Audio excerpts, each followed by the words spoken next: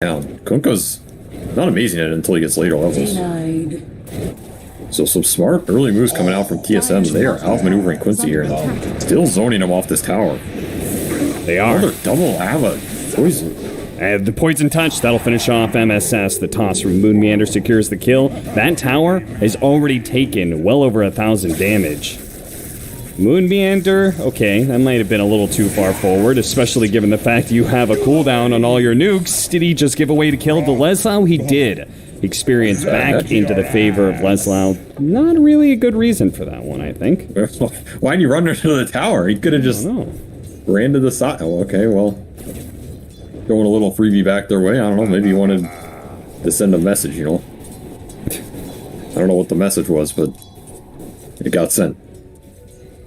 Nice deny on the water rune. Bryle doing a good job controlling that. And Dubu took the other water rune, so no refill on Quinn's bottle, which is important because he's doing really well in the mid lane. 21 and 11 compared to 16 and 7 from Bryle. Is this expected against an Exort Invoker? I feel like Exort Invoker can contest Leshrac CS. He should do better as the lane picks up. It's also interesting he went this Exort, right? I was expecting Quaswex, because traditionally, one, you're the vessel buyer for this Io, Lesh, Wyvern heal lineup. And then two, you're a lot more disruptive to this Lesh in the early game with the mana burns. Hey, they're finally going to go for the punish onto Tomato, but the TP out is not good enough. Vada had one more hit left in him before the TP completed, and it was just enough. Good punish. He will have the TP out of lane when he respawns, so look for him potentially ganking somewhere. If Moon wants to try and set it up. Baiting a little bit, maybe. He has Avalanche, but refuses to use it. A lot of damage being stolen by Leslau. Saberlight's now going to come in. TP. Vada is going to come in from the side, but it's not going to be enough to offset Tomato TPing in. I don't think, anyway. The Soul Rip keeps the Tombstone alive a little bit longer. The double, oh, the decay, and the Splinter was almost enough. Leslau is actually getting healed up by the healing salve, and they're going to be able to walk away. Vada is stuck in the trees right now, and he may end up being the only victim of this. But no, Leslau is able to push them back with another plasma field. They all live. That's huge for them. I mean, what a committal from TSM. Another Tombstone drop, another Fury on TP. And Quincy just walk it off? Y'all are sitting in an empty lane. And now Saberlight wants to go for that matchup, but it's not the same anymore. He's 2 levels behind this Kunkka. Moon, saved by the Shallow Grave. They don't time the plasma field, but they do get the vision to get the kill. Your name in the Book of the Dead. Well, what was turning into a really good early game for TSM is turning almost into a disaster off the last minute or two. It's just so much XP and gold fed back the way of this Razor, and especially Yawar, who got an empty lane and it's level 6 and 3/4 now. Very early bow coming out. I also have not felt the impact of these Sunstrikes, even though there's a lot of skirmishing. They just don't really have the stun set up for him early. Exor Invoker is going to pay off later in terms of scale and the physical. He'll bring man fighting this Lesh when he tries to run in. I just wonder if his team is kind of feeling the lack of a Quaswex to fight around right now. Yeah. And I wonder if the lack of Vessel is going to hurt him too. Yeah, I mean, going the Midas build-up just means you're going to have a slower game for sure. But then again, TSM FTX seemed very comfortable with that in Game 1, too. So they just kind of had this mantra of, like, we're going to be able to outscale them and outfight them into these later game team fights. I think it's a fine idea. I don't think this Quincy line is presenting some super fast, like, run-you-over idea. I think Exor Invoker is Gucci. Dire's middle tower is under attack. Just not having a Vessel in this game. Someone else has to build one, I think. Ooh, Tornado comes out a little bit too late. He gets hit by the Split Earth, trying to run him down, but the Avalanche. Toss back? No, toss straight up in the air. Sablelight's here, though, and he's got the Undying. Nice drop of the meatball, too. MSS does have Tether. He'll go back to Yawar, kill the Tombstone, but a big kill on Quinn. Great counter rotations all around from TSM. And a big tip. Tip him up. The mental game in full effect here. I mean, Quinn's a value tip, you know? Yeah, You think, like, as a former teammate of Quinn, I always just kind of assumed the tips weren't really, like, it happens so much. I didn't imagine it has effect anymore. You know, back in OG, we're really setting that meta, Dire's sure, top but tower is under 2-3 attack. years later, I feel like everybody's just shrugs off tips now. The thing is, I don't think it does anything to Quinn. Like, I don't think Quinn cares. You know, he definitely doesn't let it affect him. I think it's like a morale boost for your own team, you know? Oh, yeah. You could be like, he's molding right now, guys. Yeah, exactly. You can just make up this idea of like, hey, I don't think Quinn, he's mad. Everybody's like, yeah, Quinn is mad. In reality, he doesn't care. He's just playing it 100% all the time in a competitive grand final. Yeah. It's a boost for your team. You know, that's why it's a good tip. I see. The tips are for, you know, it's for your compadres beside you, not necessarily the damage inflicted. You gotta think about it both ways, Cap. You know, there's a whole mind game going on. Pull roots Dire's and middle run. tower is under Yeah, I guess attack. I've just never thought about the complexities of tipping before. It's very, very deep in historic meta. All right, well, we've got stack farming on both sides. We're watching Leshrac stack for himself with the IO. They got a little bit of triangle action going on here. We see the Undying. This is something that I believe used to be more effective. They changed some of the damage algorithms off of the zombies. And I believe they ended up nerfing the damage to creeps, but does more damage to heroes. If I remember correctly, that was the outcome. Radiant's I'll trust bottom you on it. tower is under attack. Still makes short work of it, and Tomato, honestly, Tomato needs a little bit of catch-up time in this game. Radiant's bottom Which, if you're going to tower have a is hero under who takes advantage of that, it's definitely Furion. He's a little low on levels, and his early game was kind of rough. He had to TP around a bunch. Some of those didn't work out. Fell a little bit behind. Of course, he did not go for the Midas. Dire's top Yeah, tower why is not? under If your game is being limited by your aggressive moves early, I feel like the Midas would get you experience-wise back to where you want to be. Maybe he feels 2 is too many as Invoker has one, and taking a ride on the ghost ship. Yeah, that's not a very fun ride for Tomato, and, well, a little bit of splash into the area, catches Saberlight as well. Now, TSM is going to try and pressure the mid tower while that's going on, but Quincy crew will see if they get back in time. It's a siege wagon with Alacrity on it, so the tower is actually getting chunked down pretty quickly. They are going to lose it. Gone. Dire's It's middle a tower. high-value has pickup fallen. in this game. Radiant structures. are Normally, it's fortified. Furion who Radiant's top captures this tower mid is under tower and attack. converts on it. Instead, it was his death top that made the space for Invoker to take it. Yeah. So they at least get something back. I still think this double core death top was just a way overextension by them. Like, they should recognize the position they're in this game and understand, like, this is not a game they're just going to run Quincy over, you know? Yeah. They messed up the early game a little bit. Quincy made some good moves. They came back. This Kunkka's very strong. This Lesh with early Hood and Io behind him is very strong. You're not just going to be able to bulldoze these heroes over, so you got to kind of gear up for the mid game, which is another reason why I thought Tomato might go for the Midas, because if he has that read, this is a game that I think is going to go a decent amount of ways, and I think Midas would have paid off for him here. Perhaps worried about getting run over with too many. And Exort Invoker is he's a Midas buyer. He's a little immobile hero in the early Are game. scanning. Pull roots and run. Yeah, I guess I could see a world where the Leshrac just by itself, because he's got an IO Kunkka behind him, can sort of force towers, and they would need more of that early game action. I mean, they don't want to be losing a bunch of early map control against an IO, right? Then you start really being exploited for the map. Yeah, this IO Lesh is going to pick up a lot of steam because he's having a pretty good game here. And like you said, he's got the IO buff, he's got the boat buff, he's got a Wyvern Embrace versus a mostly physical lineup. The one saving grace for all the sustain is that Undying Tombstone lasting the full fight. Dire's Take top advantage tower of is under attack. the long fight that Quincy wants to take around this Leshrac. That's where that Dire's strength of the top pick can tower come in. has fallen. But the Tombstone has to live. Which, if you're behind by a significant margin, almost nothing keeps it alive because you have enough net worth to just sit there and right-click it down. Yeah. And that's kind of the situation we're getting to almost. Like, Quincy, 3k gold lead. This Kunkka already has BKB. This Lesh has Arcane Rune, of course, and Hood. He's going to be going for the Kaya Sanj build-up. Lively now. Your admiral is on board. Radiant's middle tower. Saberlight, we haven't actually talked too much more about the core Undying since it was drafted. What is the general item build you're expecting to see on a off-lane Undying? I think it's mostly Phase Echo. Radiant's And then middle you're tower either is under going attack. some just like snowball-y damage item, maybe even drum, I don't know, some BKB, Sage and whatever, I don't know. Who really knows?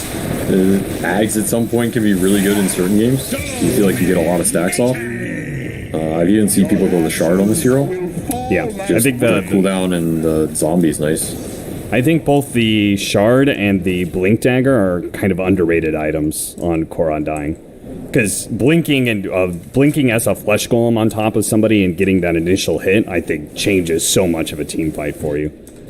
Yeah, it's pretty nice. So, he's already building the Echo. I expect the Echo Shard, something on this category. Rely on the Dazzle heal to keep you in the fight, and just make space for your other two cores. Right? His job is not necessarily to do all the damage. It's just tank up a bunch of spells, control the fight, set up for a Sword Invoker. Ooh, that BKB goes off just in time, and Moon Meander, well, he is going to be fine. He received the full combo, but backs away.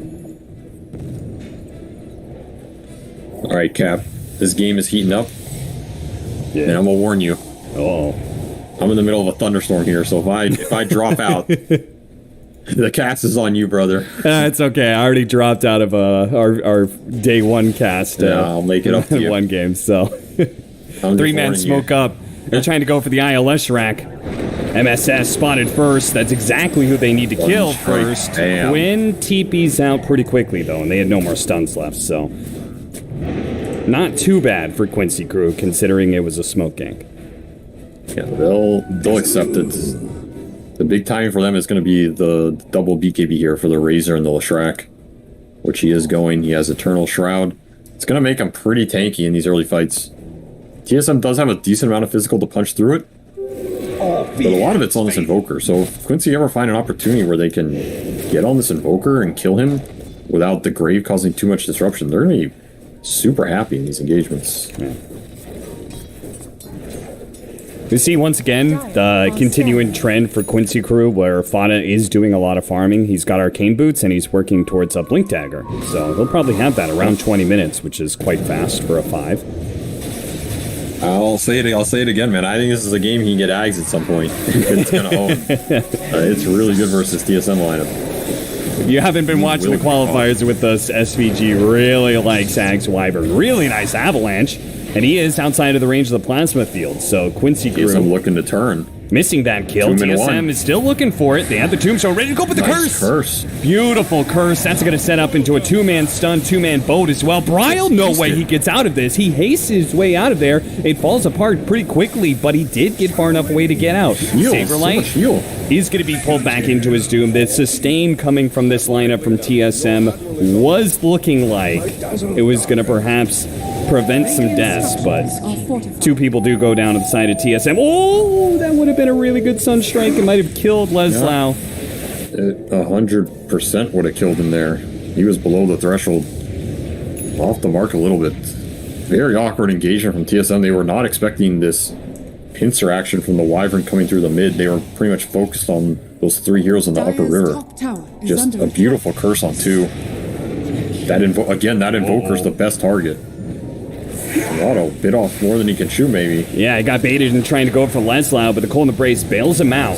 A stun onto the Dazzle. A perfect kill to start this fight for Quincy crew, but once again, Moon Meander does land a really good Avalanche. Hops himself farther with the Tumbler's Toy. Nice Sprout block, but there's a little squeeze through that they're able to get to Moon Meander. Fortunately, Tomato with his Atos. Oh, they got the vision. They're going to be able to get the X. They are just running down hero after hero. Quincy crew, they may not be able to have the best way to just bulldoze towers, but they can just run at you. This lineup's designed to do run at you and run at you hard and no cares in the world. And I think TSM have tools to take these fights. Quincy's just catching them off guard, honestly. Like, if it was a true 5-on-5 where you drop a tomb and Invoker's full and you can fight back with BKB alacrity, I think these engagements look different. That's sometimes the power of IO. Like, you're faster on the map, you get places a bit quicker. Even a few seconds makes a huge difference. Quincy taking advantage of it, propelling him into a nice mid-game advantage here, 7k. Yeah, very nice lead. Indeed. I mean, we talked about earlier how the initiation aspect of things should probably favor TSM FTX because they do have so many different ways, but Quincy Crew seems to be making it work, and that last Winner's Curse that was so good from Fada, that was without a Blink Dagger. Next team fight, he's going to have that same kind of initiation, if not even better, for future team fights. Dubu trying to go for D-warding. Quincy Crew always ready to protect their wards. Will be able to get that kill. But then on the way back, though, look at Fada. He's ready to go to protect this TP back. They spot Ryle. He pops his BKB. Tries to go for the kill on Fada, but is going to be covered. The Winner's Curse on the neutrals as well, so it's going to burn out most of the BKB. They do have the Tombstone on the side, but they really want to get the kill on Brile. They're going to focus on him first. The Tombstone goes down. Leslau looks for more, as does Yawar, always looking for those +1s. Moonmeander does TP out successfully, and Saberlight was not spotted by the Lively now. Your Admiral is on board. Flesh Isle's powering up, man. This is not a lineup you want to feed away some of these random kills to.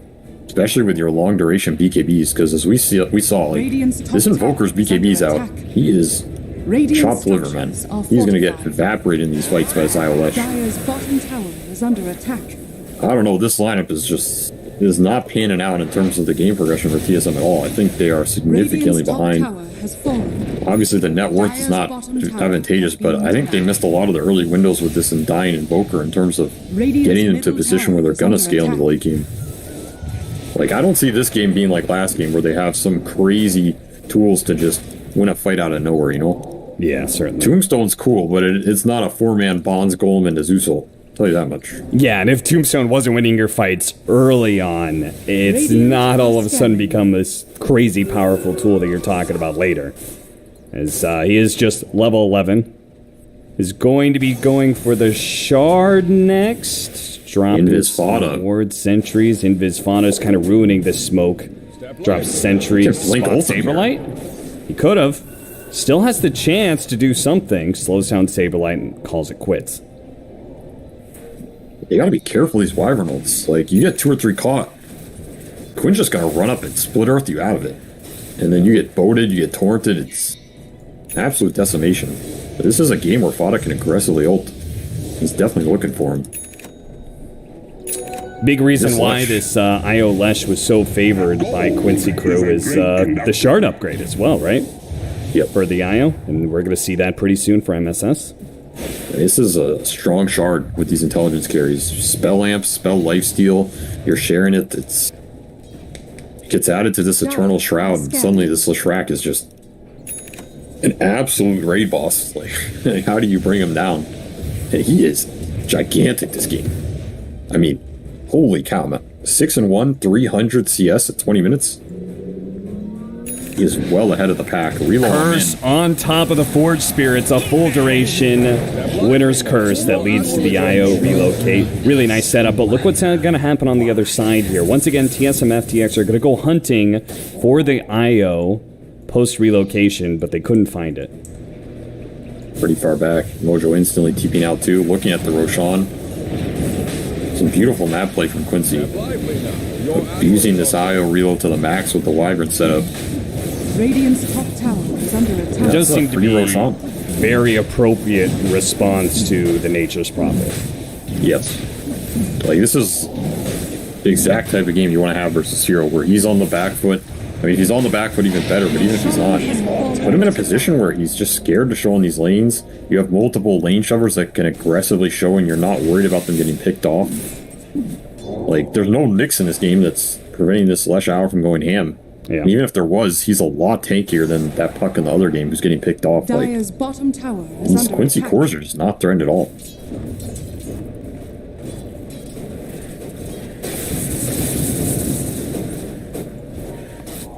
This Gleipnir has really not shown to be super effective for Tomato so far.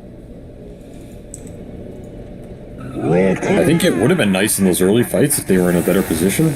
You imagine Tombstone getting dropped with some Forge Spirits and you Glacier someone, and yeah, this Quinlesh is not a go. Like, this is a bold move. Yeah, He's and canny to TP BKB, he's going to go for the Invis TP out, and they have no detection. Very smart move. Proves me wrong, and where's the dust? It's on Razor, his backpack.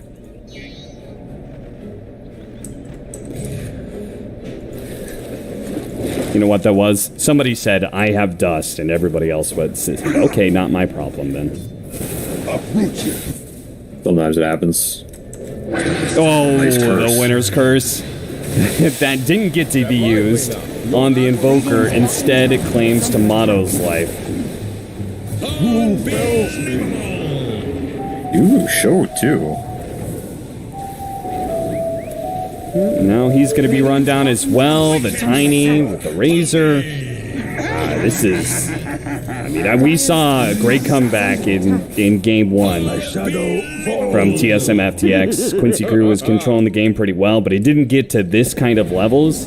And you also emphasized the fact that they don't have the same kind of heroes that can have those dramatic teamfight change-arounds. So, Quinn, you could see him. He is not afraid of anybody at this point in time. I mean, nor should he. They're struggling just to be able to put a dent in his HP, and that's only the first life. He's got a second one ready to go. Radiant's middle There's that tower net worth is man up on the tomb. He doesn't even care.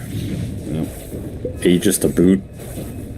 This is just IO Lesh. They get rolling and he's this far ahead. Just becomes a god. A pantheon of his own. Untouchable. Radiant's bottom tower. UR looked pretty okay there, but just in case, MSS does relocate him out. Now, they're gonna try and bail on MSS, but I don't think anybody can get close. Oh, they're actually gonna bring him back. UR said, keep me here. And they're going to go for this fight. The rest of Quincy Crew is going to be on their way. Faunus now here. Moon Meander looks like he's going to be burned down in exchange for MSS. They do get a really nice link onto this Invoker. Refresh it up. Drop another one, and down goes the Invoker. 2 dead for the side of TSM FTX. Somehow Moon Meander did manage to get out. A Torrent spots him. Oh, beautiful stuff from UR. Beautiful caster curse. Sends him to the depths. You know, I'm just trying to, push Quincy Crew over the edge here to even up the series, And that's what we all want to see, right? A nice, close North American Grand Final. Well, that's what it's looking like it is. This game has been anything but close, I would say. For the most part, it's just been Quincy Crew. Ever since, looks like the 10-minute mark, they've just been running away with the game. That is what IOLesh tends to do. They literally run away with it. Is that just as simple as that for you? That, like, they're playing up against IOLesh and they just didn't execute some of those early team fights well enough, and now TSM's just too far behind? Yeah, I think that's a reasonable summary. I think you just have to play that 10 to 15 mark well. Like, what happened for them is they just fell behind, and then all of a sudden... They don't have the damage to take the 5-on-5s and the boat IO anymore. And you're going to get out-farmed on the map. You're going to leave behind an Undying with a Tombstone and Flesh Golem out. That's how little they regard these team fights. They're just not anything that they can take on. Moon Meander's just trying to cut some waves, get caught in the process. You could see Tomatoes doing something similar here with the setup. Bryle runs into Leslau, and Leslau doesn't back away. He's got the BKB still, so... Base boots back up, searches for him, doesn't find anything. TSM FTX really want to stay out on the map. They also don't have a TP on Bryle yet, so... They can rat this game out a little bit. So Furion can always split push with the Greater Treants. He can take away the enemy triangle pretty safely. Forge Spirits in another lane. Bots Invoker running around. They're not going to out-farm Quincy. They can stall it up. I'm not sure what they're stalling for. That's the issue. Like, this is a crazy hard-scale Quincy lineup. I mean, it's like I said, you can get an Axe Pyro. You can get a full-slotted Razor who's just running your Invoker down. Oh, he popped the dust before the BKB. Dire's top tower is under It doesn't attack. want to TP out. It wants to stay out on the map here. Be annoying. TSM's doing a very good job of this. I mean, I think Quincy Crew has pretty decent answers to the split push, too. They've got Kunkka, who can always do the X mark back plays to push out creep waves. He's also really good catch. And they've got an IO, so they've got some options, but TSM is doing a really good job. They're losing heroes sometimes, but that's to be expected when you're down, 18,000 net worth. You gotta throw away a couple of heroes to get everybody else farm. Yes, there's going to be some casualties. Your supports are never going to get another item until you want to fight. Way later, you're just going to hope that your Furion Invoker eke enough out on the map to get some sort of rebuttal to what's happening. Dire's bottom tower. Curse killed the ward. Wyvern's a little out of position. Curse just keeps on setting up Leshrac rotation that's pretty free. Tomato actually TP'd in here, and they're going to fight around this tombstone, but it's now gone. Mojo getting a little bit low, and it looks like Moon Meander will have to toss back. Tomato will be able to finish him off, but Tomato's quite low, and his BKB is wearing thin too. He's got the Shallow Grave. Just turn and fight, my friend. That's the best he can do. Tries to run away, but the X pulls him back to his doom. Quincy Crew handedly win that fight, and will take some more objectives. The tier 2 in the top lane. At least they got 2 supports out of it. And they got something for their trouble. 3 cores win, you're never happy to see it. Even more gold towards this tri-core, which pretty much only gets scarier. I mean, this is not, you got 3 carries effectively. Yeah. So a lot of problems to deal with here, and not a huge amount of solutions.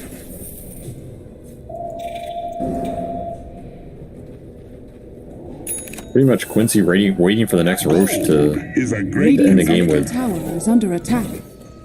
Not a lot of threats on the map either. Like, TSM can smoke out, try and burst a single core they find. That's about it. Why is this the current trend in the meta? Basically having 3 what I would call like semi-carries, basically. They're not like the hard carries of the past. They're having like 3 scaling heroes instead of just one guy who scales really well. Step lively now. Your admiral is on I board. think it's a product of supports getting stronger, utility, like these utility items being strong. There's a lot of ways to prolong fights, damage mitigation, keeping cores alive. If you have only one source of damage, it's very easy to just kite this guy around, prevent him hitting a dude, and then you win the fight in the long term. Whereas if you have multiple damage sources, high damage cores that can pump it out, okay, you can kite around this Ursa, or you can kite around this Leshrac, but then the 2 other guys are just killing you. It's like, it just seals the game off nicely, and the way the map works, creeps are worth a lot. Seems like everybody can get the farm they need, so why not? Fada just has Bryles' number in this game. He's hit so many good Winter's Curses to set up for other heroes to rotate in, get that kill. We saw it there with Bryle just now. Then they relocate, get the Moon Meander kill. Now they're going high ground, nothing to challenge them. You can see Tomato. I don't think he plans on fighting until at least a Scotty. Oh, they found Saberlight. Fighting until next game, I'll tell you that much. The X marks the spot. So Saberlight dies too. All the way back to the fountain they go. Dire's courier has been killed. Radiant's top tower has fallen. There, GG. Radiant's top barracks. So there it is. Quincy Crew do even out the series. And TSM, Radiant's top barracks. despite having a 3-game run here against Quincy Crew, do finally slip up and drop a game. It is a good sign for the future of this best of 5 that Quincy Crew did come up with an idea against Furion. Just because I think we've talked about how this hero has been running both the North American qualifiers, but also just Riyadh, the other regions are doing a lot of Nature's Prophet. You need to find some solutions to this hero. And they had multiple good ones. I think the Kunkka definitely helps with playing the map. The IO helps with playing the map. The Wyvern was a great answer to catch this hero, set up the fights, help your core scale into him. I really think this Wyvern hero is going to be high priority this series. Like, it's just so powerful in the current patch. His laning isn't a weakness, and if his laning is not a weakness, you're happy to have all the hero spells on your team pretty much unless you're versus like some super heavy magic or hybrid type lineup. Even then, the hero is still decent, so wouldn't be surprised to see Steel go up in priority. And for me, it felt like both these first games, the team that the onus was on them to kind of play a solid early game and keep that tempo going fizzled out. Like, this game one, this Enchantress TA, they ran the game over, built a small lead, and then you lose one fight, you lose. This game, TSM didn't even really get their Undying Furion lineup going. The lane dodge shenanigans ended up backfiring, and last big dirge, 0-1. Yeah, of course we say we both like Core Undying, and then it immediately shits the bed in this game too. Didn't really have much of an impact, and I would certainly agree with the Winter Wyvern increasing a priority. I mean, if I'm going into Game 3 and I'm Fada, I'm saying I'm picking that Winter Wyvern first pick if it's available, boys, because that was a great performance by him. Like you said, strategically seems to solve a lot of issues, but that is a discussion that Quincy Crew and TSM FTX are going to be having during this break, where we are going to wait for Game 3 right around the corner.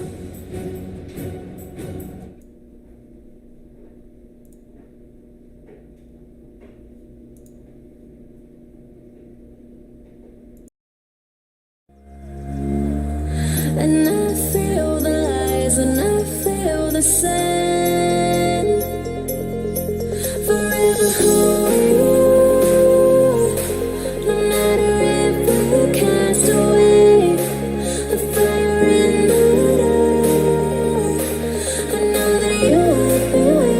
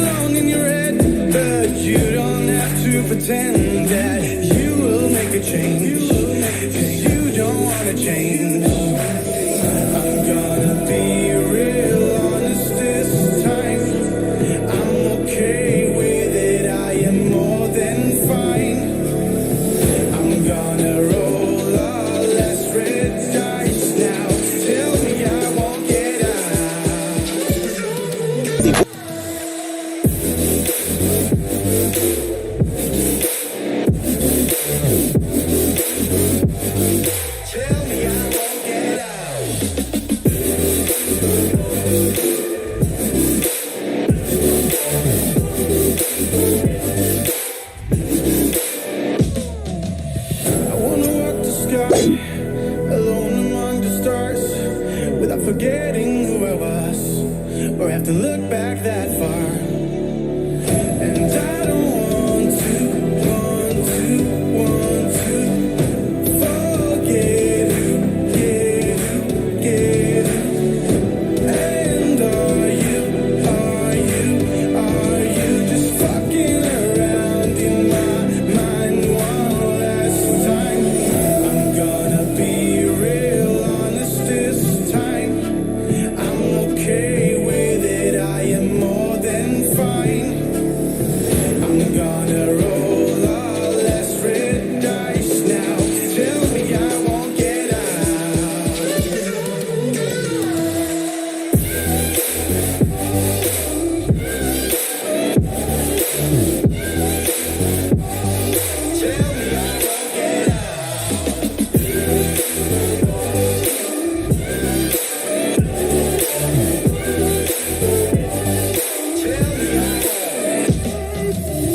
Trap me inside your walls now. Tell me I won't get out. Tell me I won't get out.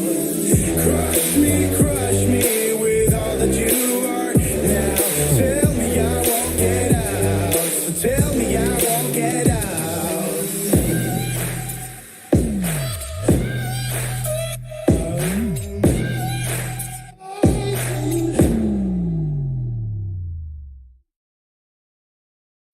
Let's take our time right now, it's just a vibe with you. I feel alive, now I'm feeling like up to the fun, will it stand the test of time right now? I need a sign.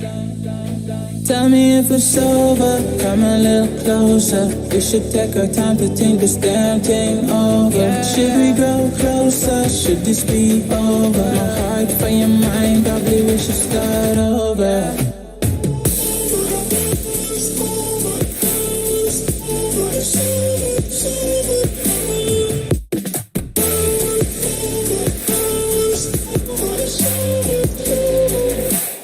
Tell me if it's over, am I your lover? Are we going solo? Or is it polo? Her face is saying don't go. I'm acting like I don't know. Whisper my name, say what you want, show me your thoughts. I do the same, my breath on your neck while I slowly caress. Feelings in gray, it's still the same. Tell me if it's over, come a little closer. We should take our time to think this damn thing over. Should we grow closer, should this be over? My heart for your mind, probably we should start over.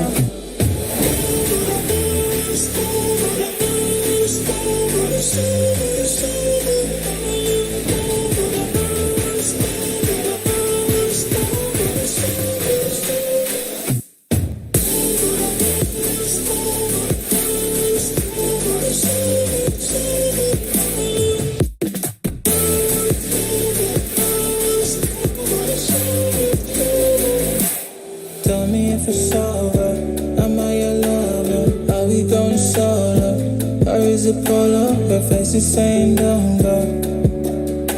I'm acting like I don't know. Tell me if it's over, come a little closer. We should take our time to think this damn thing over. Should we grow closer, should this be over? My heart for your mind, probably we should start over.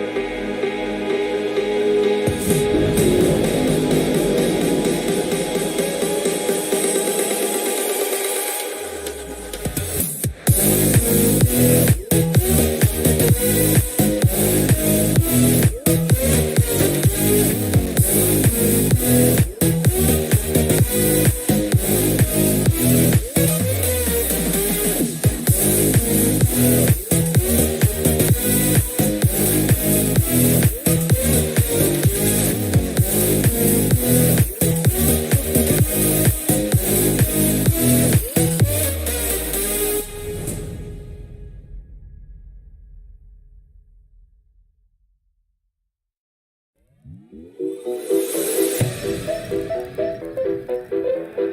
and rich, rich and high. Lex. Yeah. Yo. Got the army with me like Xerxes. Understand you can't hurt me. I got a couple thickies chilling in my room who be shaking it like the twerk team. Ladies, show me where them curves be. Curious, I'm not pervy. Honestly, you and your best friend could go and develop a new twerk scene. Got the army with me like Xerxes. Army with me like Xerxes. Understand you can't hurt me.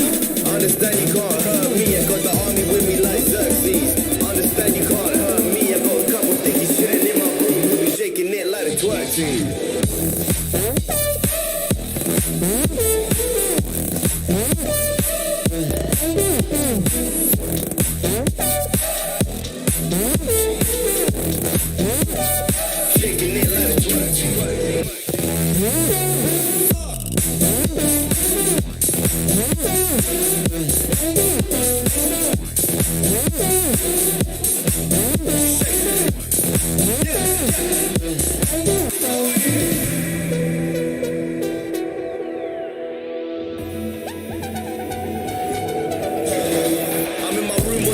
Surrounded by wet chicks, passing that sticky, we smoking that Vestas.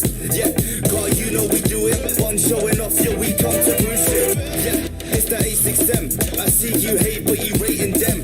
Don't make sense like paying with card. Who do you know that's saying this hard? Beats be banging, we making discard. Have your girlfriend run straight to my yard and have her up in my bed. Yup, 20 minutes, I'm dead. I tell her, okay, leave. No Snapchat or back chat, please. What color is your backpack? Yep, green. Tell your boyfriend he's a whack twat G. Shake it.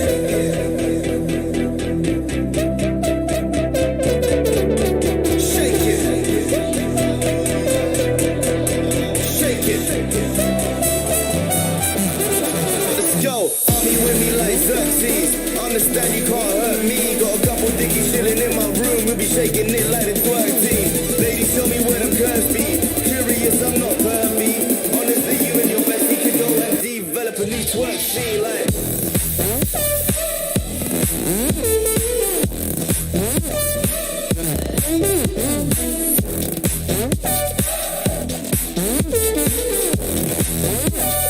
Shaking it like a twerk team.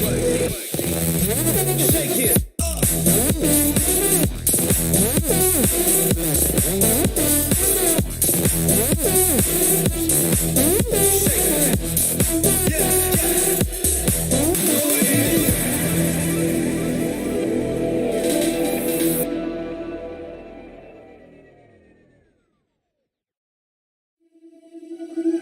Seeing the stars reminds me of you. Oh, oh, oh.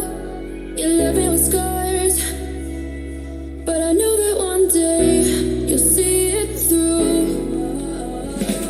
You give me air to breathe, you give me light to see. Oh, when things are out of reach, you bring them back to me. Back to me. You see it through. You see. We have an even series on our hands. It is 1-1 in this best of 5. Hopefully, we're going to see 3 more games of TSM FTX versus Quincy Crew.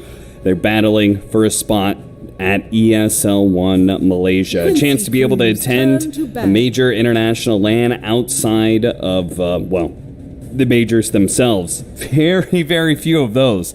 And probably a great opportunity to prepare on their road to TI. We talked a little bit about draft changes that perhaps are advantageous for Quincy Crew, what we want to be seeing going next. But I kind of want to talk to you, SVG, about the individual player performances so far. In your opinion, who do you think has really been playing the best for either side? Let me think about that one for a second, you. I don't want to just throw out the wrong answer. Yes, I know how important tests are to you, and getting those tests correct. What the hell does that mean, man? Well, I know about the abyssal midterms that you like to put on. Okay. So. All right. I think it's been kind of a battle of the fives, to be honest. I think Tomato had a really good game one on the Alk. He definitely carried that game. But I feel like the fives impact's kind of like defining a lot of these draft picks and bans and what they want to do. The Warlock game one gave Quincy some big problems. And that Wyvern game two from Fada was just all over the place. So right now, that's what I'm looking at. And I'm surprised to see Quincy ban 2 5s in the first phase Warlock Inch. Very interesting. I wouldn't be surprised to even see them just take Wyvern here like we were discussing, or something that might be good with it or against it. It does mean Marcy's also available, so if you wanted to get your hands on, say, Marcy and see if you can get a Marcy Viper, which is something that Quincy crew like to do in their second pick, and they have Grand Marcy before. In fact, the opening game of the upper bracket finals, they opened with a first pick Marcy, but instead they go Zeus. Marcy's just fallen off for them. Like, I don't think they felt very good in the games they played it, and like, unless you're doing this Marcy Viper, Marcy Razor or some combo lane, I don't think it's just amazing on its own here compared to some of the other stuff you can pick, like Zeus. I mean, Zeus is Zeus, you know? Yeah, Zeus. The man's hero. There's just look at the bod he's ripped. Yeah, he hits the gym for sure. Remaining.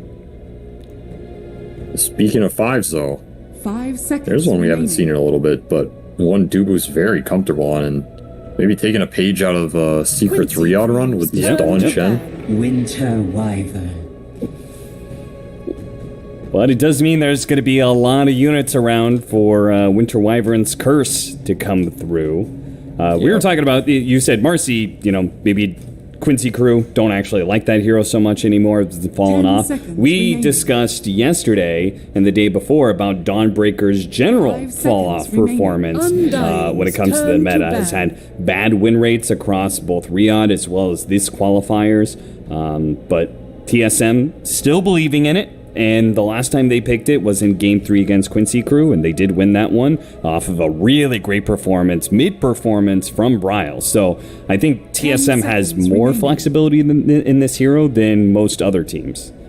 Yes, 100%. I think that's the name of the game when it comes to this hero. You have to be willing to play it in a lot of places and understand the roles it can provide and how to itemize with it. That's when this hero shines. It's not some hero you can just default slap the one lane every time and hope it does lane. Like, this is a very flexible hero on how you lane it, which means you want to abuse that, especially when you take it early, which is most of the Dawnbreaker picks. I mean, it's an early picked hero. This isn't like people are getting last pick Dawnbreakers that often. So when you pick a hero early, you have to be pretty adaptable with it, because it's likely going to get countered to some degree. Your game's not going to be the ultimate free game. Already, Wyvern's pretty annoying for the hero. You can ult in the global clump that she creates. You can embrace people off the physical damage. The Arctic Burn, obviously pretty nice versus tanky hero. So it's looking like a decent Wyvern game so far. You also get the outspam versus Chen. 5 seconds remaining. I also think Zeus as a core, as a mid laner, I have to imagine the mid lane matchup is probably fine for you, but also because of the mobility of Heavenly Jump, I think you're also pretty adequate at dealing with like Dawnbreaker global ganks with the ultimate that you're talking about, or the hammer. Undying's turn to battle. Yeah, I think Zeus probably does fine.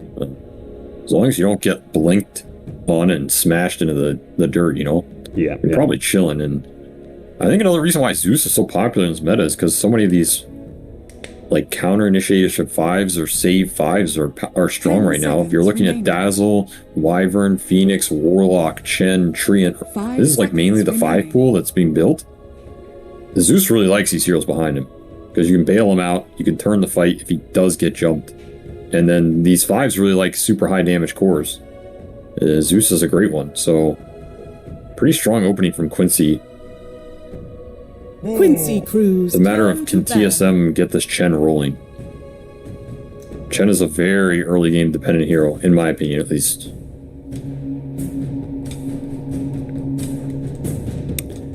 Second round of bans, we've got Kunkka and Bristleback. Bristleback seems to be a continual 10 seconds second phase remaining. ban for TSM FTX, which is kind of interesting. 5 seconds remaining. feel like I haven't seen Quincy crew play it that much. Yeah, I don't know if I'd be afraid of a Quincy Bristleback. Maybe it's some scrim thing or something. Undying's turn to ban.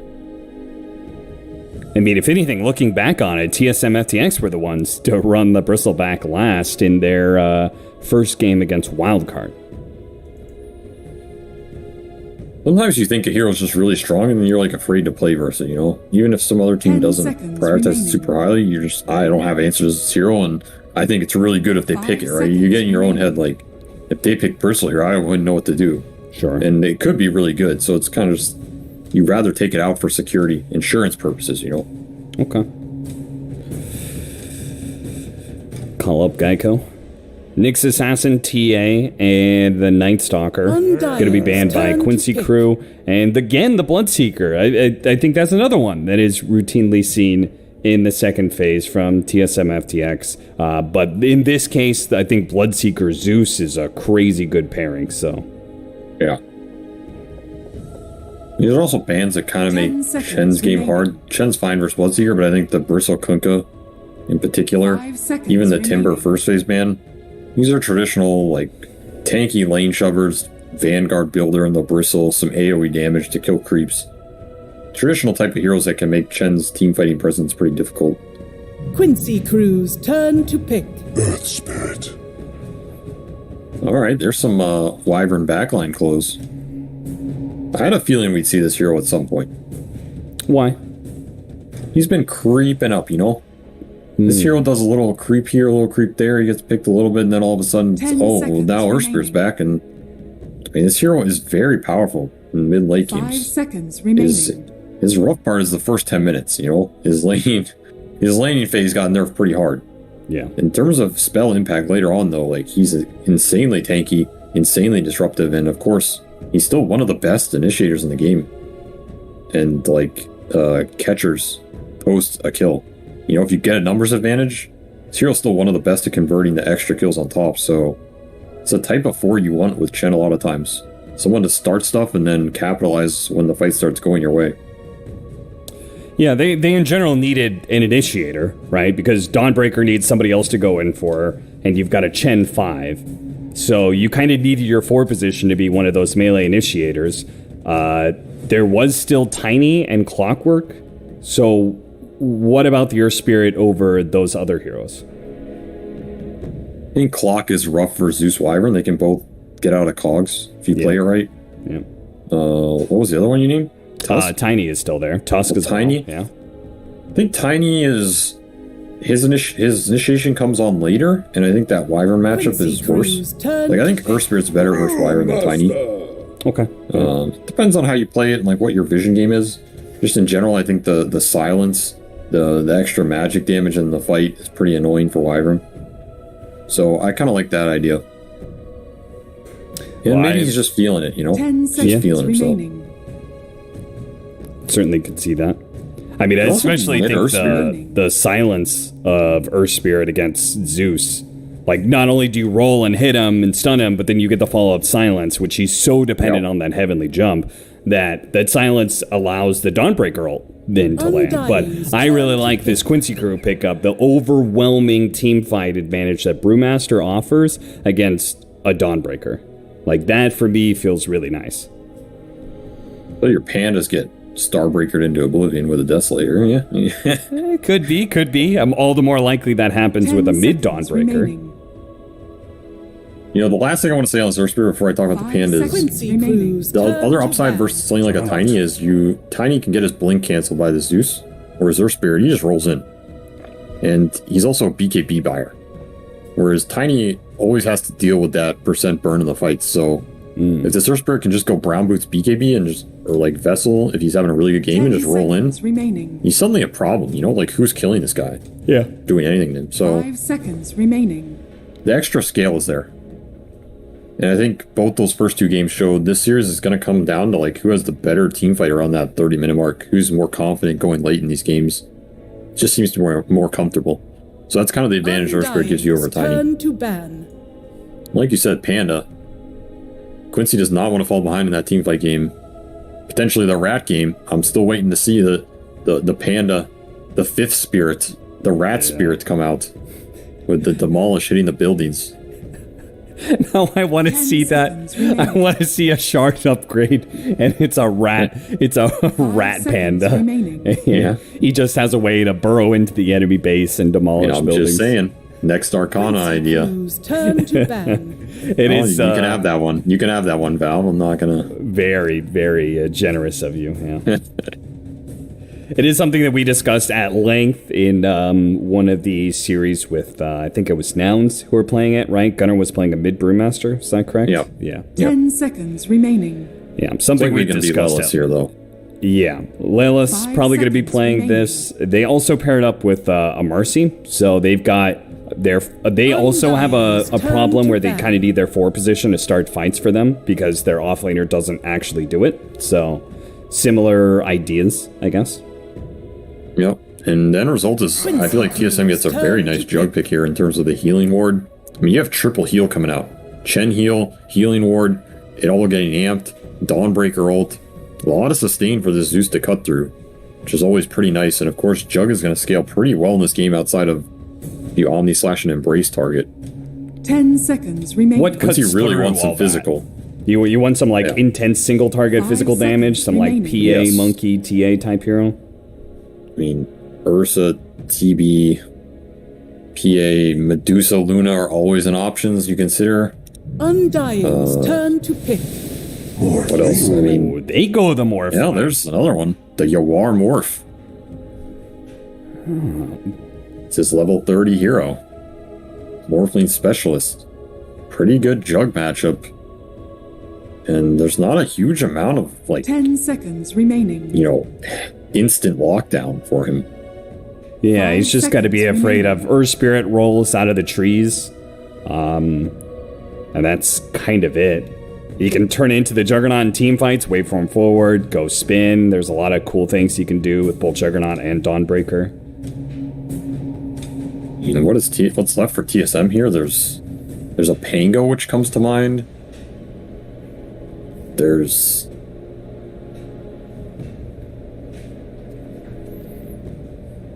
I don't know. Quaswex Invoker, and you go an early Spirit Vessel again? Thinking about it, but I don't think they're gonna run it back after that game, and Yeah. I think it looks a little awkward. There's like Doom or something. Could be interesting in this game. I Oh, speak Furion. Yeah, he's still there. Select your heroes. Okay, Alright, kinda forgot that hero was still- Saberlight, Nature's Prophet, and we're going to see a mid Dawnbreaker again for Bryle. He smashed the hell out of Quinn's puck Yeah. last time. We'll see if he can do the same against Zeus. I mean, this is last big Furion, which was doing pretty well in those other games. They do have the Wyvern. They have some okay Zeus lane shove, but that's kind of it. This Furion might cause some problems in this game. It's also one of the offlaners people like versus Morph, because you can sit there and not get harassed and CS decently well versus him. And that's pretty much like the best you can get out of a Morphling lane. So they got a pretty good matchup they're happy with. A hero that enables Earth Spirit a lot. One of the best pairings for this hero, to let him roam freely while Furion, 1v2s or whatever. Yep. And brings up some nice tempo with like this Jug Furion Chen. Suddenly early objectives on the menu for TSM that Quincy might have a difficult time defending if they just get collapsed on and there's no Brule, no Wyvern Curse. Yeah, I was thinking the same thing. I feel like if there's no Brew ults, Earth Spirit can roll in on almost anybody with the Dawnbreaker and Furion both being able to TP in and the Chen global heals. Like in an instant, you've got a 4-man gank on somebody, basically. Yeah. I'm feeling this TSM draft. I think they got the slight advantage here. To me, it comes down to Moon. I think he's like the centerpiece of this lineup. Yes, yeah. Prepare. If he gets rolling, he's really going to set them up well. But even if he doesn't, like, as long as he gets to mid game with some tanky items and he can start just rolling in, silencing some supports, silence a Morphling, set up for some global spells. Like, he's the guy who can drive this game, connect on the vision that he has for this draft. And like we always talk about, if Moon is in a good position to do that, That's usually a good sign for TSM. I think that's where this team wants to be. Who do you think is that hero for Quincy crew? Is it the Zeus? I think Zeus is definitely that late game powerhouse that their lineup's built around. You have like this Panda, Marcy, Wyvern who are designed to take the fights around this Zeus damage. And the fact that TSM's going to have to try and gap close this guy. 30 seconds to The go. early game might be pretty dependent on Mojo trying to find some openings with this Marcy. Because no one else is really doing it. And we'll see how much Yawar can get done on Morph. He is a level 30 Morph. He does pride himself on this hero. I've seen him do some crazy stuff on it before. So we could see some Earth Spirit steals. We could see some stolen healing wards. Fight for the bounty runes. The battle begins. Tomato's going to join in. Mojo's going to try and grab it and then rebound out. He does not outclick Tomato, so TSM will actually get 3. Decent start. Always glad to see it. The extra runes actually help these melee fours a lot. It kind of catapults them a little bit extra to, you know, another set of regen, faster earn, whatever it is. So, like already, you know, Moon's 200 gold ahead of Mojo on this melee form. Yeah. Pretty nice one. It does feel like both the offlaners are in similar positions where I think they should be able to farm kind of okay, but I don't think they can really pressure the enemy carry too much. Certainly not this bottom lane. I don't think Brewmaster Marcy is going to be able to do much to Juggernaut. Nope, and they agree with you, and Mojo's straight into the pulling the waves. We'll get Penitenced up here, and it'll take a bit of a beating. Yeah, it's actually doing quite a lot of work. Instant small camp deordered by Dubu too. He's going to be happy about that one. So Leslau's getting spun on. There's a Penitence here. Not much more. It's going to be a tough lane for him. This is not an easy lane for Brew with a melee 4. Do you think he lets Mojo have solo experience for fast level 2? That's usually what you do. I always think this kind of feels bad for the offlaner, unless this guy like guaranteed can get you a kill off it, and I don't think that's the case really. But we'll see what results. We'll see if Mojo can make something happen with it. You of course always have the mid gank option with Marcy. So far though, Bryle's been taking it to him. He's not low at all. Yeah, it seems like, well, kind of similar to what was happening last time. The big difference is that Brile used a lot of his spells early to harass the puck, and he got the first blood for it. And that gave him a fast bottle and a bunch of regen. I think he bought a stick as well, an early stick. So, seems Brile does know the matchups pretty well for this mid Dawnbreaker. Using that high damage, high armor, tanky Dawn.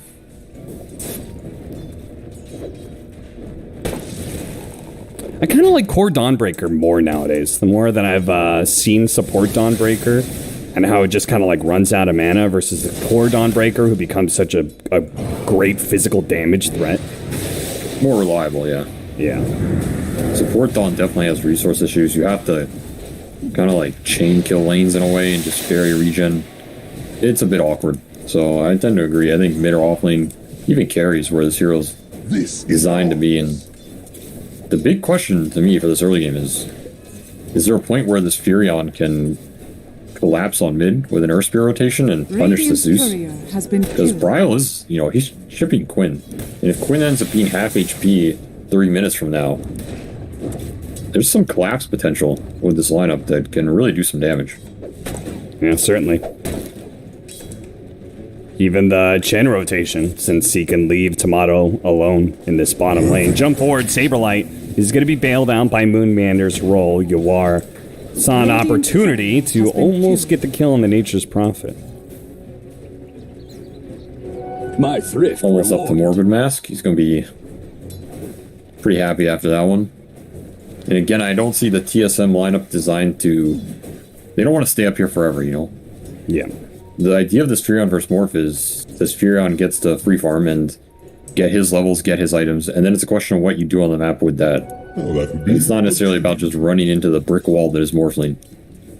So, if they can find the punish on one of these other side lanes, that's like the big play. That Might really build some momentum.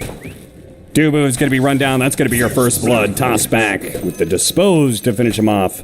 And Quinn actually just got a huge exchange there. He pushed out the lane and then went for the bounty rune and came back for the 4-minute water runes. And Brown very smartly contested him for it, but he didn't actually out-click Quinn, and Quinn ended up getting both water runes. So I feel like this actually saved the lane for him quite a bit. Put him in a nice driver's seat. Brown should have practiced the patented Eternal Envy double hand click maneuver. Showed up. Envy would have gotten those. Yeah, he would have. He would have gotten all 4 somehow. Dubu TP's back. Leslau just continues to... I mean, they're just chain pulling. They are pretty much not... They're content to not fight Tomato in the lane ever. Let's give him free farm, and he's got the Midas queued. So this is probably going to be a pretty fat juggernaut this game. Mojo did make a little bit happen, and now TP in top. Trying to boost his morph. TP out. Dispose. Okay, they get the Thunder God's Wrath. He was going to live there. Yeah, he was. I mean, I thought awkward. the Dispose. Can you not dispose through Sprout? Is the distance too small without Aetherions? I don't think you guarantee get it. I think he was also like pushed off to the side pretty far, and no Quelling Blades on any of these heroes either. Yeah, that part's a little awkward.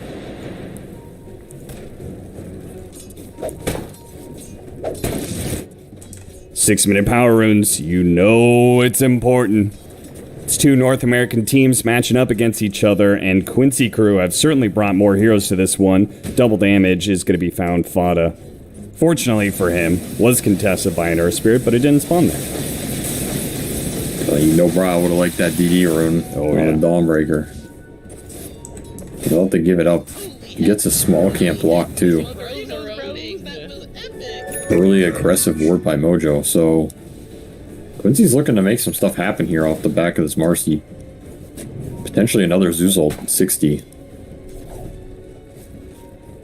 I could even see them using this Brutal mid, because I think it's going to be pretty hard to pressure this Jug, but if you get the 6 on Brew, which after this wave you might be close to, like you run a mid, take a fighter on your Zeus Brew Marcy on this Dawn, then the Dawn can't ult in to counter initiate. That seems like the best plan to me. Radiant structures are fortified. Yeah, it's kind of like how you, against IO lineups, you like try and smoke gank the IO +1 specifically, because going the other way around, you kind of counterintuitive. Nice dispose out of the Dawnbreaker ultimate. That was beautiful, and now they can go for a turnaround. Moon Meander is not going to be able to roll away, that's for certain. So that kill, MSS even tipping Moon Meander, knowing that he just completely counteracted that entire move from TSM. That was beautiful for Mojo. Absolutely bails Quinn out of that engagement. He was dead 100%. Turns around a Donald, turns around a Furion port, kills the Earth Spirit on the backside. Awkward. Tomato.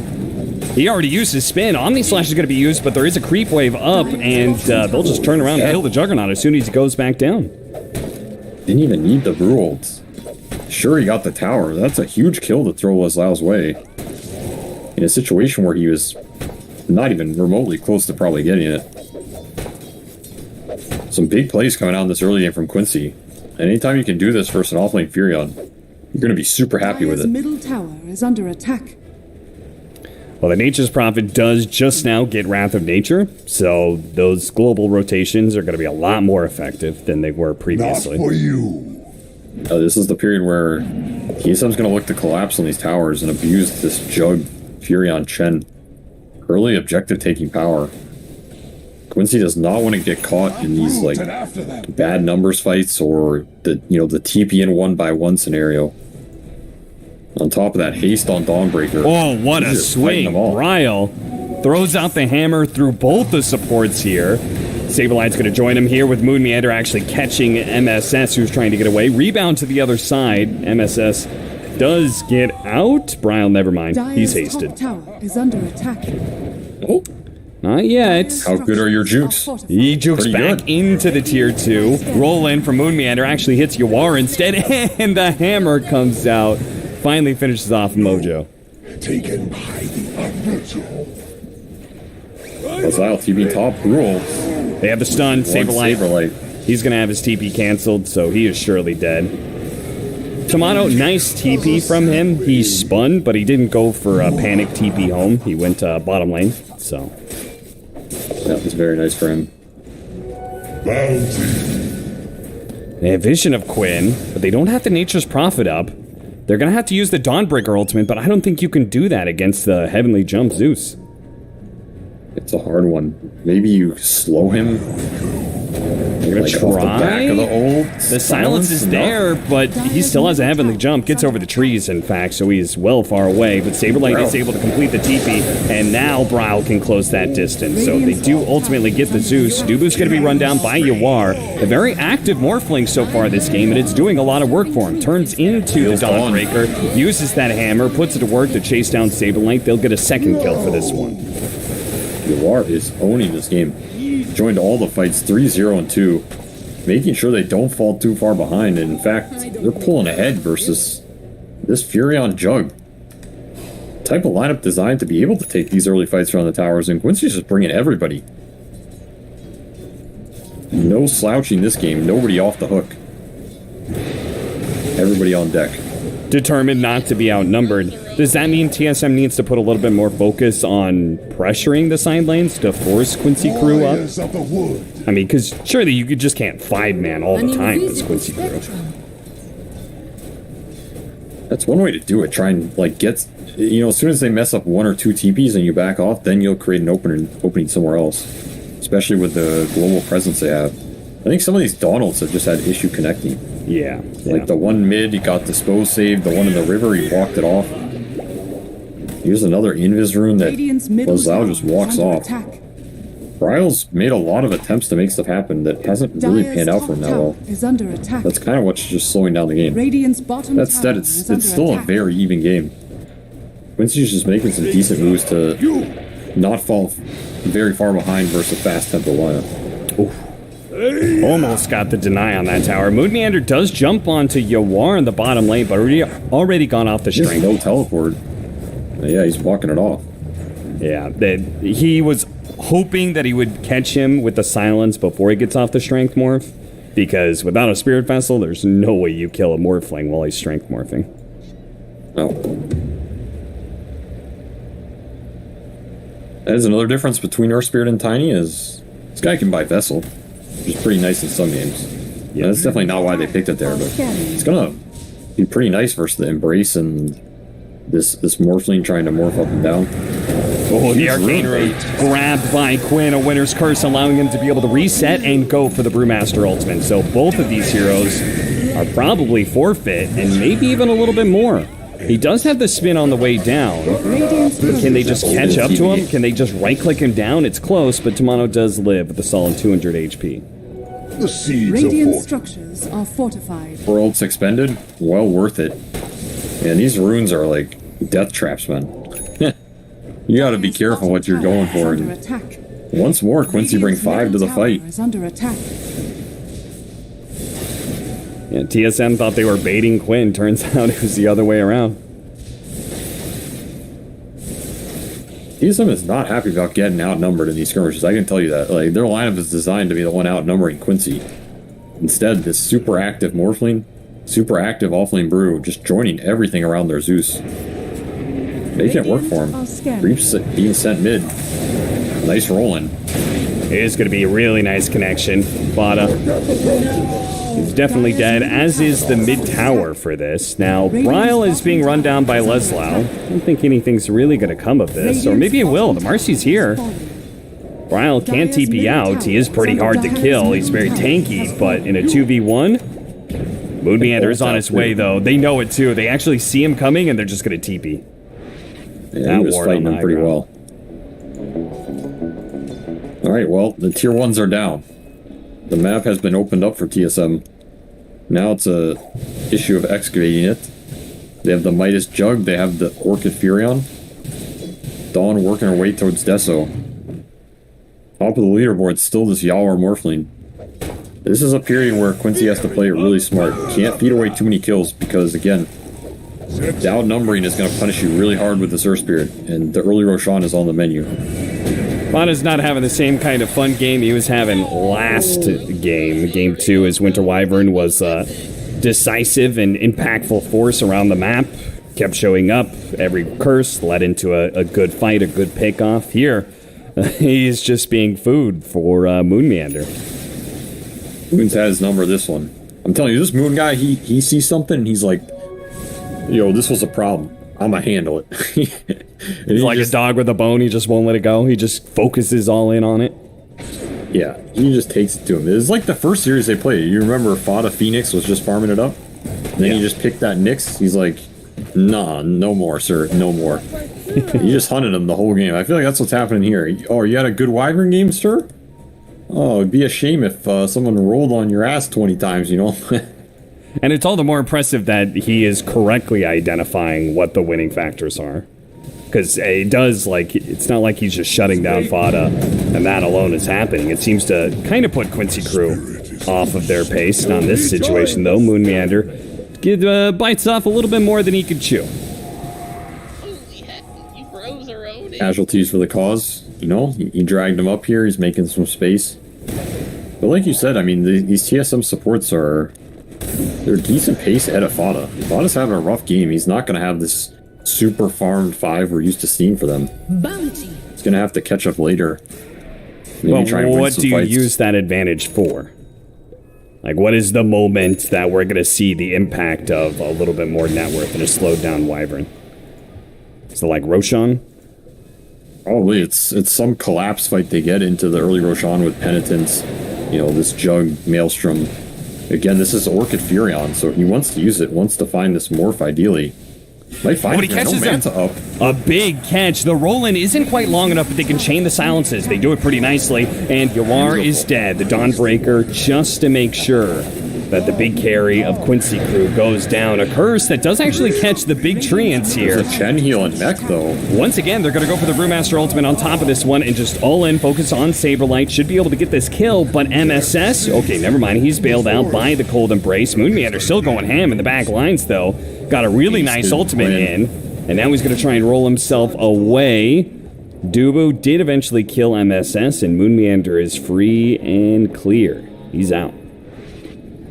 TSM's going to be happy anytime they take this morph down. He does have Manta on cooldown. Saw the illusions elsewhere.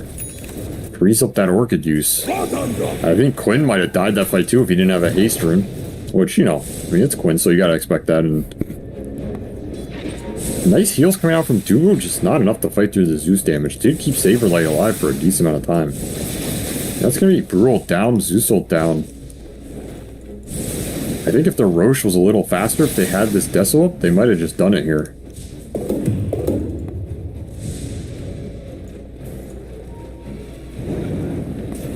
Oh, he's not even going Deso, just rushing the BKB. Yeah, he was definitely going Deso earlier, but it seems he's changed it up. It's probably just a timing thing, right? Like, you're now looking at a Zeus shard. You really need BKB as a strength hero. Yeah, probably a feel in the game type thing. If he was snowballing more, he might have been able to get away with it. Just feels he's going to have enough damage. He just wants to tank up. Catching Saberlight, Moon Meander tries to create the opening for him to TP out. It does not work. In fact, he gets himself killed too.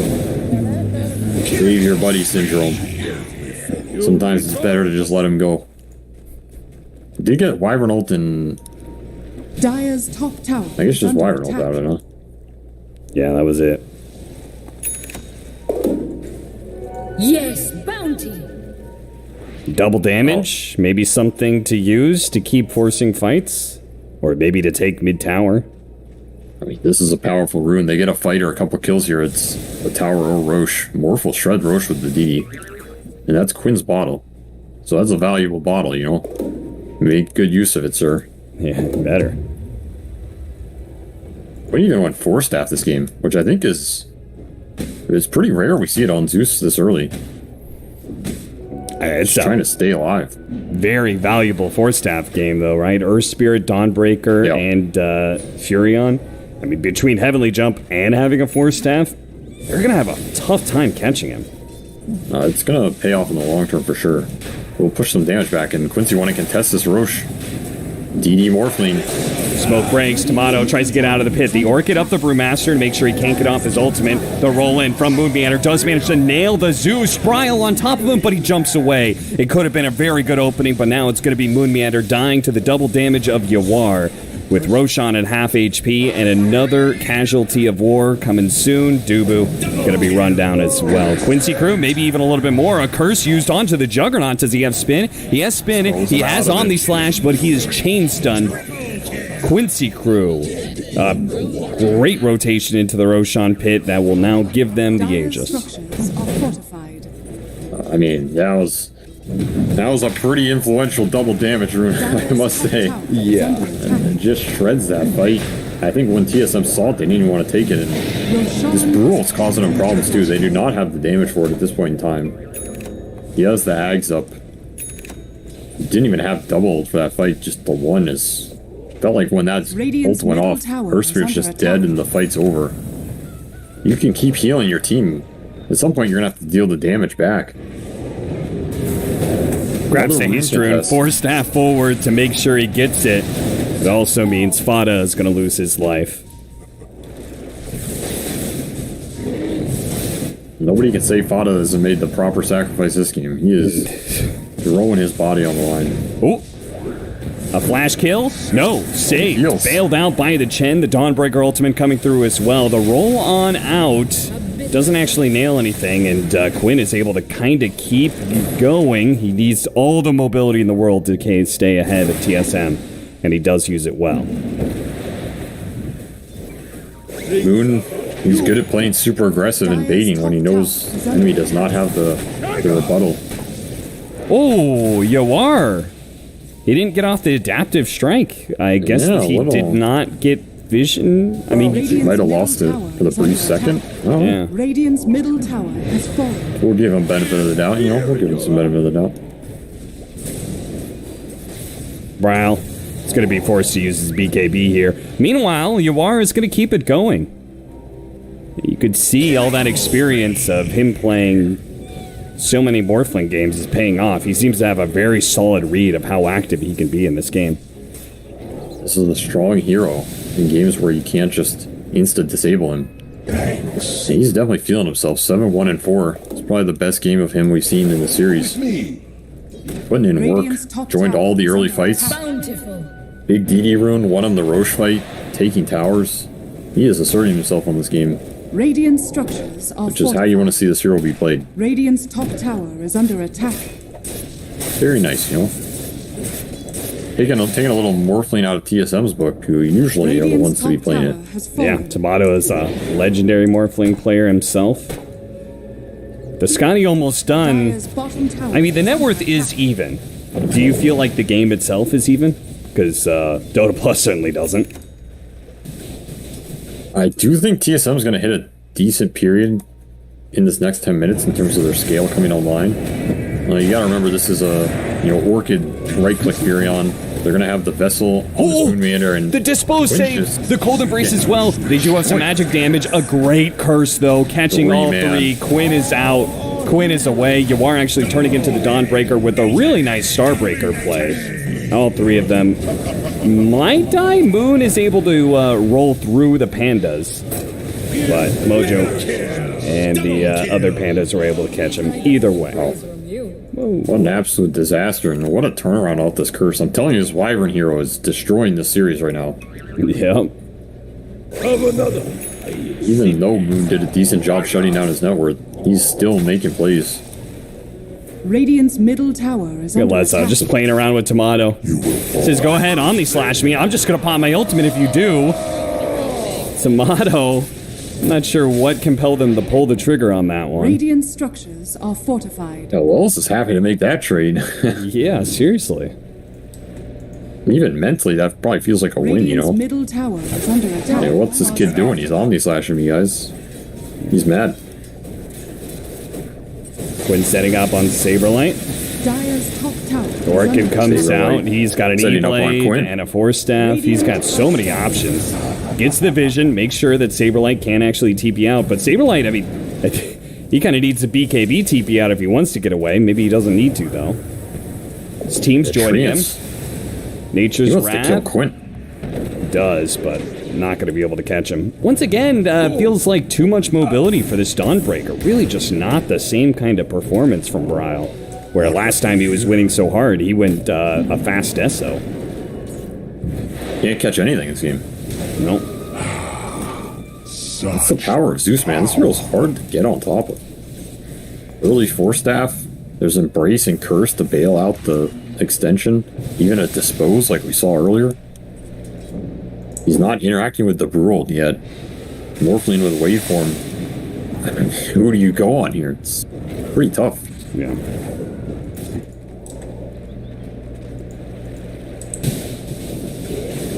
Duar's timing of the Scotty is well ahead of the Juggernauts. In fact, he may even be able to get a Satanic before the Juggernaut completes his Scotty. This Scotty's really strong this game in terms of dealing with all the healing that's coming out and slowing this Jugger Dawnbreaker. Once he just starts hitting you, TSM's gonna feel it.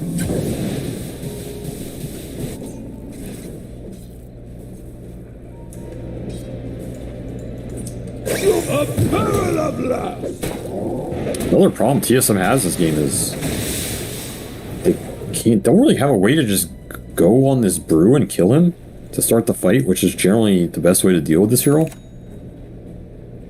He's just too much HP. Like, you have this Earth Spirit Silence. It's kind of it, though. Oh, Quinn. Puts himself in an awkward position, but Age again, match. the Force Staff keeps on paying off. He puts himself in a corner and does manage to get out. Saberlight's going to be found too. Didn't pop the BKB on his TP, and he will pay the ultimate price for that. Man, this Zeus is the ultimate Jive hero, man. You just think you can kill him because it's Zeus, you know, in your brain you're thinking it's just a little Zeus, and then suddenly he leaps away, suddenly he forces away, suddenly there's an E-Blade, and you're dead. It's the story of this hero for me. Sounds like Quincy crew got their hands on a couple of the heroes of this qualifiers, the Zeus and the Winter Wyvern.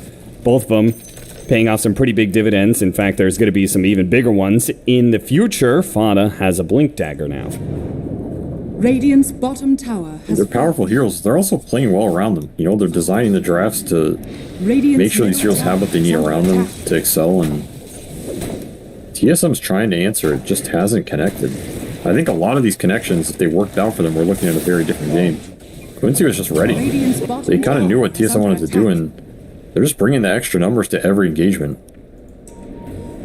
Seems similar to the story of Game 2, where it's like they just didn't execute quite well enough in those early engagements, and now things have just gone against them so heavily. Saberlight, he's just getting baited by Fada. Duar collects the kill. Yeah, they're in a rough spot now. They're still farming. They still have this Midas Jug he's got up to his Scotty. Does a decent amount of damage. Just not that easy for him to deal the damage. E-Blade Zeus, who he can't really get on. This Morphling's happy to man-fight him. There's an Embrace and Curse always looming in the wings. Not to mention BKB on Leslao. You're never bursting him again, and that means 2 Brewals you're going to have to deal with. Level 3. It's a lot to cut through here for this TSM lineup that pretty much has double Orchid, double BKB on the Dawn Furion, and outside of Tomato, that's it. Radiant's top tower is under attack. Yeah, be one hell of an Orchid. I'm just not sure these Orchids are really ever going to pay off. Not with the Force Staffs and E-Blades in play. Winter's Curse, that's going to be a short one. No neutrals around. They are going to be able to get the Dispose to stop Moon Meander. Fada's going to die at the same time, so support's being traded out. You are also got the Chen. Brown, Tomato are on the run here on the right-hand side. And should be fine. BOR's rolling this game.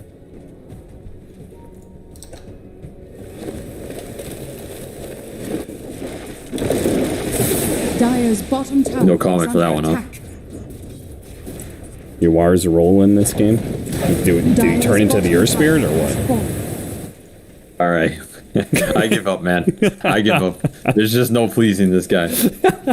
You make a good pun, he ignores it. You make a bad one, he It says it's No, I'm kind of serious. Are you? Did he turn into the Earth Spirit? I didn't see. Yeah, man, he was rolling all over. Okay. I mean, I didn't see that part. Oh, of course not. Of course. It's I always thought maybe you were referencing rolling waves. You know, that was where my mind went to. Well, you're thinking. I mean, I'll take it. You know, I appreciate you were thinking a little too far ahead for me, but. Hey, shard time. Does the Morphling get it?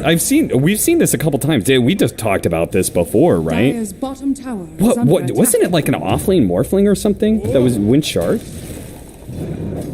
I don't know about that one. I haven't seen that in a long time. Oh, maybe it was a match I was watching by myself. I mean, it doesn't increase the stun duration, so your base stun is better and you get more of them.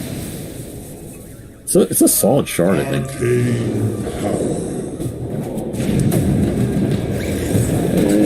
TSM are very hesitant about using their BKBs, but it does mean they kill. I guess if Fada was around, doesn't make sense to try and BKB. Yeah, that's the problem. Penance. This Wyvern, you can close out the map decently well for them here, and yes, I'm struggling to find an answer to the Quincy course. Here's the smoke. An aggressive move by them. Feels like one of the first ones in a while where they've included Tomato. He's got the Escalating. For even scouting everything. They see Quinn, the roll. Ooh, what a quick reaction. The heavenly jump gets him away from the roll hit. He still is inside the sprout, but that's what the Force Staff is for. Moon Meander still gets on top of him, kicks him backwards as well. The E-Blade, a heavenly jump as well. Oh, right in front of his nose. Moon Meander misses just by the skin of his teeth, and unfortunately that means this is a bad engagement for them all around. Try and get as many heroes out, perhaps. Radiant's middle tower. Fada's coming back in. They Force Staffed in. Quincy. Yeah, Fada, he's going to try and fly away, but he's not actually going to make it out. Yalwar's taking mid, but he can't get here. No Radiant TP. structures are fortified. Keep going, but Leslav does have that BKB, so he's able to get away. Tier 3 is going to be falling soon. TSM FTX, no cares. They're going to come back now, but damage is already done. I do feel like that's a trade you're happy to make if you get a good team fight out of it. So I think them looking for that is good. Yeah. Yeah, like that Zeus kill, man. This hero is... Quinn is slippery this game, man. Like, Moon has to hit 3 consecutive rolls. I think one of those was blind, maybe. It's not easy. Can't even fault them there. Yeah, pretty rough. Tough fight. I thought that fight was over when they missed the kill on the Zeus, and then I saw Leslo get his ultimate off. I was like, oh dear, but you are not even in that engagement, so... That is the one thing TSM can look for. Like, if the Morphling is not there, and Morphling is the majority of Quincy's damage. Yeah. If they're going on the Zeus. The Brew is not the main damage. You know, the Brew's annoying. They have the heals and sustain to fight through his ult, though. It's a lot about this Morph and a lot about Zeus. Nimbus trying to stop Moon Meander from rolling away. They spot him with the Thunder God's Wrath. He's going to silence, roll out again. Moon Meander's pretty slippery with this Earth Spirit. Honestly, he does a great job with it, but he will eventually get caught. There are too many heroes in too many places. And looks like you are also managed to run down the Chen again. They're mass heaping to the other side of the map because Yuar has that Aegis, so he's going to force him away. There goes that shard to work, and he does indeed shred the Dawnbreaker. This guy's got a basher. You ain't keeping it away from him now. And Mojo actually went for the shard rebound, so Radiant's more and more people opting to get this. I mean, it can save his Zeus as well, right? So, makes perfect sense here. Oh yeah, that's a great point.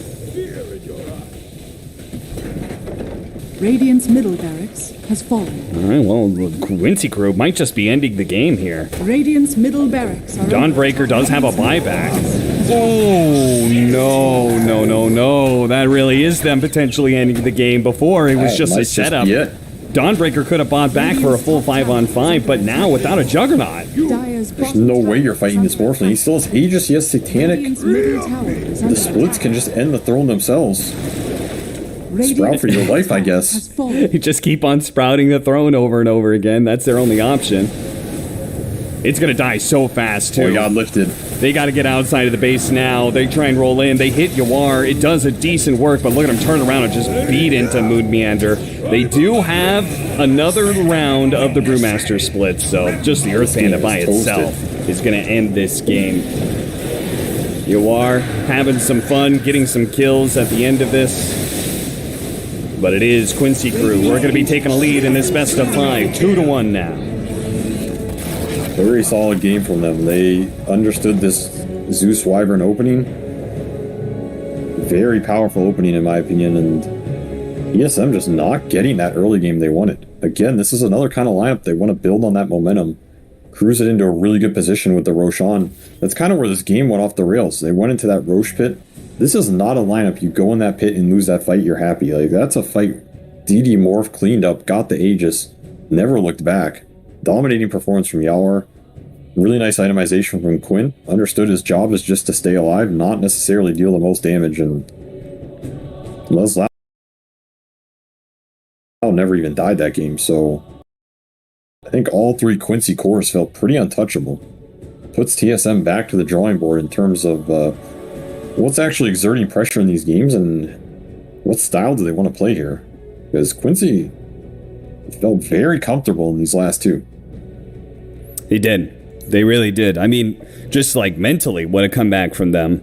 Being in the hole against TSM FTX after losing the upper bracket final to them. And it seems like strategically, they have found some serious answers. They've now answered the Nature's Prophet with multiple times now. First with the IO, this time around, they managed to beat it out. I'm not even necessarily sure if it was one hero here. But being able to beat the Nature's Prophet all around, it's got to feel great. They beat Browse Dawnbreaker this time, so that's another option that is just off the docket for TSM FTX when it comes to drafting. Probably don't feel as confident about that. TSM's going to have to start showing something a little bit new if they want to be able to keep this best of 5 going. I would look towards that Wyvern, man. I would look towards Wyvern, I would look towards Zeus. These are 2 heroes. They just force you to have to deal with them. I think anytime a hero forces you to deal with them, or at least that's the feeling I get, it's very powerful and you either need to address it hard or pick it yourself or ban it. And I think TSM did have some stuff they were going for this game, and I think it could have worked out. It's just the second something goes wrong, suddenly just too many problems to solve. Too many holes in the ship, you're leaking, and that's that. Well, there is only one more potential ship left in this fleet of TSM FTX versus Quincy crew. I don't know where that analogy's going, but I tried to make it work for our closeout here of game number 3. We'll be back after the break for game number 4 and potentially the ending of this best of 5 between TSM FTX and Quincy crew.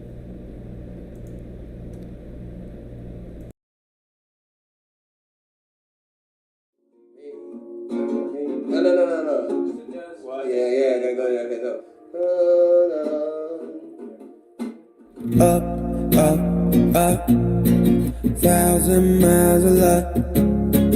Don't look down, we made it. Feet far off the pavement, and we go up, up, up. 1,000 miles of luck. We stay understated. Pressure feels amazing. Just the dust, just the sand. Just the motion of your hands. Travel like lands. It's just enough, oh yeah. Just for you, just a man. Just an ocean in the wind. We ain't gotta make plans. Fair enough, oh yeah. Always you and me, tryna be weightless. Like we're the 2 surviving pieces of something. Always you and me, tryna be weightless. And I know it feels like a light years in the making. Up, up, up, 1,000 miles of luck. Don't look down, we made it. Feet far off the pavement, and we go up, up, up. 1,000 miles of luck. Oh no, we stay understated. Pressure feels amazing. Just the dust, just the sand, just the motion of your hand. Travel lightly, just your hype man. Just the one, just a believer. I don't care. I see you loading up my mind. Place me on the side. Fair enough, oh yeah. Always you and me, trying to be weightless.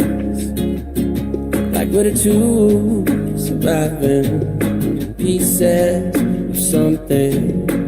Always you and me, trying to be weightless, yeah. And I know it feels like light years in the making. Up, 1,000 miles of luck, yeah. Don't look down, we made it.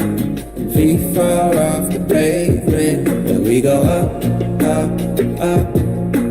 1,000 miles of luck, oh no. We stay understated. Pressure feels amazing. Just the dust, just the sand, just the motion of your hand. Just the dust, just the sand, yeah. Travel like traveling. Just the dust, yeah. Just the sand, hey, just the dust, just the sand, just the dust, just the sand. Always you and me, trying to be weightless. Like we're the two, surviving pieces of something. Always you and me, trying to be weightless. And I know it feels like light years in the making. Oh, 1,000 miles of luck. Don't look down, we made it. Feet far off the pavement, and we go up. 1,000 miles of love, yeah. We stay understated.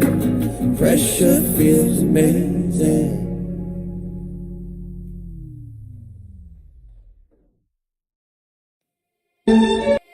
No, I can't remember the last time that I really felt fine. Now I'm trying to rewind.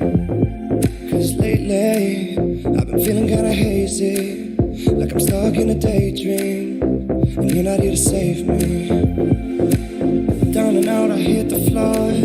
All is fair in love and war, but I can't do this anymore, no. So take me to a place I know, somewhere I can feel my soul. Lately I'm skin and bone, so hollow. I've never felt so alone. I need you more than you know, 'cause baby, you feel like home.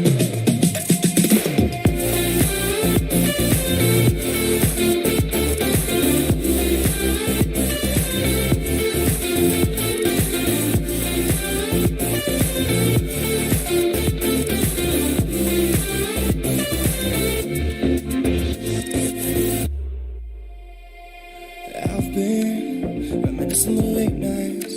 We'd fall in love in the moonlight, then wake up at sunrise. Now I'm just thinking that we should go back to when we were, hold each other and feel good. Down and out, I hit the floor. All is fair in love and war, but I can't do this anymore, no.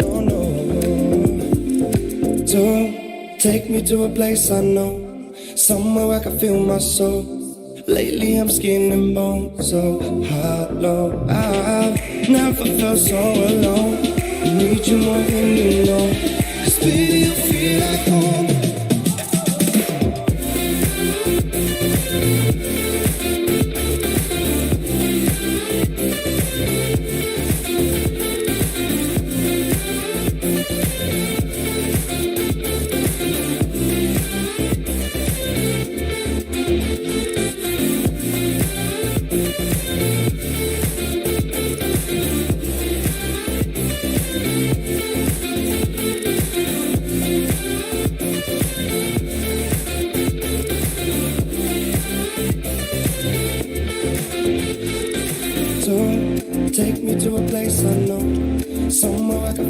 so lately I'm skin bone so hot though. I've never felt so alone. I need you more than you know, 'cause baby you feel like home.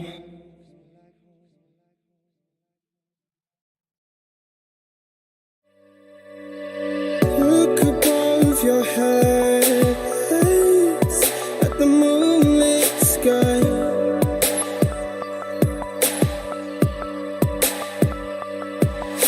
The stardust drips and shines brightly in your eye.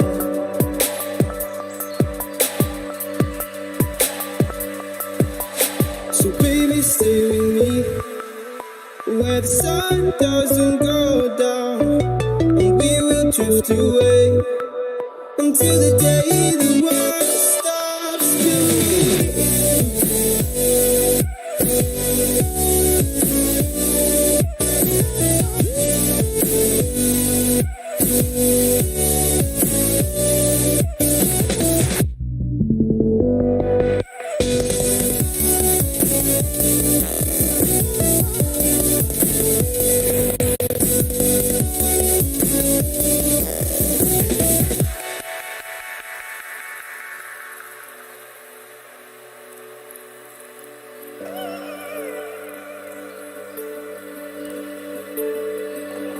Oh, baby.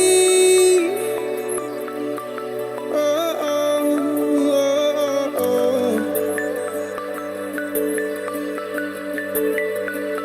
Oh, oh, oh, oh, oh. Yeah, yeah.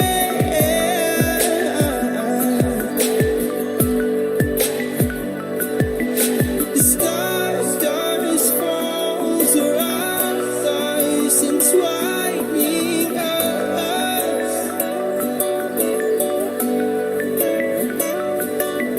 So baby, stay with me where the sun doesn't go down, and we will drift away until the day the world stops spinning, spinning,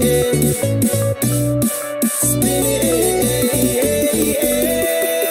until the day the world stops spinning.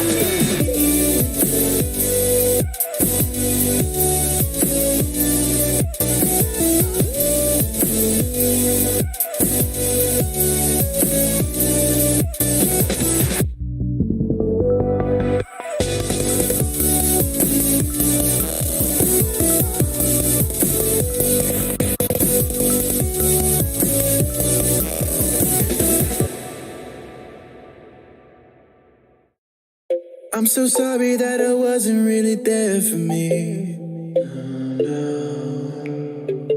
'cause nobody else is showing any empathy.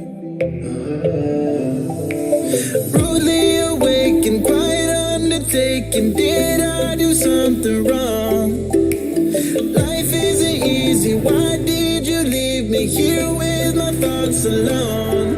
I don't wanna wake up messed up, 'cause I can't spend another day like this. Another type of caked up breakup, where I've been finding any way to my fix.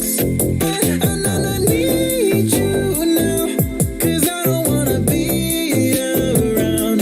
No, I don't wanna wake up messed up. There's gotta be another way past this. I'm so sorry that I didn't go to therapy, thinking everybody, even you's an enemy. Brutally awake and quite undertaken, did not do nothing wrong. Life isn't easy, why did you leave me here to get drunk alone? And I don't wanna wake up messed up, 'cause I can't spend another day like this. Another type of caked up breakup, where I've been finding any way to my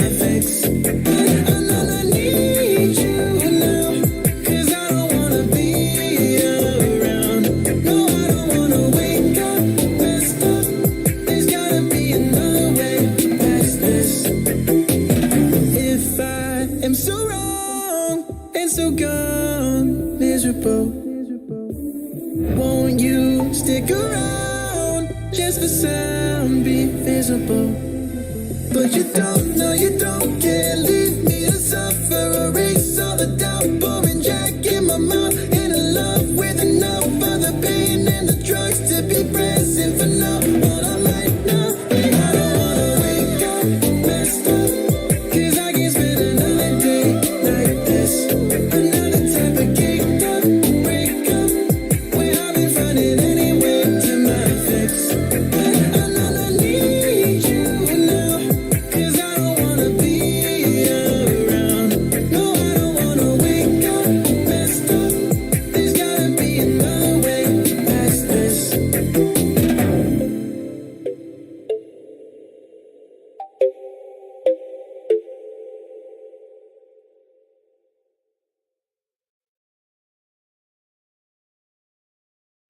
Guess who's back?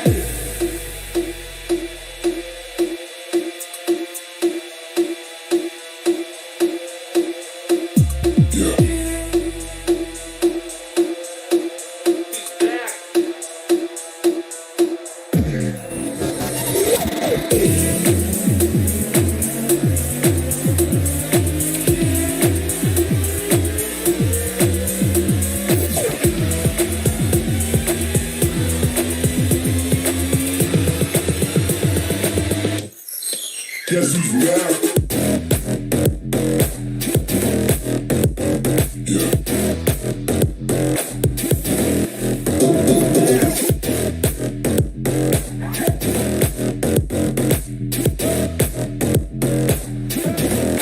Guess who's back?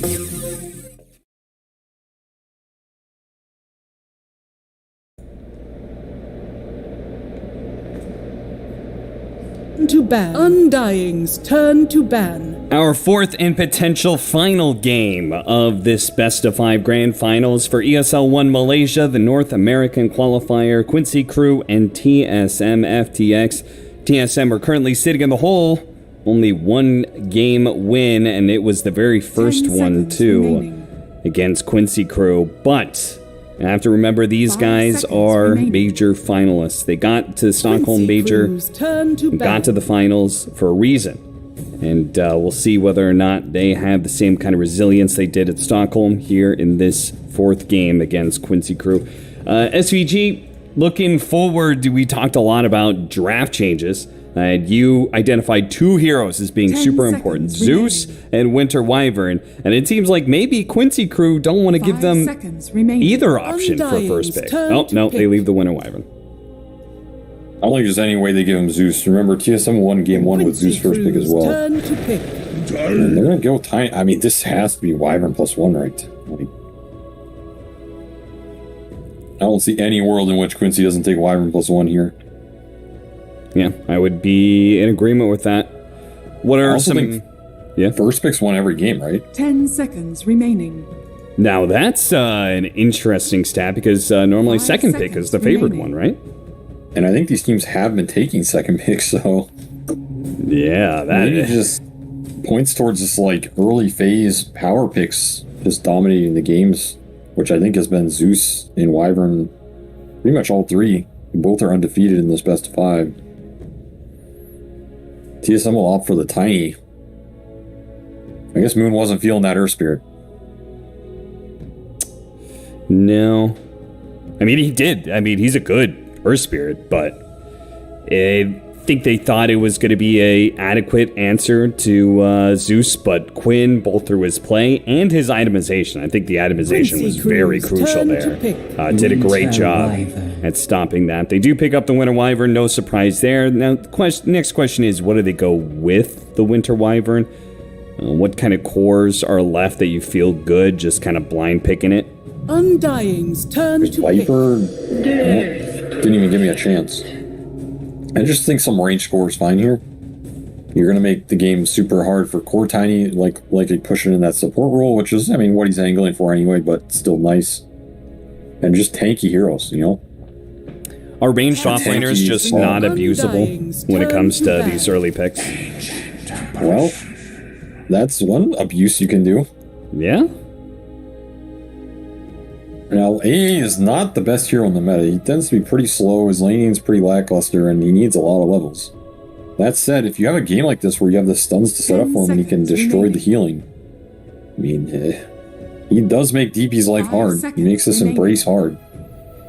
So conceptually, it's a good pick here as long as you don't think you're going to get run over. Now, you really have to think about the zoo here. And I expect to see like triple zoo ban almost, second phase for TSM. Yeah, Beastmaster and Lycan for sure, because Leslau.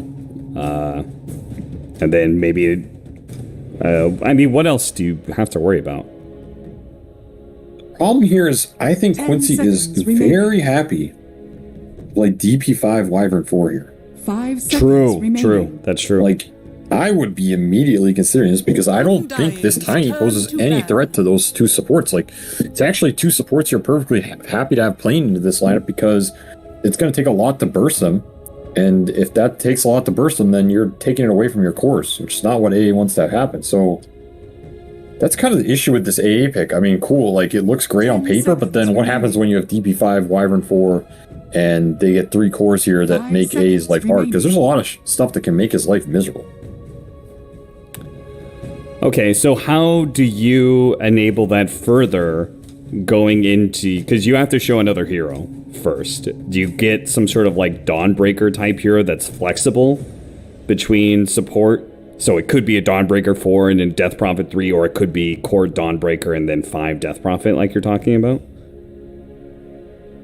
Definitely a route. You can also just throw a mid hero out there. Save the side lanes. Like you can just throw some Spirit, Quincy some Ember or something. Turn to ban. Maybe 1 or 2 bans for it. You can do the same with a carry. Like you can just throw a Luna here, you know? And then Luna's pretty hard to counterpick. It's always going to give you pretty robust stuff for your ball. You still have a huge amount of flexibility. Like you can just throw one of these and then keep that DP support flex open. I think that's the route to go. I think it'd be pretty annoying here. Because TSM, like, they have to ban the zoo, right? And this is just feeling bad for them because there's some other stuff that makes AA lanes hard. I think the Veno Vipers make his life pretty hard. I don't think those look great with these first two, but if you give him like a perfect game, I think Quincy will play it. 5 seconds remaining. Nature's Prophet is still out there as well. Is it going to get banned in this second phase? I mean, TSM FTX have probably lost some faith in the hero. They just lost 2 games with it, especially that last game was a last pick Nature's Prophet, as opposed to second pick in game 2. 10 seconds remaining.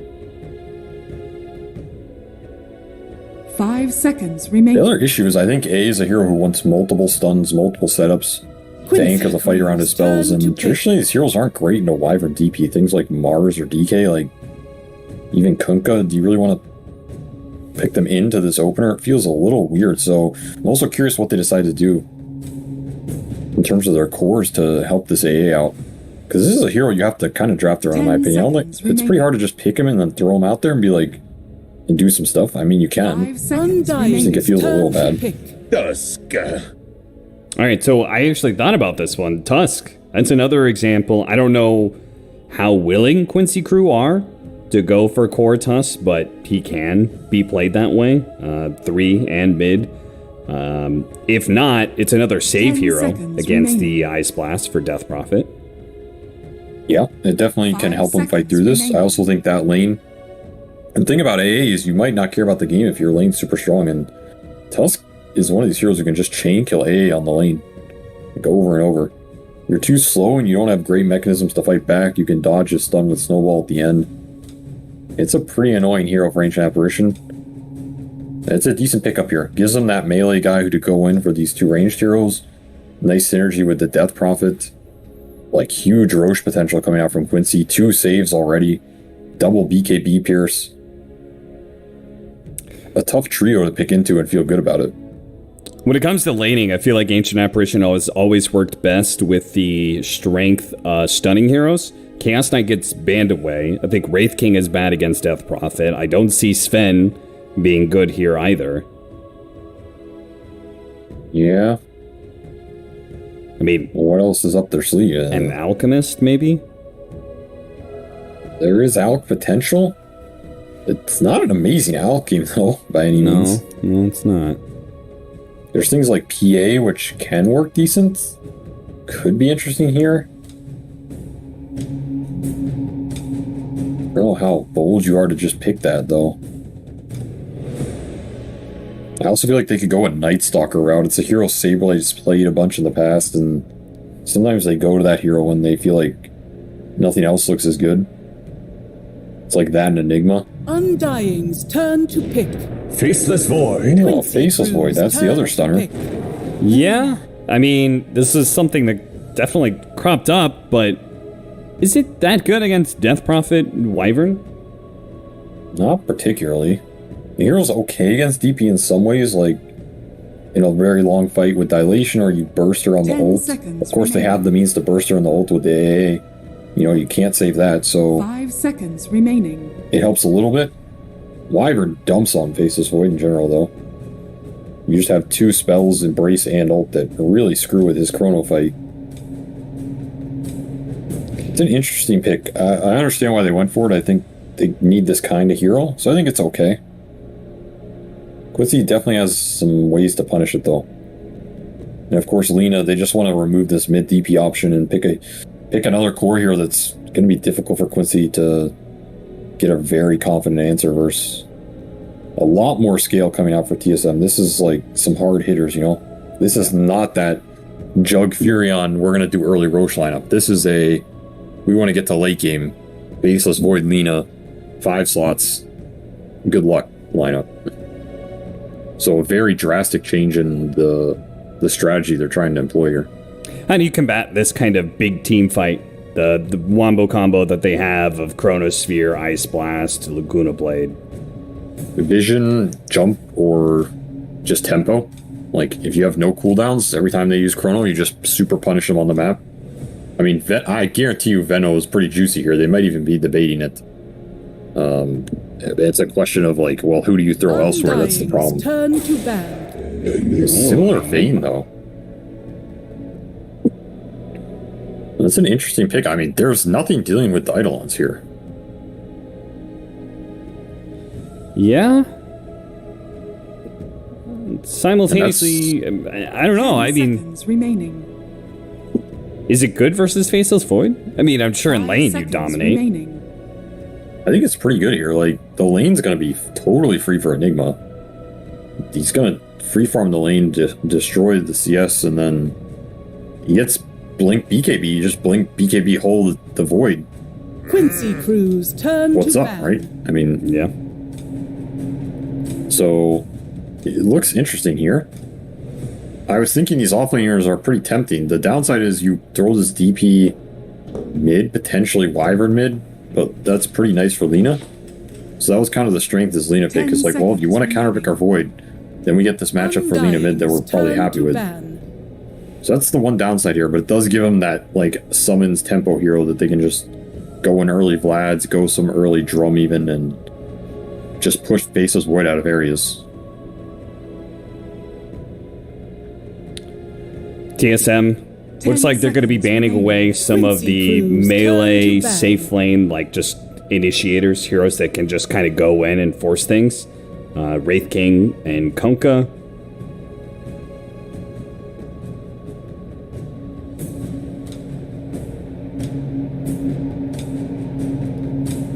Ten seconds remaining. Plus TSM 1 in their offlane. 5 seconds remaining. Undying's I'm actually turn not to sure. pick. Do they want to save for this hold? Do they want some sort of disruption? I think Night Stalker was a decent ban. Quincy Cruz turn to pick. Points away. Ah, the Pangolier makes an appearance. So yet another initiator for setting up Ice Blasts. It seems like Pango can build into Basher at some point. It's unreliable. Well, semi-reliable. 10 seconds way to be remaining. able to cancel Black Hole. But it definitely seems like TSM wants to take 5 the seconds pace remaining. of the game away from Quincy Crew. They want to be starting every fight that happens.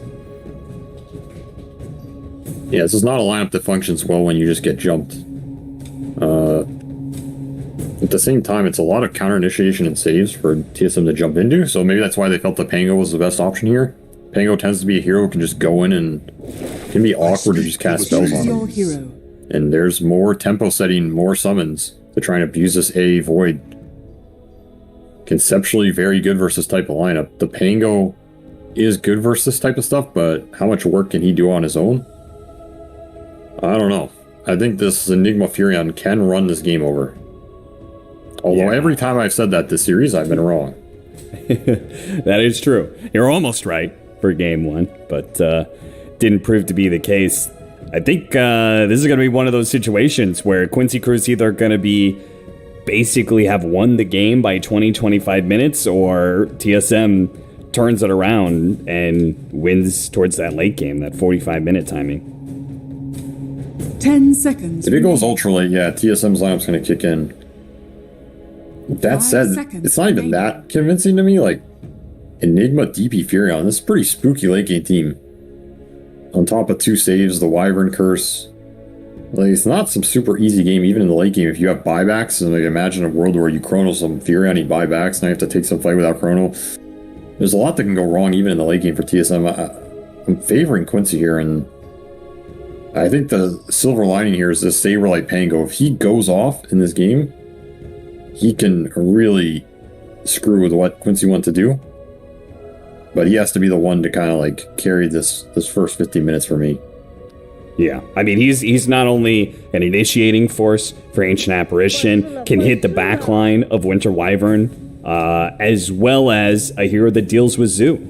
If he can get farmed enough with his Swashbuckle, he can kill Treants and Eidolons with ease. So there definitely does seem to be a lot riding on Saberlight's shoulders. And, I mean, how would you judge his performance in this final so far?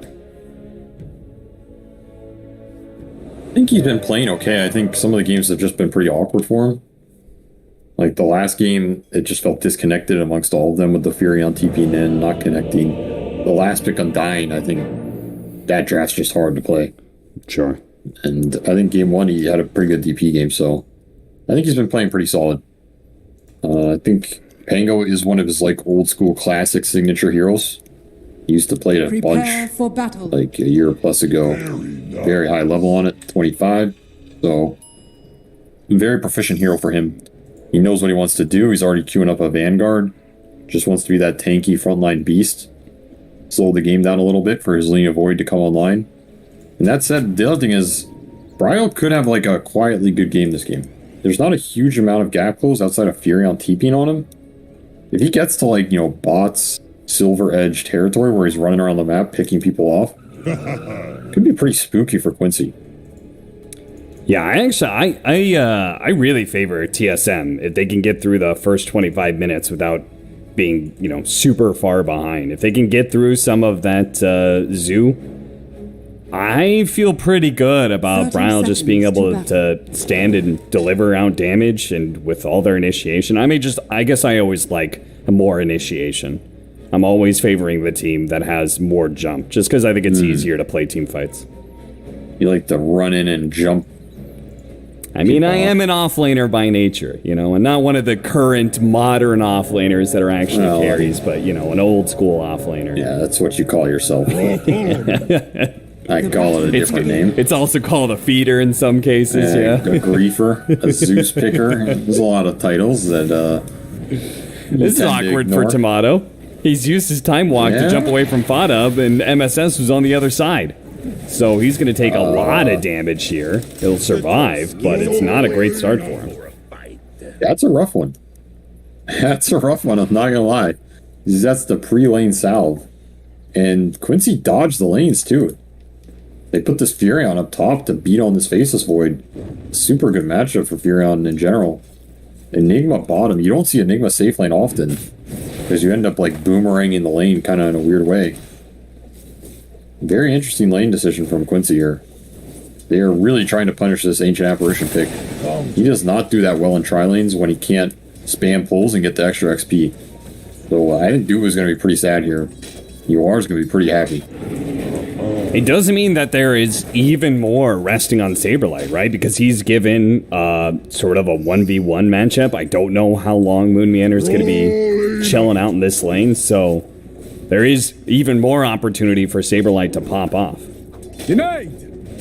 He's really gonna have to shine this one because, yeah, he's gonna be the most enabled here. And I think Moon should stay down here and try and give Saberlight a lead because I don't think he does anything top with tree toss, especially. Like, oh yeah. I mean, what is he gonna do with a tree grab versus this tri lane? If you're on TP and bottom, Warriors of the wood. Why? I thought they got the matchups they wanted. That's what you told me. I don't know. Mate. I'm confused now, dude. I don't know. I thought that setup looked interesting for them if they get the lane back top. I guess they were having issues getting it back top, which shouldn't really happen. Nice splitting of the Eidolons here from Leslau. Moon Meander does have boots, so he could walk away at any point in time, but it's not stopping Leslau from farming. And are they just going to keep this? Is Leslau just going to keep hitting neutrals? I don't know. I mean, okay, when I look at the drafts, I think, okay, they want Enigma versus Void because he can't kill Eidolons. And then Prophet just sucks it up versus the Pango, who deals, like, in theory, you wouldn't want to put Enigma versus Pango. Alright, so I kind of makes sense, but the thing is, Quincy were the ones who, like, went up there. I don't think TSM did anything to try and dodge. Or really had any notion of trying to. No. That's why it seems. That's why I feel like Quincy wanted that setup, and then they just failed on it. Windward solo killed. We're so confused about the side lanes, not watching the mid lane, where Bryle not only up in CS, but also first blood over Quinn. I mean, Bryle, he's been showing over the year, man. You put him in an advantageous matchup, and he will win it for you. Definitely putting in work. First blood gold, gonna go a long way. Gonna use it to TP back and run back out with the boots. So free regen refill for him. Almost level 5. Some early lane stuff going TSM's way. I think Enigma's also kind of sad when he gets taken off the early portion of the lane. Because now this Void who, remember, had to pre-salve, suddenly got like a free first 3 minutes almost. Yeah, I thought he was going to get abused by the Furion. You know, when they initially started it, I was like, okay, this makes sense. Treants are just going to be running at Faceless Void. I guess Enigma probably could have done the same, but... Radiant's courier has been killed. Very confusing to me. I'm not sure what they were trying to get. I guess in the end, they were trying to get the default lanes. Maybe they just mind games themselves, you know? Like, they thought TSM was going to try and dodge, and they didn't, and then they decided it wasn't working out. Bryle. I do think Enigma is weird in the safe lane, though. That is the one X factor. Like, under attack. Yeah, I could see that. Bryle doing a really good job keeping the pressure on Quinn. Follows him wherever he goes for the water runes. Quinn doesn't get a refill. Of course, neither does Bryle, but the advantage in this matchup is still to the Lina. So MSS will be able to get the shards onto Dubu. And with the Eidolons already out in force, no chance for Dubu to survive there. This is the best way to punish AA, man. Never let him pull, and then the second he steps up, you just kill him. This hero's super susceptible to getting chain killed, and he needs a lot of XP. Slow him down, and suddenly you get the items to be able to deal with the spells. So Mojo wants to be doing a lot more of that. Dude just TP's mid for the refill. Nicely done by Fada. Use Splinter Blast to grab the hard camp wave and pull it away into Moon Meander, who's trying to do the classic cutting of waves that these double melee offlanes do. Yeah, and he's blasting him up. Doing decent damage here. A Sprout. Needs another hit. Moon is going to be able to get away. Once again, the boots movement speed help him survive. I mean, Saberlight's getting forced off this lane. He's not having a happy time. And to me, he is still the hero that is going to have to carry some of this early game. Now, Bryle's definitely doing a decent job of putting him in a position where he's going to be super strong. So that's a big shift in this game where he might just be strong enough to counteract some of these moves Quincy wants to be able to do with the summons. which if he can is a huge deal. He even gets a D-ward mid. Dude, this is so cool. Contest. Bryle, they are going to be able to get the refill on the bottle, but if you die for it, none of it's worth. They throw out the Laguna Blade, and down goes the Death Prophet. Damn, even Saberlight joined in on this one. Bryle, I mean, he seems... He took the early advantage. He really is. He took the early advantage, and then they made sure that Quinn didn't have any mid vision, doubling down on the sentries. Which is taking it to Quinn. Oh, yeah. 4 heroes mid. No rune for you, kid. Get the hell out of here. We're tired of you taking up all these runes and getting vision and getting ganks. Money to burn. This could be a very fast boots of travel for Bryle. In which case, he's just going to get farther and farther ahead of a Death Prophet, who you naturally outfarm anyway. And remember, this is core DP they opted to play here, and this is not an easy Death Prophet game. Like, not even close. He's up against the AA, which destroys his hero. Nice He's up against kill. the Lina and the Pango, which... Long-range minus armor, yeah. Saberlight's not having a good one, so Bryle's the shining light here. He's gonna have to put in some work, because Furion's pretty much taken bottom already. In Exo mid. Yeah, they're pressuring all 3 lanes at once. They got the kill on Saberlight top with the Nature's Wrath plus the Enigma. Quinn's pressuring the mid tower. Nature's Prophet took bottom. I mean, TSM cannot allow them to get away with this. Their lineups, this is just the weakness of their lineup too, though. Avalanche. Void AA. Toss back into the LSA underneath the tower. Very clean combo from TSM and a bit of revenge for everything that was happening around the map. A lot of chaos, they make the most of it. Every little kill they get is going to be very nice for them. Exo defended. Another kill for Bryle. Like you said, it's going to be like an 8-minute bots here. 3 heroes back to the rune contest. They'll get an arcane. They are really taking the emphasis to this Quinn rune control this game. Yeah, and that arcane rune is probably going to allow Bryle to complete that boots of travel with all these stacks that are going on. Not just enabling or shutting down Quinn, they're also enabling Bryle a lot. Saberlight uses the first Rolling Thunder. The Snowball is out of range to pick up Leslau. He needs more damage, though, and Moon Meander does not have the distance nor the levels to help. Look out for fallen rocks! Saberlight's gonna be pretty happy if he can stand up here, though. Like, the longer he's up here, just defend this tier 1, annoy Enigma, kill some Eidolons, force Quincy to have to commit very heavy for this tower. That's pretty much his job, and he's perfectly happy to do it forever, because, again, it's time for Faceless Void to farm up, time for this Lina bots to go to work on the map, and of course, benefit of the early bots is Bryle can join those tower defenses regardless of where he is. Big kill, another one.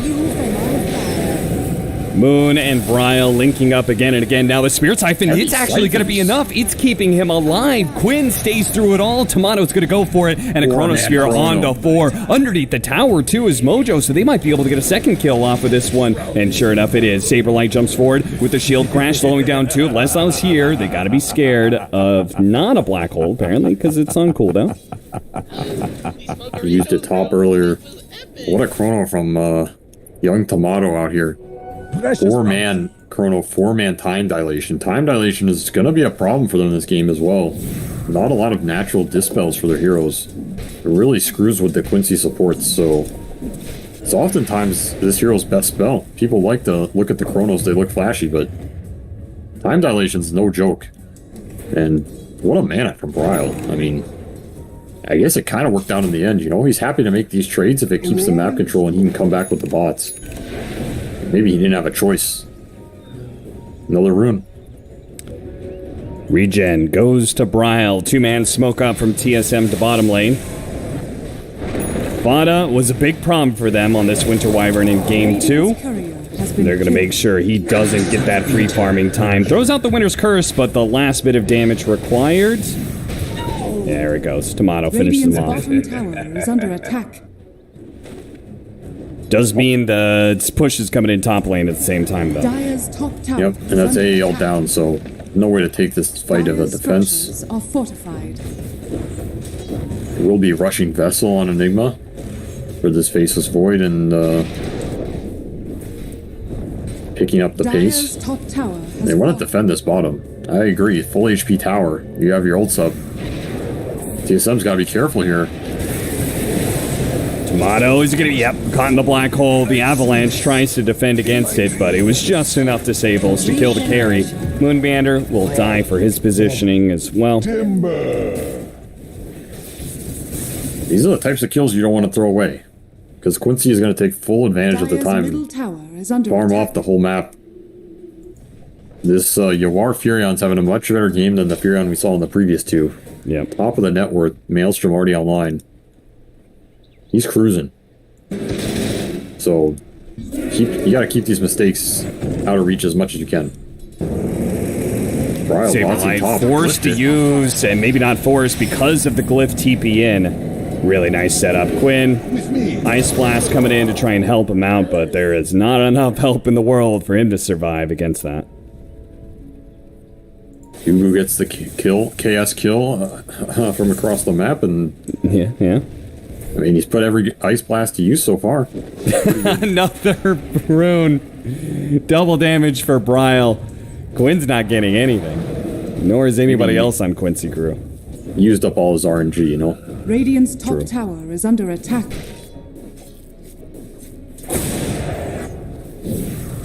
Tomato.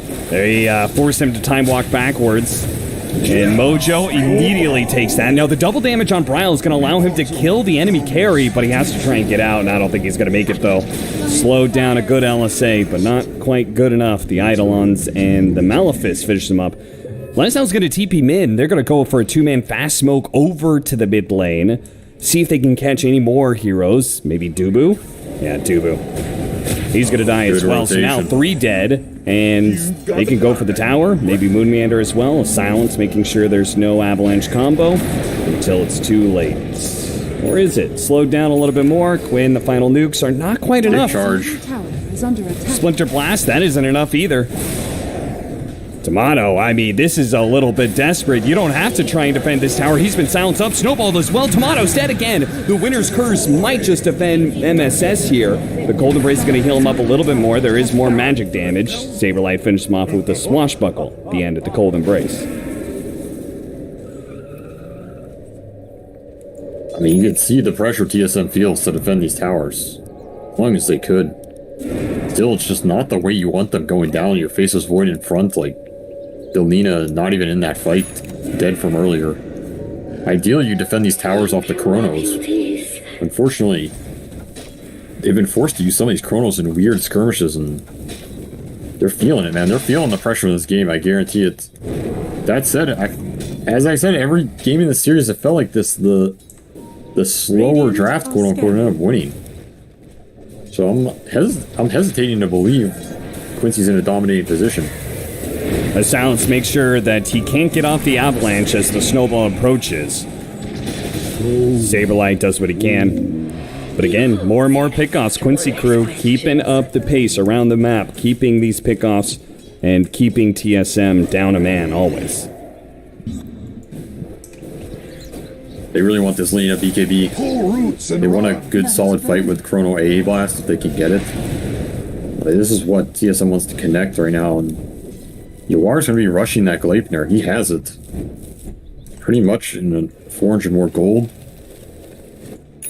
Not a lot to combat it right now. It's going to be pretty effective against his Faceless Void for a long time. Yeah, especially with his, looking at his build-up, I get it. Aghanim Shard is super good on Faceless Void, but he wants to pair it with the Aghanim Scepter as well. I don't know. AoE for all the summons, I guess? Clear waves versus Furion? Yeah. That part of it makes sense to me. The part where he's going to be pretty susceptible to any form of stun or leash is going to be rough.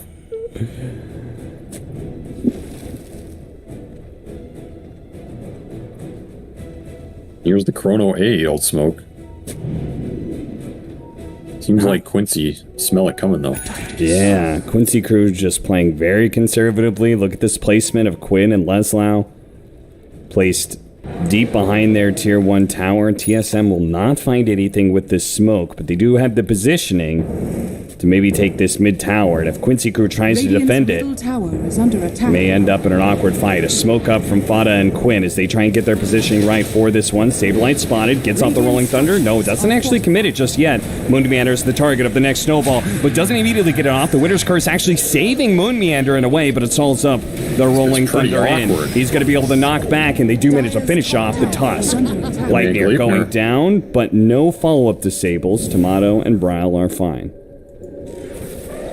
What an awkward fight. I mean, I honestly think that fight is kind of hard for Quincy to take. They just don't have a good way of starting it, and then you're just going to get baited into this clump for the Chrono AA blast, which is why Quincy was super hesitant there. I agree with them. So maybe, honestly, lucky to escape there with just Mojo dying, because I think that's a fight TSM is very happy to take. Leipnir might kill Saberlight.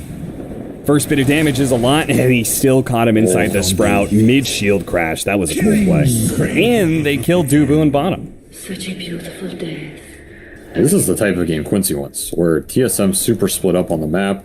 Their Furion can choose where to go. They have multiple threats on these cores, and even the supports have no dispels for, like, this silence. It's only Bryle that feels super confident to shove these lanes deep. Even then, he could get black holed or cursed into the setup. These 5-on-5s is where TSM's lineup can shine. As long as Quincy doesn't give it to him, they're going to feel pretty good about going into this next 5-minute period here. Building up a lead, getting their Tusk Blink online. BKB already up for Quinn. He just rushed it. Pretty much your best bet versus AA. Next fight is going to decide a lot of what this next Roshan looks like.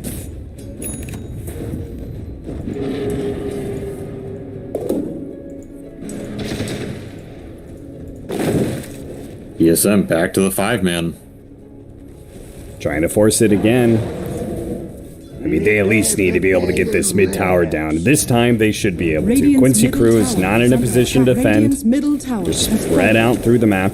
Currently trying to keep those side lanes in. Especially with the shard of the Nature's Prophet. These tier 2s are going to start taking some hefty damage. Raider Treants, you know my feeling about those, and it's going to cause heroes to constantly come back, which is going to split the ball, provide opportunities for Quincy, maybe even just give him a Roche kill off of a single misstep here with the Exo. He's even farming their triangle with this Furion, so dragging some net worth away from them at the same time. Yeah, it's a very nice idea. And all the space is getting Leslau to his next round of teamfight items. He went for the early Spirit Festival. Now he's going to get a Blink Dagger pretty soon. Yuar was bottom, shows up top. Saberlight is able to use the Rolling Thunder, but it's ultimately still a big teamfight ability that is on cooldown. Nice little bait and trap for his Pango ult. He was caught. Smoked up around mid. This is the Mojo Tusk Blink reveal. I don't know if he just wants to go in here, though. Runs up to the high ground, plants the ward, gets spotted first. TSM holding that high ground very nicely. Will immediately punish Quincy Crew. Not getting a kill, but do get the D ward.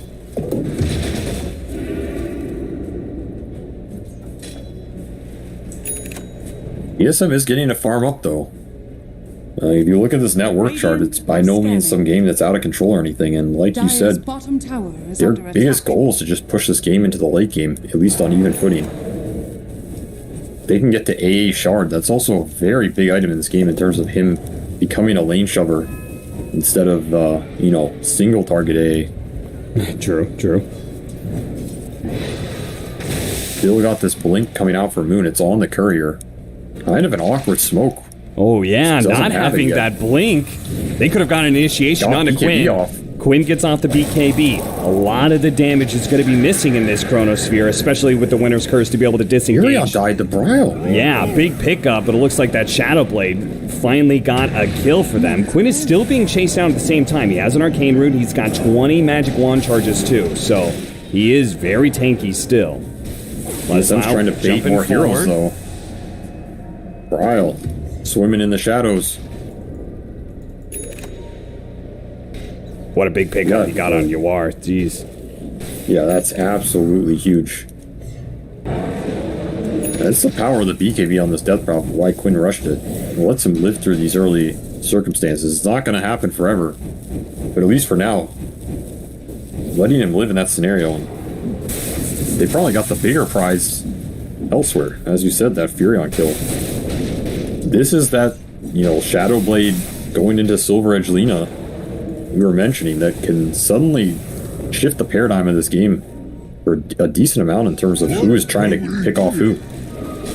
Yeah, in a way, she's going to be kind of like the true carry. She's got 3 frontlining initiators in the Chronosphere, the Rolling Thunder, and the Tiny Combination, so she's just able to build flat damage like she's got the Chrysalis now. But it becomes a whole lot harder if they give up the Roshan. The Rolling Thunder coming around the side. A shield crash used. He has to go around to get inside of the pit. The Gleipnir does manage to grab 2 inside of the pit. Saberlight's going to go for it, trying to finish him up, but the LSA goes out, and Bryle does manage to secure it. Meanwhile, the Silent Thunder Tomato gets knocked out by MSS in the black hole. So yes, they get the prize of the Roshan, but they lose their carry. They lose their 4 position as well. A 2 for Aegis, I guess you could say, trade-off. I feel like I take that if I'm TSM. I'm not gonna lie. I feel like you're very happy to take that Roshan away from Quincy in a fight that you'll never win anyway, because you have no chrono. And Angel's not gonna do a lot, like, on his own. Whereas Quincy had everything up. That was kind of their big objective to get in this game, put it on the Furion or DP, and then be able to take the fight into the Holtz. Good. Now you have this Aegis on Bryle. He's super confident. Silver Edge up level 20. He's a monster. Nice roll-up use there from Saberlight, dodging a bunch of magic damage. Only hits on 3. Really good. Moon? They're diving the Winter's Curse hits first. That just flat out kills Moon Meander. Bryle does too much damage. They are still holed up in a corner here. Gonna try and heal Leslau, TP out, fly away from Vada. It's Leslau who's gonna be left behind. So out of the 3 of them, only 1 dies. So far. Sick Ice Blast from Dubu there, hitting all 3 and forcing the retreat. I mean, that's a lesson for Moon Meander, Just jump in there. Yeah. Next time you won't get killed by your own teammate. That's how much of a beast Bryle's been this game. He is absolutely dominating. Up to level 20 Silver Edge. So strong his teammates don't even stand a chance. Bryle continues to low. Nice reactions. MSS blinks ahead of the LSA. This guy's a monster. That's why they brought him out of retirement. He certainly did. Humbled by his lack of opportunities, but the skills are still there. Yeah, the exact opposite of my situation, son. Sure. I'm sure there was a wealth of opportunities. OG was like, please, Avery, make our new team for us. They were asked, I just didn't have I didn't want to burden any team with my washed abilities. So. Stun up.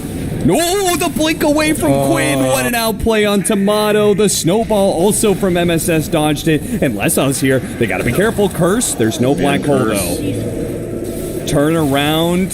They're going to have this Faceless Void stuck in the Gleipnir. Couldn't get a Silencer stun anywhere, but Quinn, they could keep blinking after him. They've got MSS with the Blink Dagger. They've got Quinn with one as well. Faceless Void cannot time walk far enough away.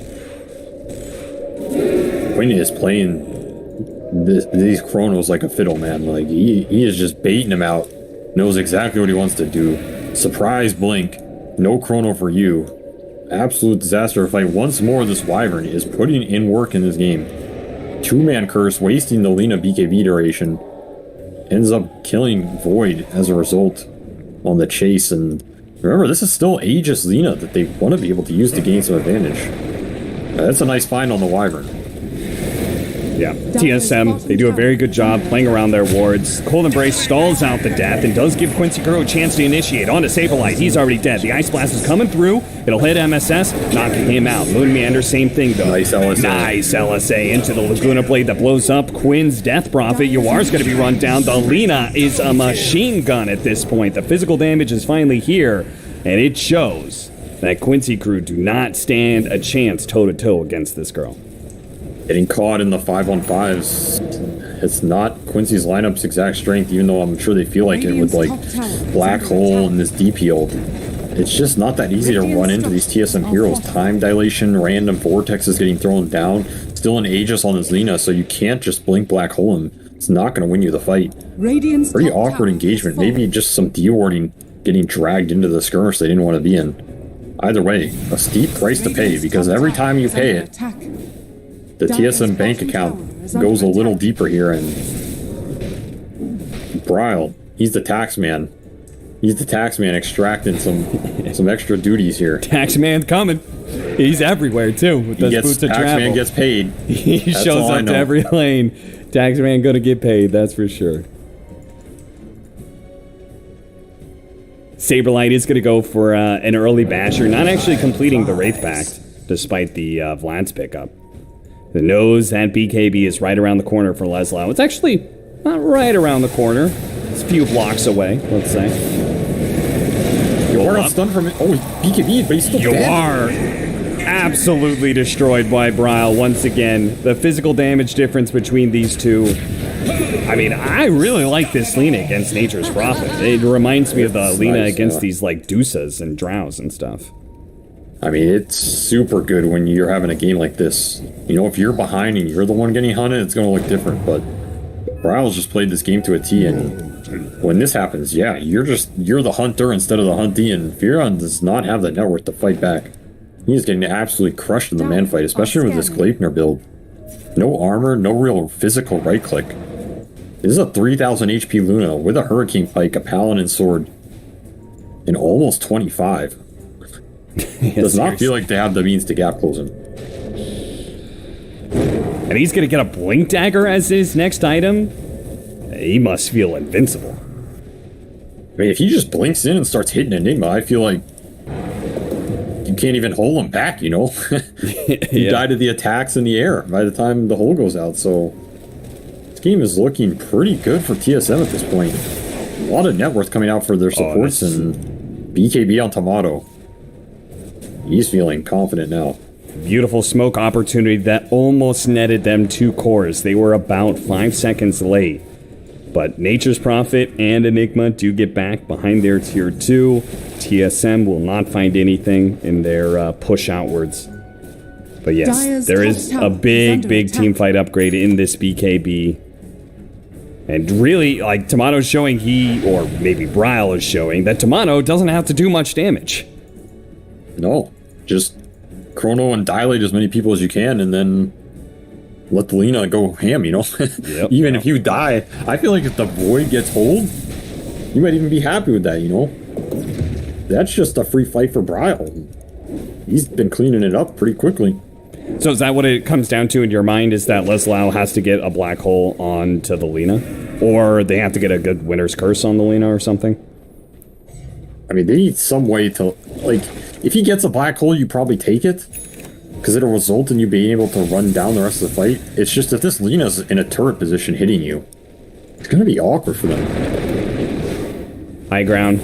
Ward that sets up for a kill on MSS. He snowballs, but they're just going to drag him farther and farther away. He does manage to blink away almost instantly after it, but Tomato with the shard that he's got, and now he bashes 15 talent as well. See you later, says Mojo. Feels like Quincy's in some trouble here. Yeah, they are. Basher on Pango. The ability to split push and play these fights through the BKB is dwindling. Not to mention how much gold this A is extracted. He's got Philosopher's Stone, he got that shard. It's almost up to 8,000 net worth. This guy is not even that killable anymore. His spells are powerful. He's going to do a lot in these fights. These vortexes are super annoying. Triple fire. Don't mind if I do. Dire's top tower. Lina cruising around the map, blinks forward, catches Fada. Fada instantly cold embraces. He knows he's dead, or maybe he's not. Good Winter's Curse because Moon Meander blinked into it. Rolling out. You could almost say that curse was a caster curse. Couldn't you, Cap? Yeah, you probably could. But listen, that wasn't on me. That was on Moon Meander, alright? Okay. Alright. Sounds like some caster blame to me. A little bit of copium now and then. Doesn't hurt nobody. Radiant are scanning. 8,000 net worth lead for TSM FTX, and they've got the big team fight power. They have the easily the better 5v5 as long as they get the initiations, and they've got that. So much of that, in fact. Two-man Avalanche gets 2 kills. Mojo not able to blink away this time. Quinn is going to be caught inside the Chronosphere. Immediate buyback of the Winter Wyvern. 3 down with 1 buyback. That is still enough for TSM to check out the Roshan. It's not actually up, though. 50 seconds left. Yeah, this game is firmly out of Quincy's control, and they have absolutely no answer for this Lina, man. Absolutely nothing. It just, the initiations for TSM are free at this point, because as long as they jump something on Quincy's side, it gives Lina the free fight. And that's pretty much all they have to do. It doesn't even matter what they jump. They could probably jump creeps, and Ryle still might clean it up. Well, we started this game 4 saying that TSM FTX was going to have to show us something a little bit different. Boy, did they. Ancient Apparition as an early pick. Granted, it was a counter pick to Death Prophet, Winter Wyvern, but they just went the full big AoE team fight route. And it's working for them. You said it every single time. These games have gone late. The team with a little bit more late game has walked away the victor, and it seems like that trend is continuing here in Game 4, unless Quincy Crew can turn it all around with the right jump from Leslau. He's got his smoke, though. He's got his BKB. The smoke breaks on some of these heroes. He's looking for the Lina. Oh, he found the Lina. That is a big one. Bryle, do they even have the damage, though, to kill him? Yuar's coming in. Yuar should be able to help him out, but it's not good enough. He got bashed by the swashbuckle. Bryle, Winter's Curse, laid out onto Saberlight, allowing Quincy Crew to be able to reset here. Tomato is also in the mix here. Without a Chronosphere, he's going to go for the Winter Wyvern. Immediate cold embrace there. Leslau caught inside the constant pinball effect. Quinn's going to go for Bryle. He spotted him again. He's got the... Oh, no, the lifesteal is too much. Bryle heals up to full. Quinn challenged the wrong mid laner as Bryle is now the king of NA mids now. Just like that, huh? He takes the throne. Just like that. We were both questioning if they had the damage there, and maybe they were at the very end because they did not have enough. Maybe this Fury on TP just a little late. I don't know how much faster he could have gotten there, and like you said, he got bashed. Bryle healing up with the Paladin Sword, then flies in the Satanic. Quinn was not expecting it at the end, tries to finish him off. They probably have to. If they don't, they lose Roche, and that's probably the game. God damn, what a Lina, man. This hero looked unstoppable. Yeah, she really did. Shard's still in the pit, if anybody cares. I know Lina doesn't want it, and the other two already have it. Radiant's middle tower is under attack. I guess it's literally between Lina and Tiny, so... Radiant's Lina one's not bad. Yeah? I mean, he doesn't need it now. It's not really going to change much, you know, but... Sure. This Shard's a fine Shard. Like, it has a pretty okay amount of damage over a long fight.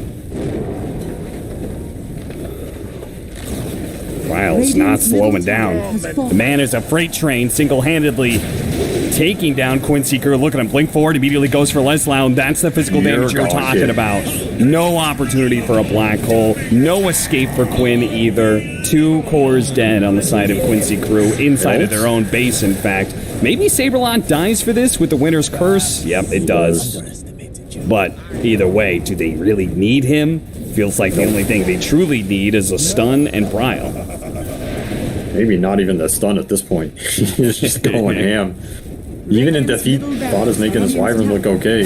Oh, what is this? Bryle is just diving in front of the fountain, and they can't even turn around and kill him because of the Satanic. Inside of the fountain, a Chronosphere? Are they really going to be able to kill him inside of the fountain? There's no way.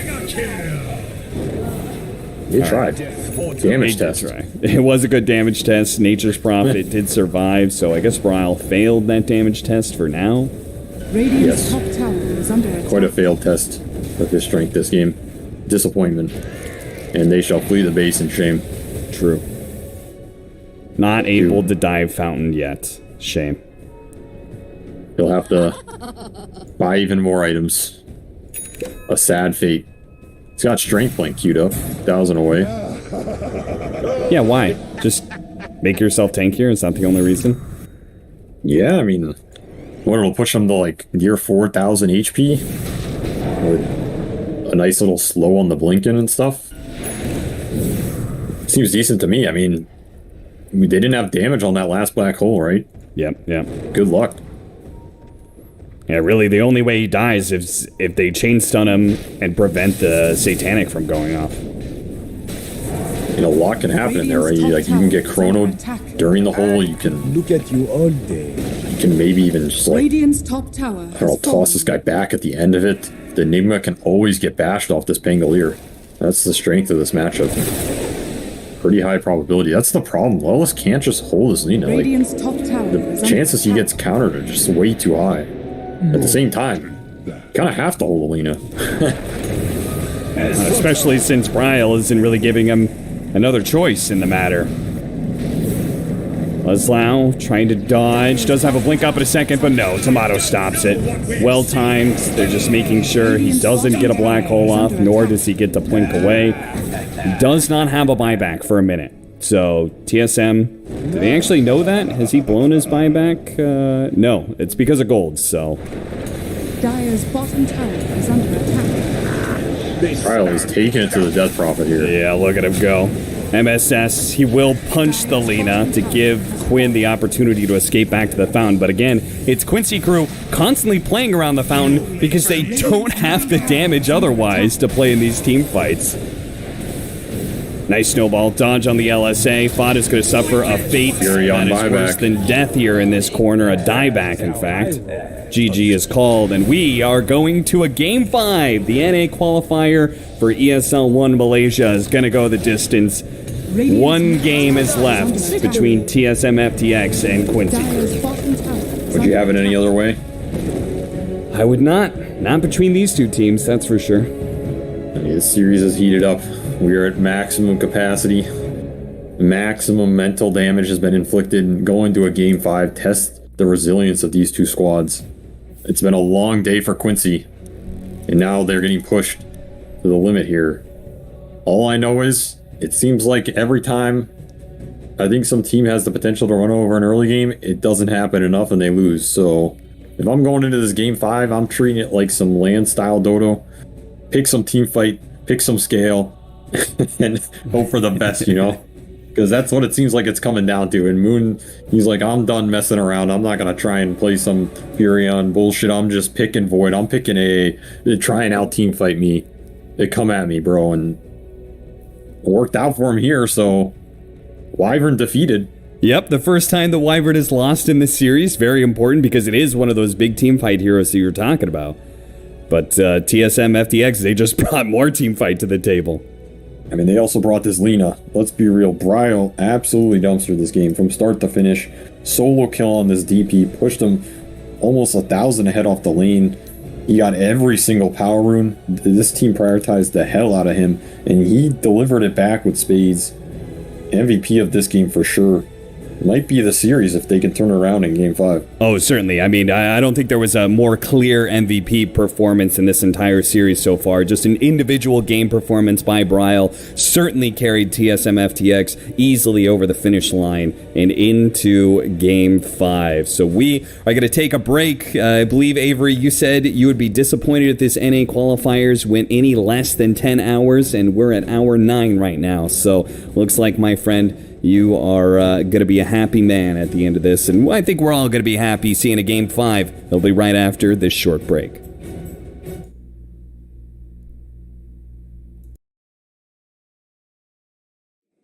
Seems like I can't get away from the hot sun. Always nights, never day.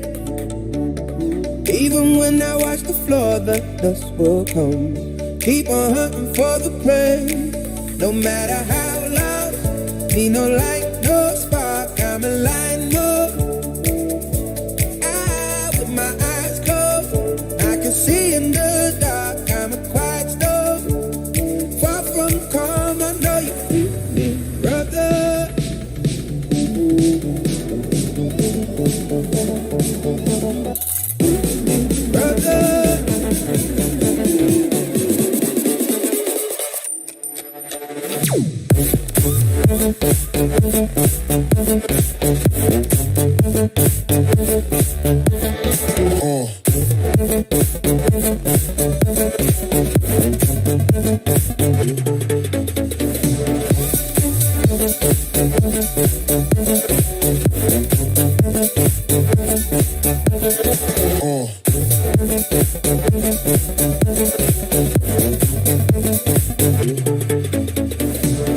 Seems like I can't get away from the hot sun.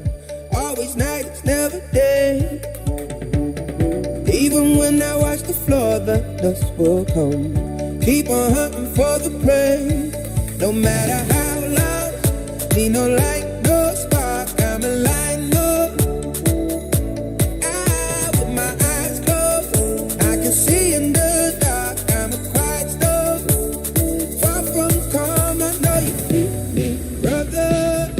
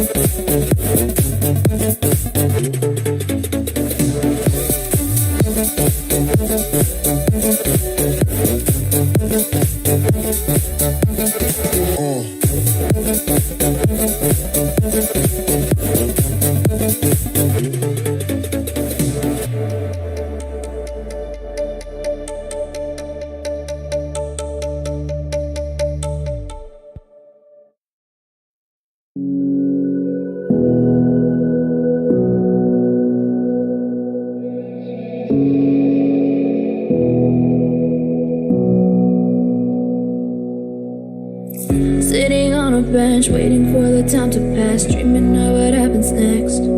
I see what I wanna be, questioning my destiny, only knowing what I see. I don't even realize I've already made a path, and I can change it anytime, I can't take it back. I know what I want, but it seems so damn far away. I know I sound crazy to the ones who said I know I empower those who dream like me. I know I sound crazy to the ones who said I know I empower those who dream like me. And you say you wanna be somebody.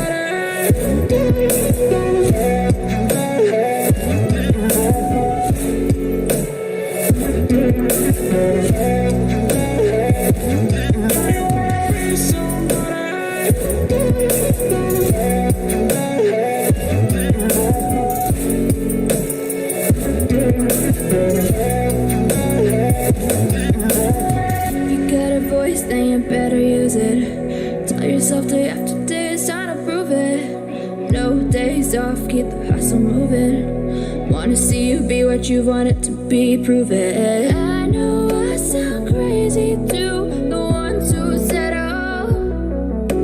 I know I empower those who dream like me.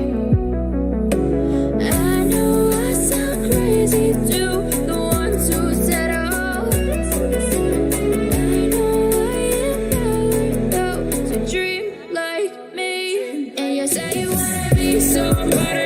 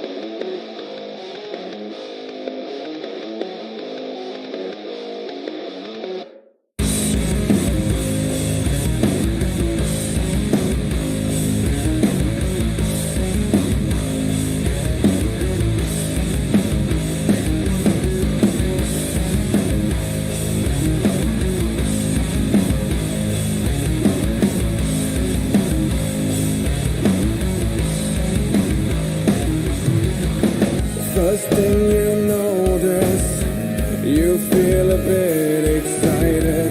You see a purple butterfly is flying by. A little tension in your jaw, let your teeth shine. Put on your blue dress, it fits just fine. You go to hell, never coming back. There is nothing as it seems in your requiem for a dream.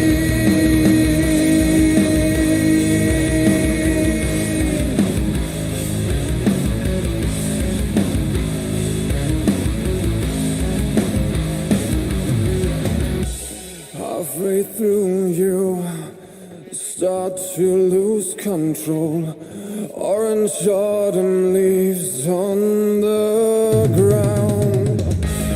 At the end there's nothing, and you face yourself.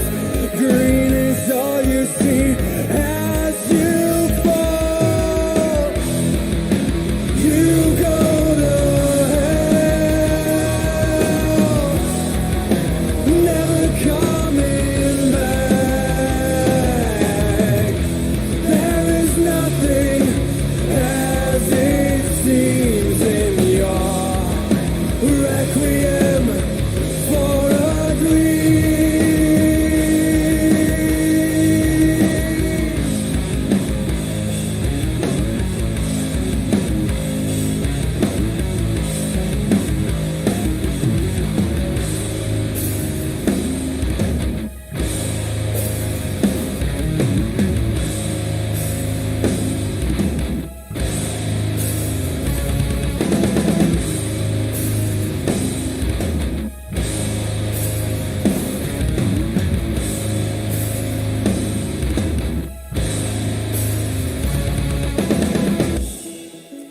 You go to hell,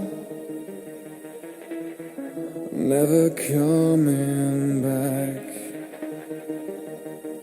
There is nothing as it seems in your requiem for a dream.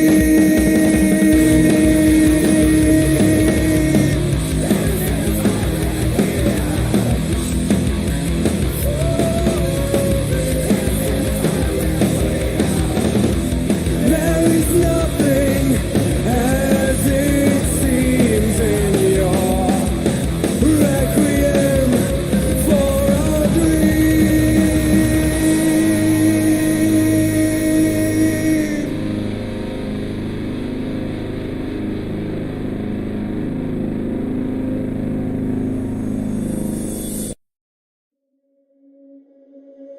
Under peach yellow skies, dreaming big and aiming high. Name the clouds passing by, wishing we run away. All we need is our passports, baby. Leave the rest in our troubled minds. Let us go down and left her, baby. Trying to figure out what we're after. We're never heading back until we're older. We couldn't care no more, not any longer. Under peach yellow skies, we keep on searching, but we will never know what we're after.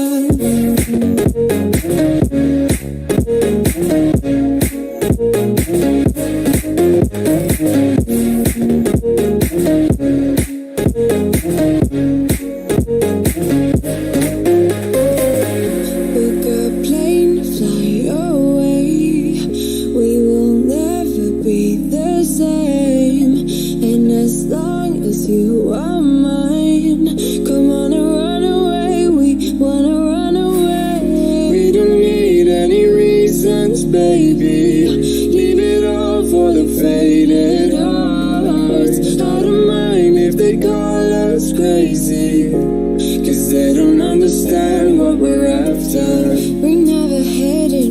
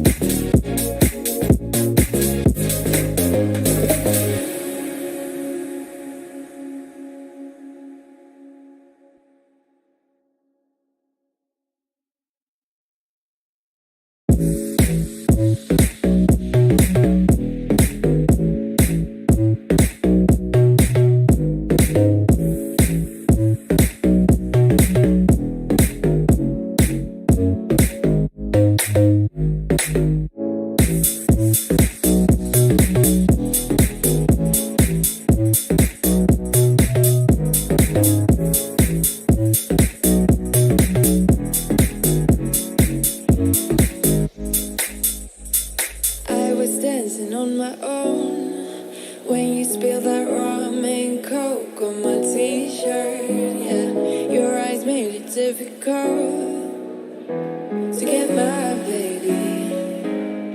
And the next thing I knew,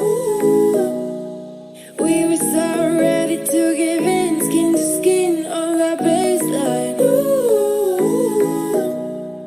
you give me that high pitch feel, baby. We shared a cigarette by East Versailles. The way you looked at me, couldn't say goodbye. And whatever you did to make it stop, 'cause baby, you make me feel something.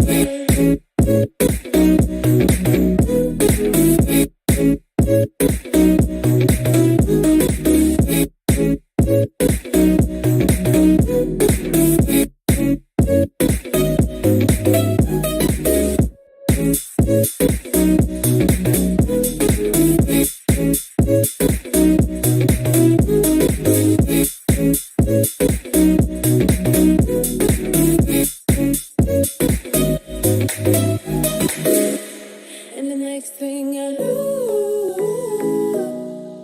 we were so ready to give in, skin to skin on that baseline. Ooh, you give me that high pitch feel, baby. We shared a cigarette by East Versailles. The way you looked at me, couldn't say goodbye. And whatever you did to make it stop, 'cause baby, you make me feel something.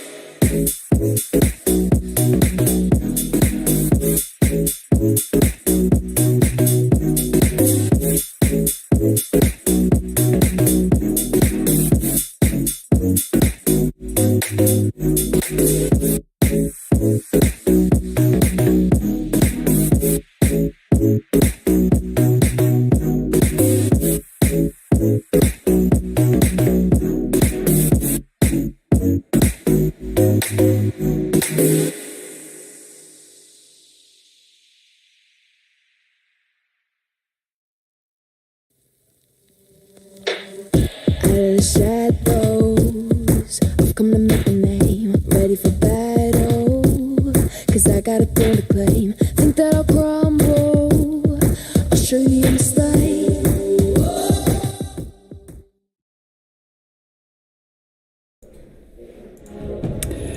And it all comes down to this one final game between TSM FTX and Quincy Crew to determine who is going to be going to ESL 1 Malaysia to represent North America. The only team from North America that will be going to ESL 1 Malaysia. And we had before, we were talking about the what has been setting the trends in this series, SVG. And 5 seconds in this remaining. Game 5, we have to do another coin flip. Undying Because I think we do it for turn to Game battle. 1, Game 3, and Game 5. Quincy Crew did win the coin flip, and they opted for Dire Side. And Dire Side has won every single game in this series. So, I mean, if the trend continues, that might have just been a coin flip for Game 5. Quincy Crew's turn to battle. I know anything about trends, though. It's once you think you figure out the trend, that's when it backfires. So I wouldn't put all my eggs in that basket. We'll see if it pays off. Maybe the Dire Side Roshan is just too strong? I don't know. Could be the trend if the games are going later and later. And every single time the opposing team has taken second pick, but maybe first pick is more powerful than these teams are quite realizing. I mean, it feels like the first heroes that we're getting out of this. Earlier it was the Zeus. We've seen the Winter Wyvern. Like these heroes they're getting their hands on are very good in these openers. They are making a big splash in these fights. I also think that some of the last picks haven't been that impactful. Like the last pick on Dying that just kind of fizzled out. We had a last pick Slardar, or wasn't was Slardar? Yes, it was Slardar and 2 Nature's Prophet. The last 2 games have had a last pick Nature's Prophet. And I think those kind of just petered out at a certain point as well. So if you're not getting a huge amount of value out of that very last pick, it's not doing much for you. You know, the middle phase and that, especially that first phase, are pretty even or better. So it could also be a big factor why. And Quincy look like they're gearing up for Puck here with this Nyx ban. Maybe Zeus as well. They're probably expecting TSM to ban the Zeus and they'll take the Puck. Remaining. That's my guess. Going back to the tried and true. 5 seconds remaining. The fairy in blue. Puckles. Yeah, and Quinn, again, had one hell of a performance against Wildcard with that hero. They're going to leave both options in on the side of TSM FTX. So they say, you want the Zeus? We can take the Puck and potentially... I mean, my go-to is always Marcy when I think of that hero, but... I don't think TSM even wants the Puck, though. They haven't been playing it at all, and I'm not sure it's even that good for Zeus. My guess is it's like Tiny +1 here. They tried Fury on earlier, remaining. I think, and it didn't end well. I don't know. Moon's probably got something up his sleeve. Quincy Cruz. The Warlock. Dubu's going to get his hands on that, which looked like a game-winning hero for him. I mean, we said that some of who was setting the pace for these games was these 5 positions in Game 1 and Game 2. Fada had a great performance in Game 2. Dubu killed it on the Warlock in Game 1. So we're going to see them potentially run it back again because there's still the Winter Wyvern available. Yeah, there really is. I mean, there's still Puck if they want to get the Puck here. Depends what they want to do. Even a Dawnbreaker doesn't necessarily look too bad. They banned that Warlock as well, so they felt the impact. It might have been something Quincy forgot about or think they wouldn't go back to. I mean, if these games are going late and they're turning into these heavy 5-on-5 late game teamfight scenarios, that is where Warlock shines, you know? You're not afraid of getting run over, which doesn't seem like either team has been able to run the other over here. I can feel this Warlock pick, and they're just going to go back for the Zeus Wyvern. Makes sense. It's worked for them before. These heroes, Fada's been playing well on it. Can't fault them. Yeah, this was Game 3's opener. The Zeus Wyvern. Last time it was against the Dawnbreaker Chen. So very different opener from TSM FTX in that regard. So we'll see what alterations they also make going into the second banning phase, because a lot of what did make that Zeus work was the Marcy Brewmaster that was picked in the second phase. Those like just jump in, team fighter, and initiation heroes that just created a lot of chaos for Zeus to be able to chill out in the back and throw a bunch of magic damage around. That's a consideration. The other consideration is I'm pretty curious if they end up banning this Lina just because of how much damage it did. Like, remaining. Maybe in theory Lina isn't even that good for TSM here, but sometimes you get to Game 5. Remember, this is the 7th game Quincy's played today. They've been playing for like 8 or 9 hours. It's hard. Your body is in adrenaline mode. You're in fight or flight. You're straining your physical, mental capacities here. These guys are tired out. Like, this is the 12th round of the boxing match, right? You threw the gloves off, now you're both bruised. In a game like that, sometimes simple ideas reign supreme. Simple execution. Quincy, something like Lina that just pushes waves, farms the map, and right-clicks people, you know?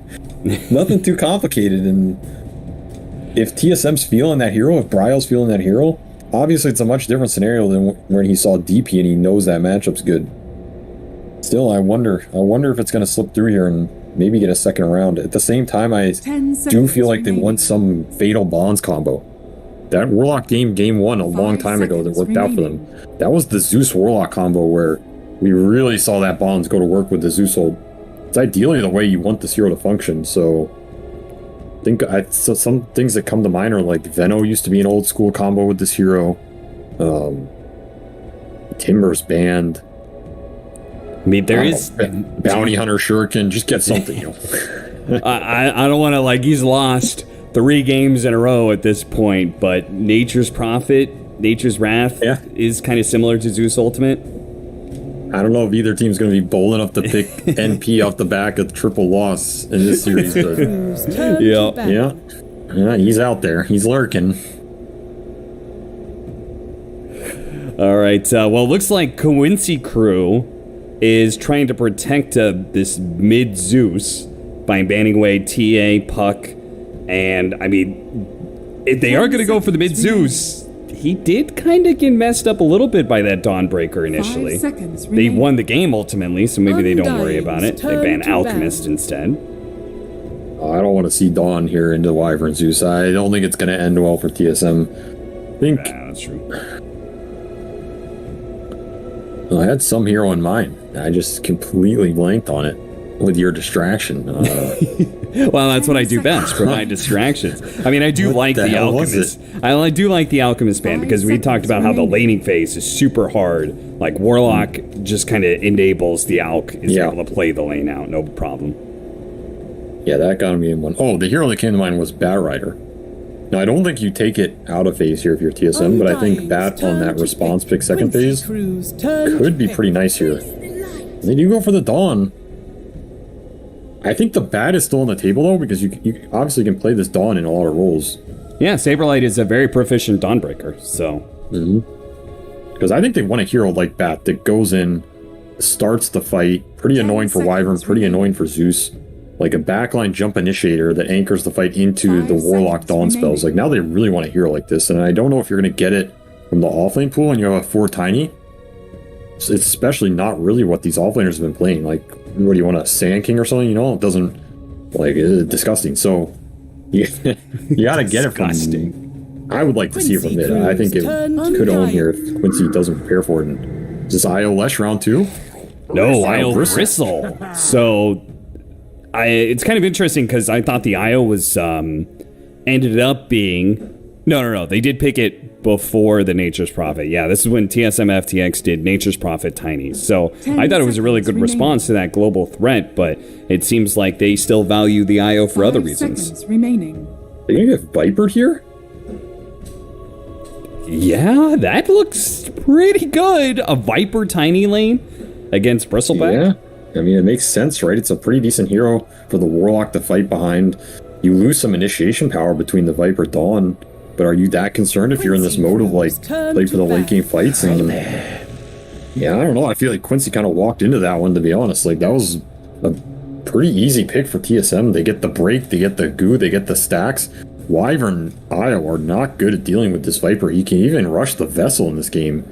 Do some serious damage to these heroes. It's a hero we even saw picked up versus Zeus earlier on today, if you remember. Yeah, people liking the extra magic resist, and I mean, this looks like a fantastic Viper pick. TSM, I feel like they're pretty happy here. Now, Viper is not some guaranteed, you know, destroy Bristle card. Like, this is the 21st century Bristle, right? He ain't just throwing rocks around in the Stone Age. He's got some upgrades. He's got some technology. He's hitting for 800 a pop with that Ags. Yeah, so you gotta watch out a little. But it's still a nasty Viper game. We're living in the age of Warpath. We have the technology to make Bristleback a true hard carry now. Yeah, he's still swinging that rock around, but it's attached to a taser. You know, some extra damage. Yeah, it actually is. It kind of looks like a taser. Yeah, that's exactly what I was thinking now that I look at it. Turn to ban. All right, that is Nature's Prophet is going to be banned, just in case. Just in case. I feel like they banned it just so they wouldn't pick it, you know? I don't want to be tempted. Yeah, true. I mean, in their idea, right, it would be IO Bristleback would dodge, and they would do Nature's Prophet carry against Viper, exactly. Right? So it makes sense. They're trying to eliminate the last possible side lane cores that Quincy can pick here to bail them out of this Viper situation. Furion would be one of the better ones. There is this Drow hero that Yalwar likes to play. Okay. Pretty risky pick and not a lot of synergy with their lineup. He is an option though. Yeah, that's also like Weaver. I could dig a Weaver a little bit more. Drow sounds super questionable to me. Yeah. There's also like another long range here. Like you can go like a sniper route. Maybe you get out of there. That one's pretty risky too, though. Sniper with the, especially with the shard pickup against Dawnbreaker, feels pretty good, but Yeah. that is, again, very risky. And you don't have the best frontliners here. You've got Bristleback, yes, but Winter Wyvern, Zeus, I feel like you need another hero that, weirdly enough, does go into fights, but also doesn't lose. The Brew's banned. They actually got that Brew ban, so... Yeah. Second phase. I mean, Dispels are good. They can still go that Legion route that I thought they were going to do earlier with the IO Legion. Just the Bristle lane's rough, but you stack for him, he comes back, and then you have some extra Dispel for the Bonds and the Goo in the fight. Could see them go that route. 5 seconds remaining. Not an easy pick. Undying's turn. Quincy crew, they need a hero that's going to salvage their draft. A Wind Ranger was not on our list anywhere. It's a Viper counter. Might be Carry Wind Ranger, I think. Does Yawar play Wind Ranger? He does. It's actually one of the heroes he always wants to play, but no one ever believes Carry Wind Ranger's good. 5 seconds remaining. So maybe convincing him in the game 5 here to bust it out versus the Viper. Lena. All right, they get the Lena again. I told you. You believe me now? You believe in my analytical capabilities? I believe in you, yes. I always believed in you. I just push you for more. No, you didn't. I knew it was coming, man. I could feel it. Man, I can't believe this. Yawar, Carry Wind Ranger, they pull it out.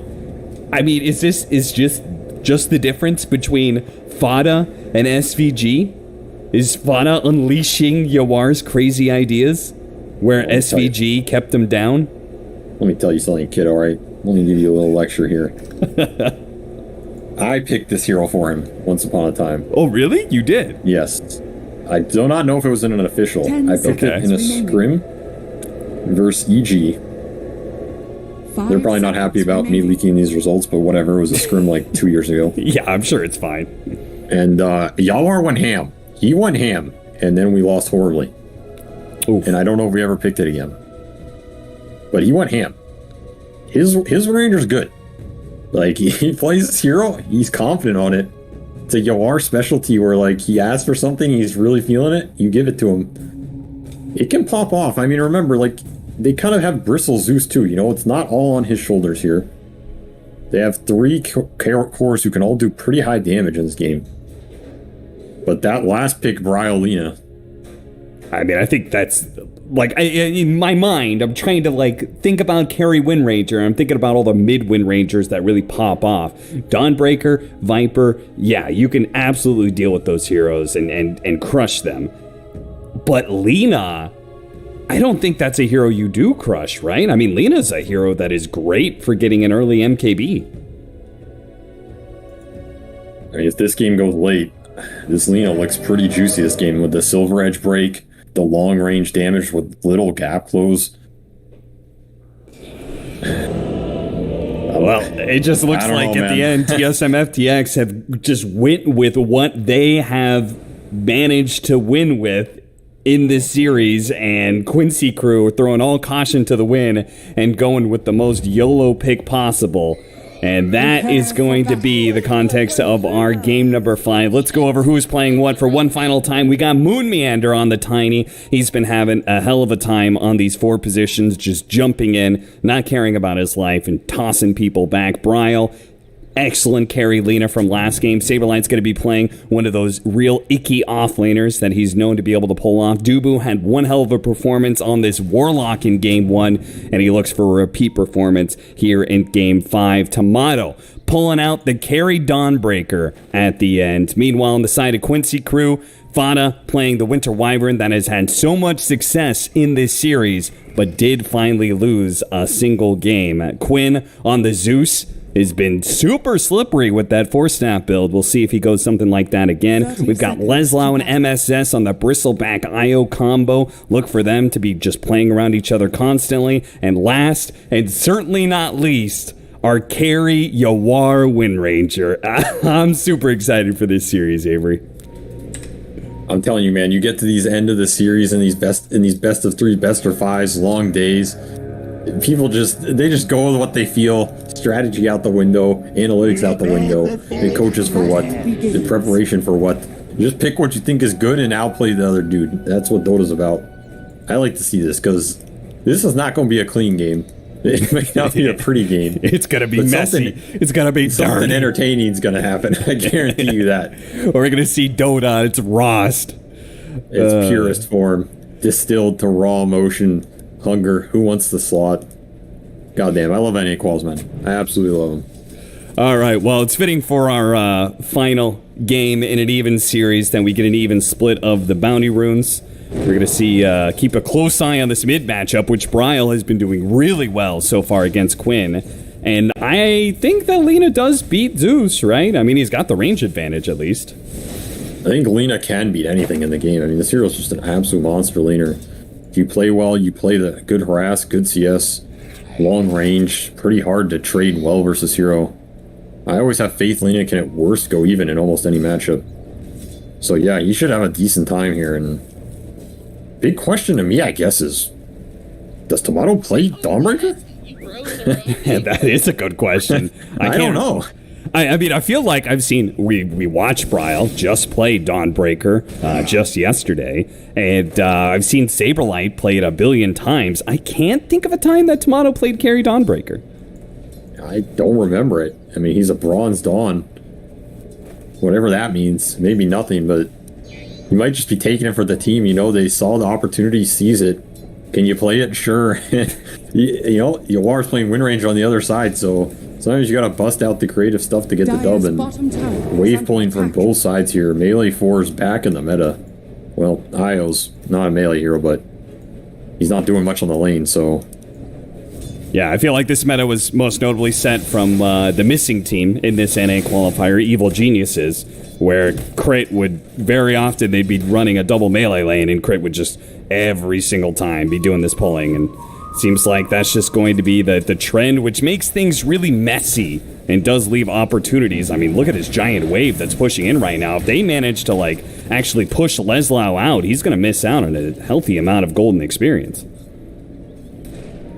I don't think Leslau's too happy about what's happening down here. He's getting massive regen burn. He's still a long way from ring. He's going to have to keep dragging here himself. Kamado has this triple wave under the tower. He can drag it through here after killing some of these and deny another full wave. Dubu might even get the full connect on the range creep here. So what he's aiming for. He gets it. Pretty annoying for Lelis here. Oh, very nice. Moon Manor snipes another courier with the tree grab. It's just kind of the way it goes. The urn already complete for Saberlight, so if they can get an early kill, Fauna's going to have to be really careful with this positioning. These urn charges can really snowball a lane. Yeah, you have to be careful about the toss there backs it is. As we talk about it. He tries to fly over the trees. He's not going to make it far enough. He is dead. That's going to be your first blood. That's going to be your urn charges as well. That's a rough one. What it means is this Viper gets to buy extra mana regen on top of boots, on top of the urn charge to refill his goose stacks here. It's not the hero you want to be giving this first blood to. Upside is you get some solo XP for Wind Ranger, who's a pretty nice hero to get it on. That's like a silver lining in a very dark cloud. Considering the fact that 99% of the population either runs it as a support or when it's core as a mid laner, where it gets solo experience the entire time, that does make sense. You're just a Wind Ranger carry hater, man. I'm feeling it. I'm just, saying I hope this kid shows you up right now. You got to take some notes and learn some lessons. Okay. We'll see if that happens, though. Tomato is doing a little battle once again with Leslau, as he is not afraid, and nor Dawnbreaker never should be afraid of challenging anybody. Your stats are just kind of crazy at the start of the game. Yeah, he is having a free-for-all down here, absolute free farm. Bristle opted for the boots to try and do these pull-throughs, and if he dies here, narrowly escapes. But he is not a happy camper. Radiant's bottom tower is under attack. He is pretty much scrounging in this lane, but cutting like this does mean that you get to occasionally TP back to base and then just run out to lane, so that is one upside to it. And of course, Bristle's more about those stacks for the acceleration than the actual early lane, which Mojo's trying to make sure of, and Dubu, reading him like a book, comes in here trying to get the double block. Sentries both of them. Nice. Very heads-up play, shutting down the comeback potential for this Bristleback.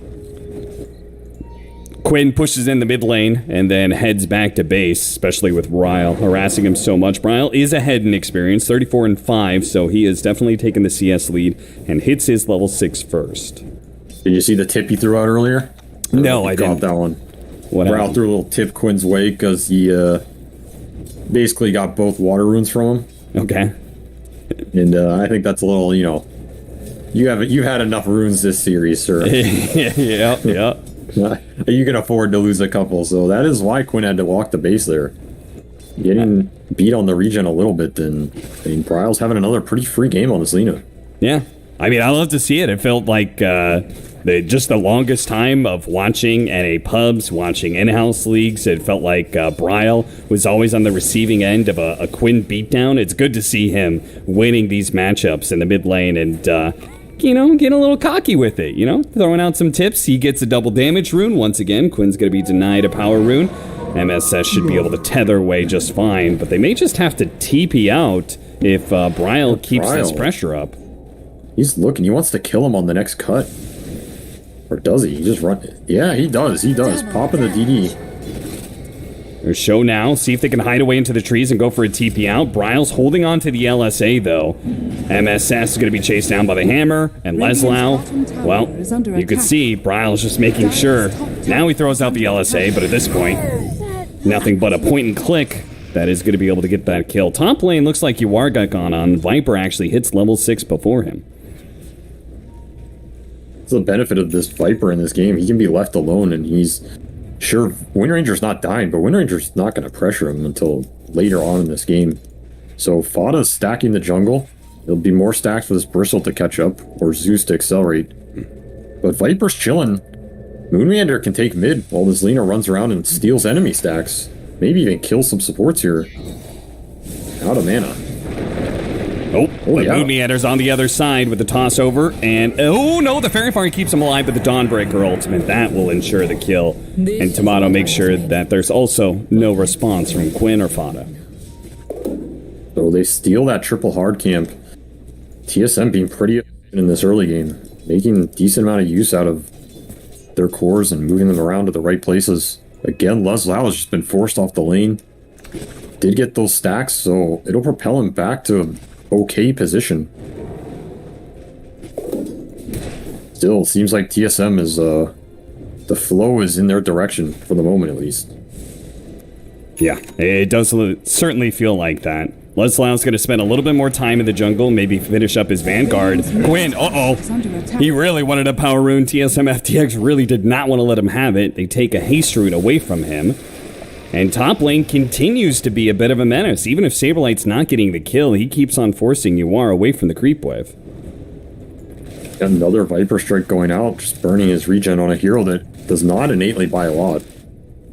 Moonmeander stealing some stacks, forcing his Bristle off even more. Sends him back bottom. I mean, has TSM given up a single rune in the last, 1.5 games here? Feels like they flipped the switch and said, alright, we're done giving Quinn anything in this game. Sends him back to base for a second time on the Zeus. Trying to hold their safe lane tower here. Moonmeander has joined them up here. Quincy crew just playing inside of the trees, though. It seems like they're just kind of biding their time.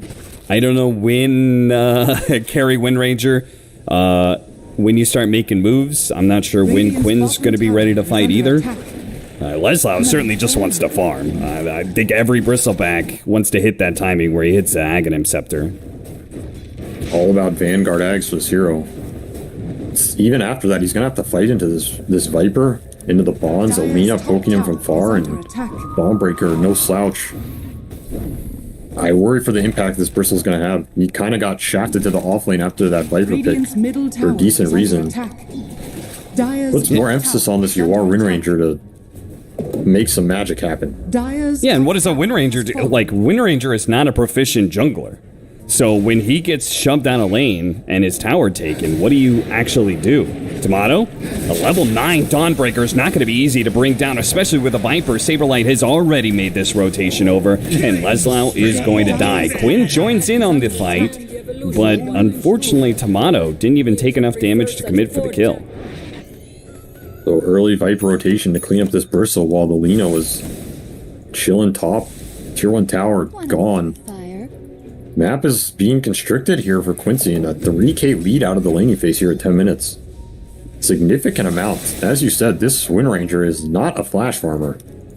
She is just slowly crawling through these neutral camps, but pretty far behind at this point. Almost in double up territory with this Dawnbreaker. Yeah, I can't, like, looking at this support duo of Io Wyvern, like, you don't have one of those, like, melee stunners that can help the Wind Ranger get some damage out.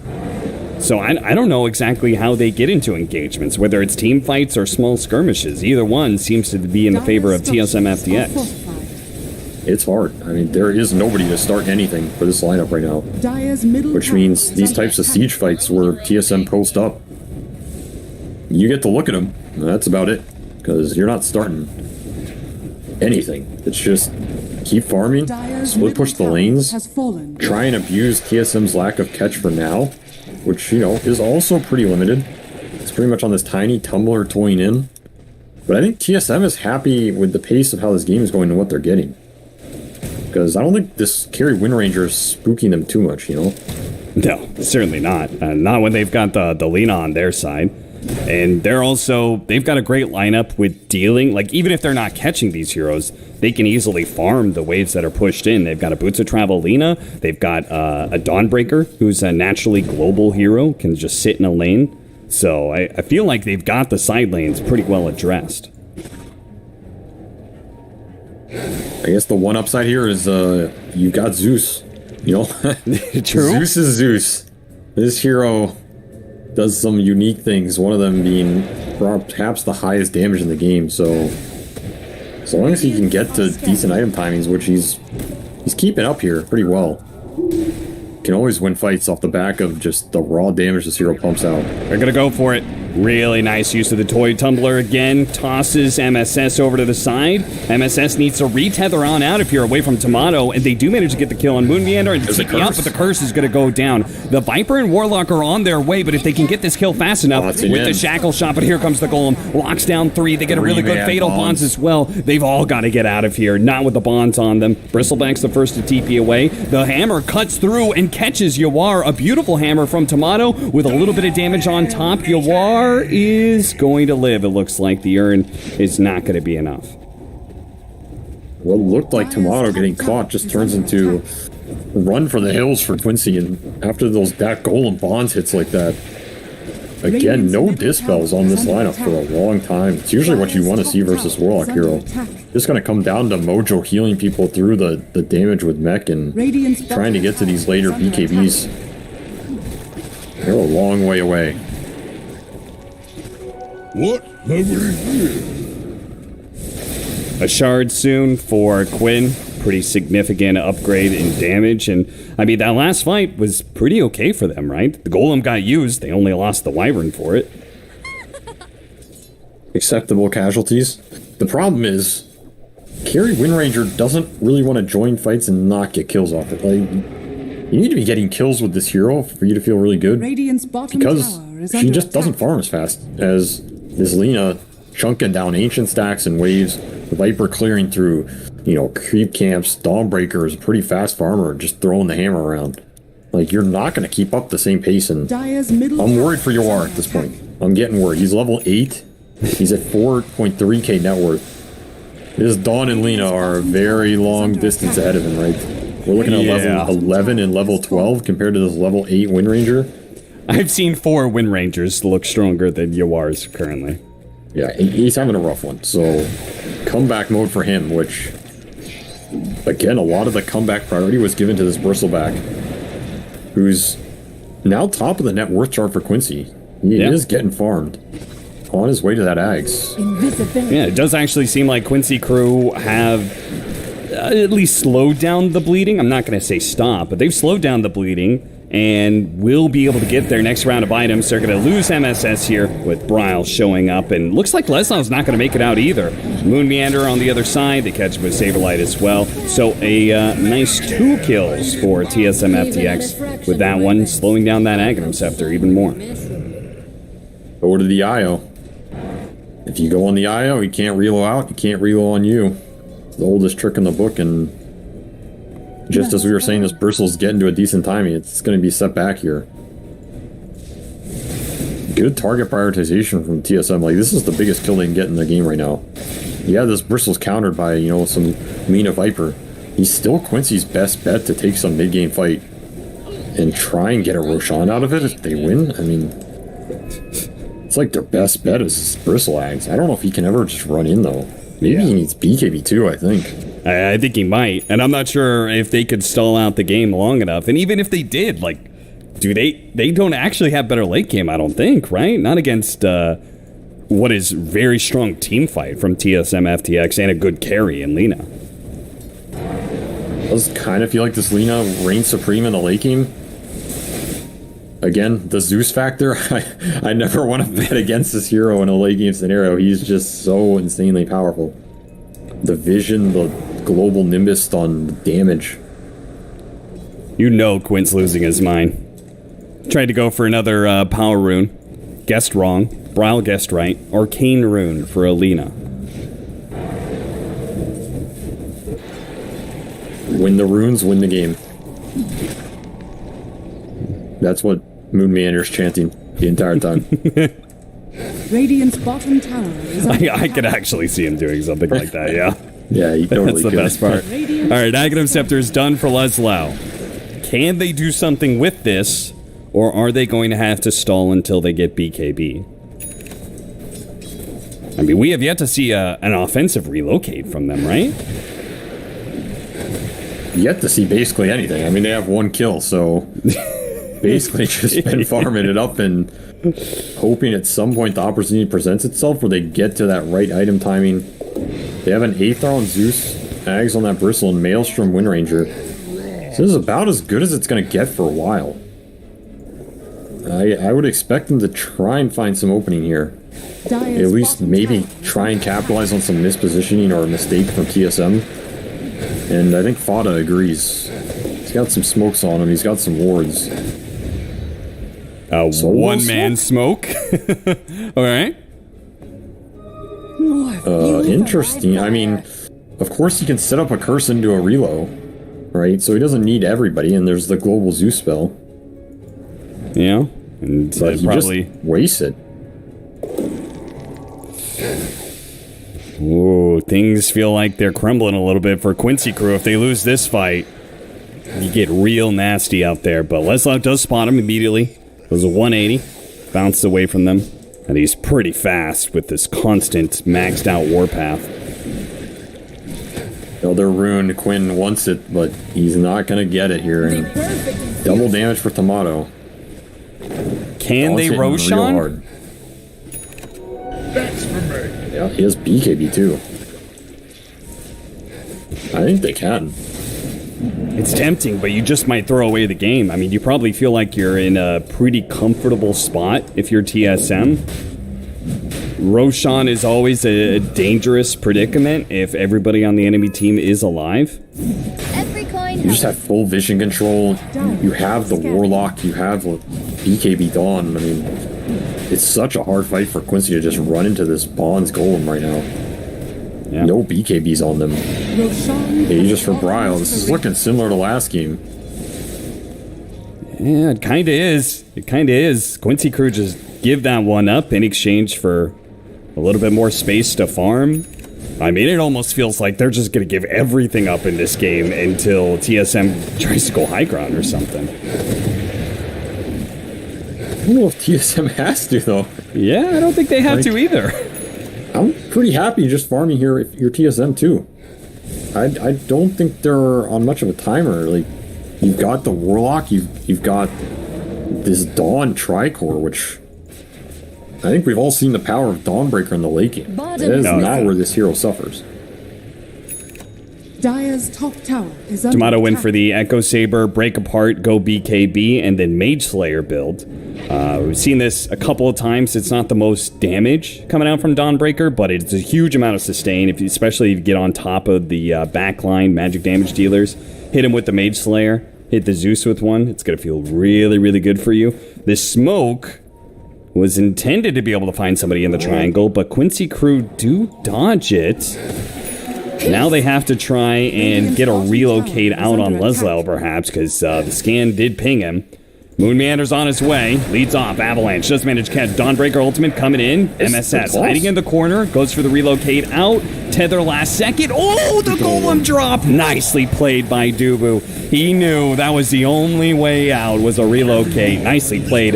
Moon does die in return, though. He died to the overwhelming amount of quills sprayed around the air. Maybe he was holding the toss for the real, but I feel like he wanted to toss him into that Donald. Either way, again, finding this IO bristle pair, and there's just so many stuns for this real out. Mojo's life is not easy. The Golem, the LSA, 2 tiny spells, the Dawnbreaker, Starbreaker. Oh, they're going for it. They saw, I guess, Dawnbreaker mid, and they say, now's the time to fight. The first time the Quincy crew is going to get aggressive. And the damage is coming through. That carry Wind Ranger is online, boys and girls. I mean, you saw that Viper. He got shredded. He did. He did. Put him through the paper shredder. And he's come alive, man. It's all it took. You gotta get through this early game with this hero. This is the roughest part. Farming up those neutrals, you feel bad. Get a couple core kills here and there. Suddenly this Wind Ranger is going to become pretty annoying. Yeah, I mean, I could see a world 5 minutes. Well, maybe not. Maybe 7 minutes from now. You are... It's saved. He actually is going to get out. I thought he was dead for certain there, but no Laguna Blade didn't have the mana for it from Bryles, so that's a little bit sad. That would have been a big kill, because it would... I think the BKB timings for Quincy crew, I could see a world where they turn this whole game around off of BKB Bristle and BKB Wind Ranger. Nice toss back with the upheaval as well. A beautiful curse. Quinn trying to play inside of that one away from Tomato is going to get cold embrace, but he is certainly dead. But Leslau can use this time. Oh, the relocate out. He actually got the Zeus away. What a save from Quincy crew. Double damage. God damn. Operation Save Quinn. Nobody left behind. He's even TPing back. And they do manage to get the tether away. Tomato didn't time that correctly. Now the shackle shot landing. They have the focus fire onto Tomato. He's forced to use the BKB and run away. Bryle throws out the Laguna Blade. Yawar, he's going to get burnt out from that one. The physical damage is racking up. Bryle keeping his distance from the Bristleback. And they pick him apart. Quill by quill. Damn, that was a hype-ass shackle. I thought maybe they're going to be able to commit on that. Just... This Lina is just... Still has Aegis doing so much damage, and hard to commit into the fight there. Into this Bonds that's waiting. This Mage Slayer Dawnbreaker is pretty tanky. You can see the glimmer of what they're trying to go for, though. And Quincy crew, they showed that they can like get out of fights and they can get pickoffs, but it still seems like the 5-on-5 is lacking. That's going to be the hard part for them this game, for sure. And this is a Viper Warlock Dawnbreaker ball. A lot of HP and resistance to cut through. On their way to BKB on this Viper as well. Going to make it even harder. Once again, Bryle's just having the second Lina game of his life here. The other one was the first. And yeah. Level 20. Already up there. Full Silver Edge completed. He is well ahead on that net worth chart, and this is a game where he's going to put that net worth to use. It's going to make this Bristle's life very difficult. We saw there just how fast the Viper shreds him alone. You get broken on top of it, even without the Viper break. Leslau really needs this BKB now. You're not fighting until this is online, which 400 gold, he'll have it. Yeah, it feels like if we want to go back a few hours, that game 1 where Quincy crew was winning and then TSM hit this timing and won 3 fights in a row, it feels like Quincy crew need that, if not even more than just 3 fights in a row, once they get these BKBs. The BKB on the Bristleback, the BKB on Wind Ranger. It feels like they're going to have to do so much work in such a short period of time. It's the name of the game. You have to win these fights because your Wind Ranger is not going to get the farm, and she's, more importantly, not going to get the levels anywhere else in this game.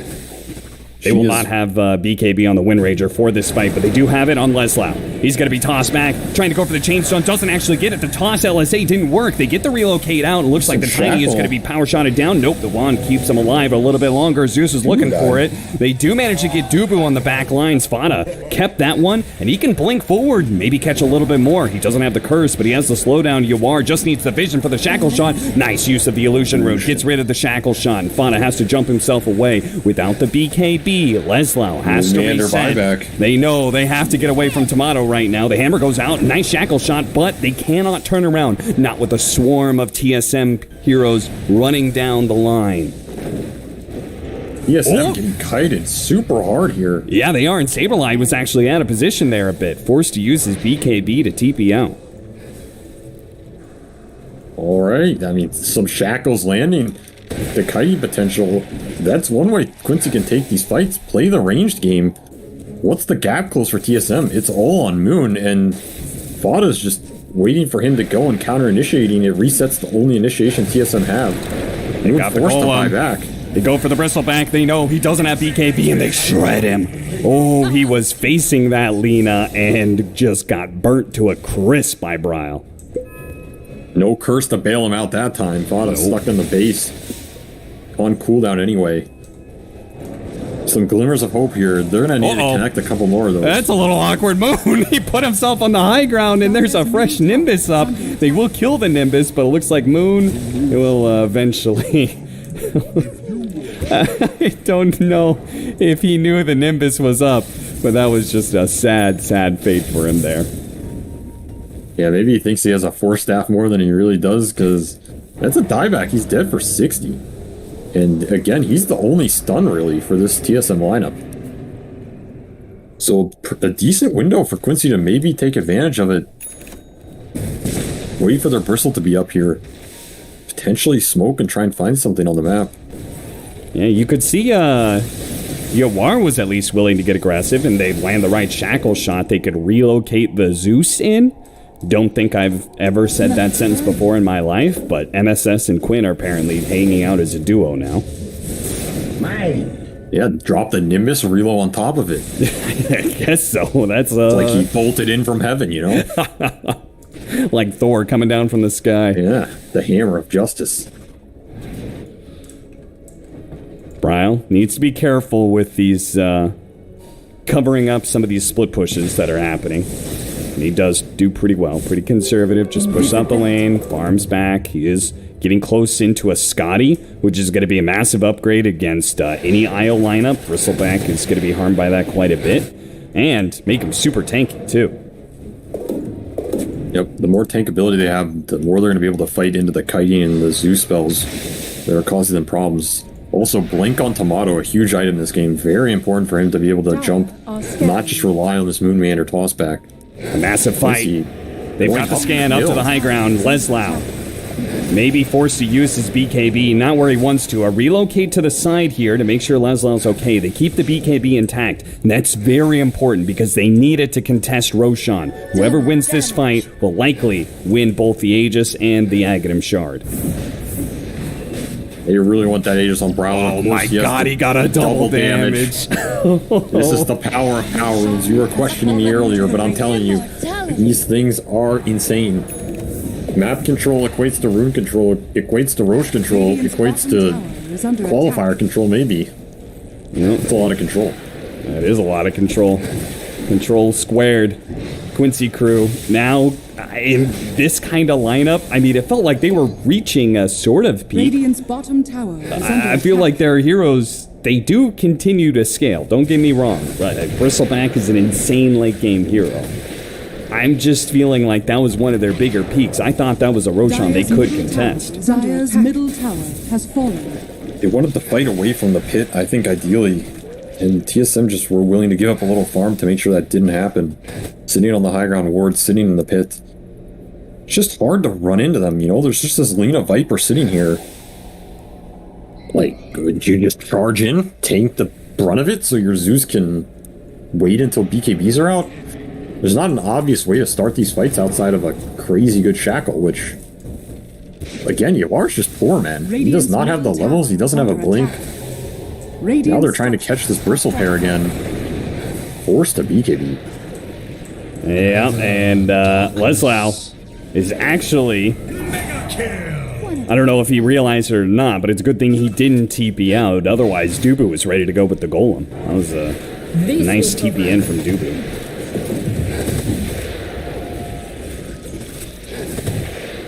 I mean, what is the point where Quincy feels confident enough to take this 5-on-5? It might just be forced into them, trying to go high ground. At the same time, TSM can just control the whole map, and they're building a sizable advantage here. I don't think they're in any rush. Dire's bottom tower certainly is not. under attack. Seems like Quincy crew are just going to have to wait for opportunities. They spot a potential one here with Moon Meander trying to backdoor the tier 1 tower. Nothing comes of it, though. Dire's bottom tower is under attack. And Bryle, ever on the hunt. And he gets big like this, he's got a killer instinct. Dire's bottom tower He's definitely feeling himself on this hero. That's why they went back to it. Round 2 of this Lina. It's working out pretty well for him. Has been killed. He's got a Mind Breaker too. Amazing item on this hero with the attack speed. Might even be able to silence this Zeus and not get a leap off. Bloodthorn on this Dawn. Dire's bottom tower is under There's attack. a lot of net worth coming in. I know Zeus is a god, but money might be more powerful than a deity. Dire's bottom tower Yeah, Haste! dollar bill wins every time, I think. What is the power of a god in the face of raw capitalism? Nothing.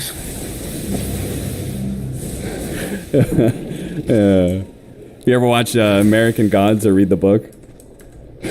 I watched some of it, I think. Yeah. That's the new gods right there. Money, capitalism. Yes. The new pantheon. Refresher is going to be built by Quinn. I mean, just like theory crafting going late game, all of their heroes do scale. It's just a question of whether or not they can scale well enough to beat this Lina, who has a sizable amount of team fight around her. You are still working on a Blink Dagger that he's been working on for, it feels like 10 minutes now. AC next for Leslau. And again, the refresher for Quinn. I mean, I think Quincy crew don't have any options here. I think they just have to wait for TSM to mess up. And TSM has no pressure on them, so the chances of them messing up, I think, are pretty low. I guess they agree, and they're going to take the risk to move out here and try and take the fight. Asia's still up for a minute.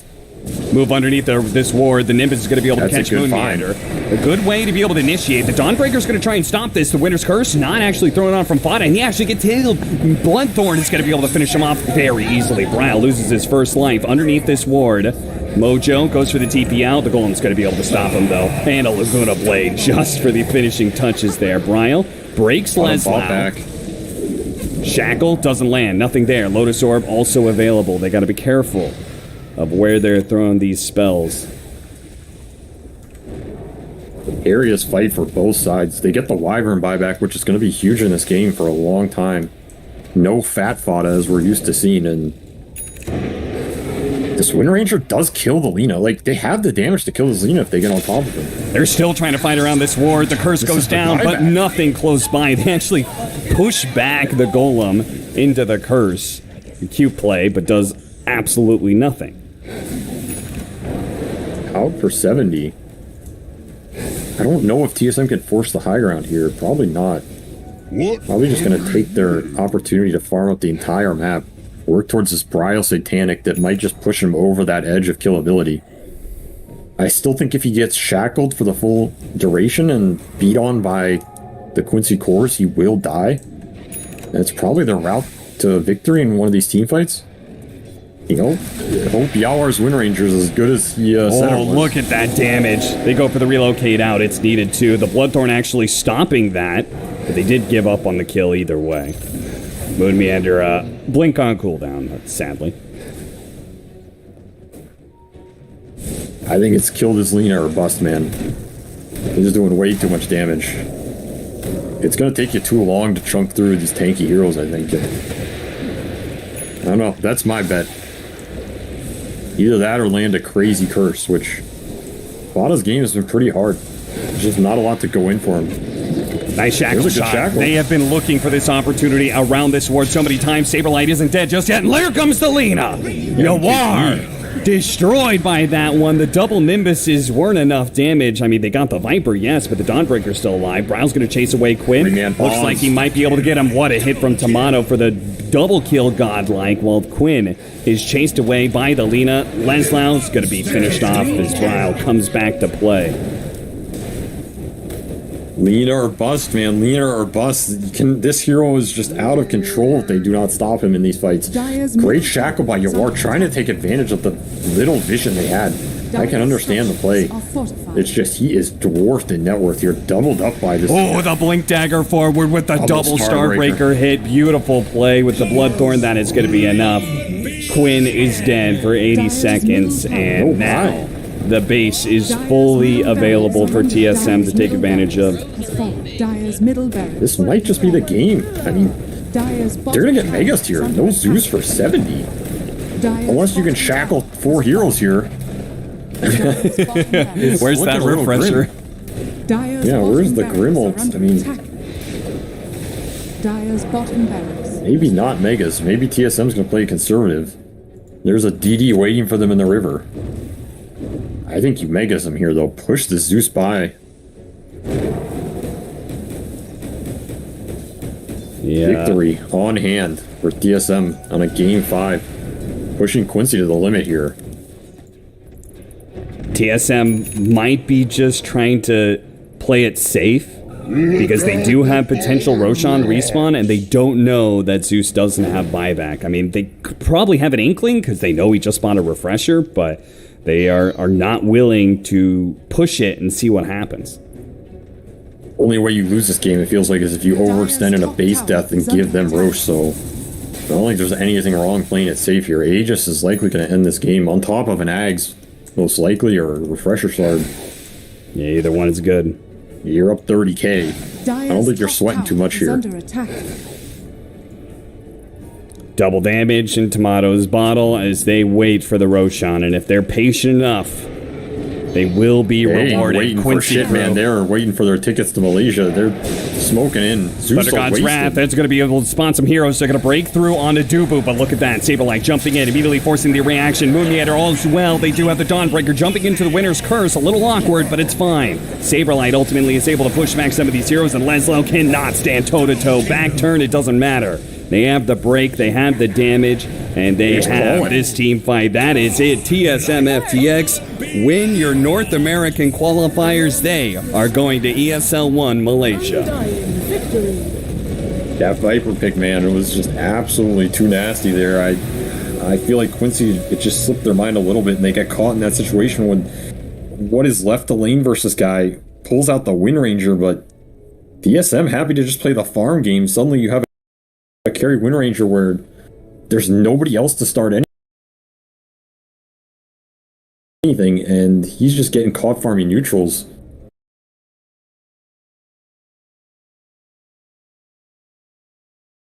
Bad place to be in. TSM capture that moment, capture game 5, pull it back after being down 2-1. Yeah, what a recovery from them going back a month ago. Hey, goddamn. Oh, yeah. I mean, fantastic. They went through, they went to Stockholm, they got into the grand finals of the major. And it was like, all right, that's it. TSM, best team in North America. And then this last season, as you were referencing, this month ago, at DPC, they did not perform up to the standards that they themselves set.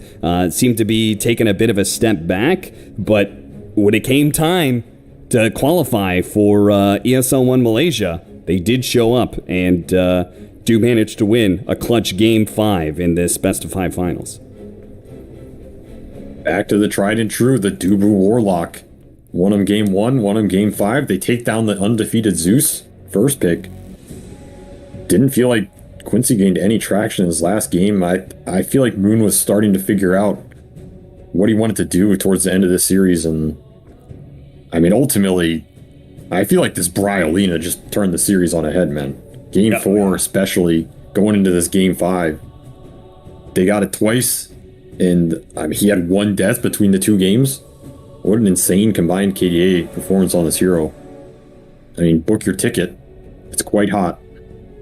Yeah, I mean, I love the story of Bryle, who has just been sort of this grinder in North America for the longest time, and, was always overshadowed by the mid laners from Evil Geniuses, from Quinn himself standing in the way. But, over the last, I think, 1.5 to 2 years, he has been just slowly grinding away, chipping away at some of these other ones, and now he looks like a real contender for the best mid in North America.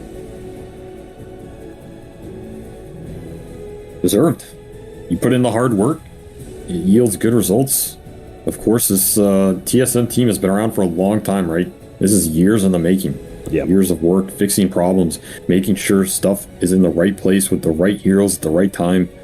And this Quincy lineup, they formed pretty recently, so they still got a lot of kinks to work out. I think this series showed some of them. I think it's going to be a good learning experience for them for the major, which is ultimately probably what they're looking towards.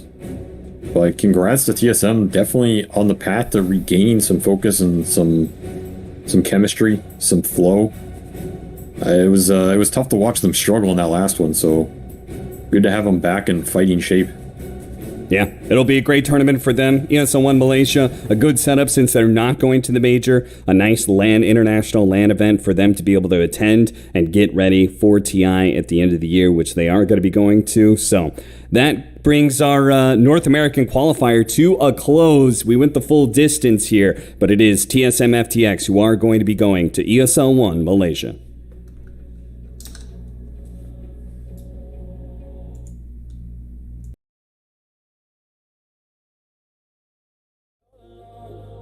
Time's not kind and it won't let go. No thoughts left in my head. My mind's not mine and it won't forget. But you bring me back from my darkness black as the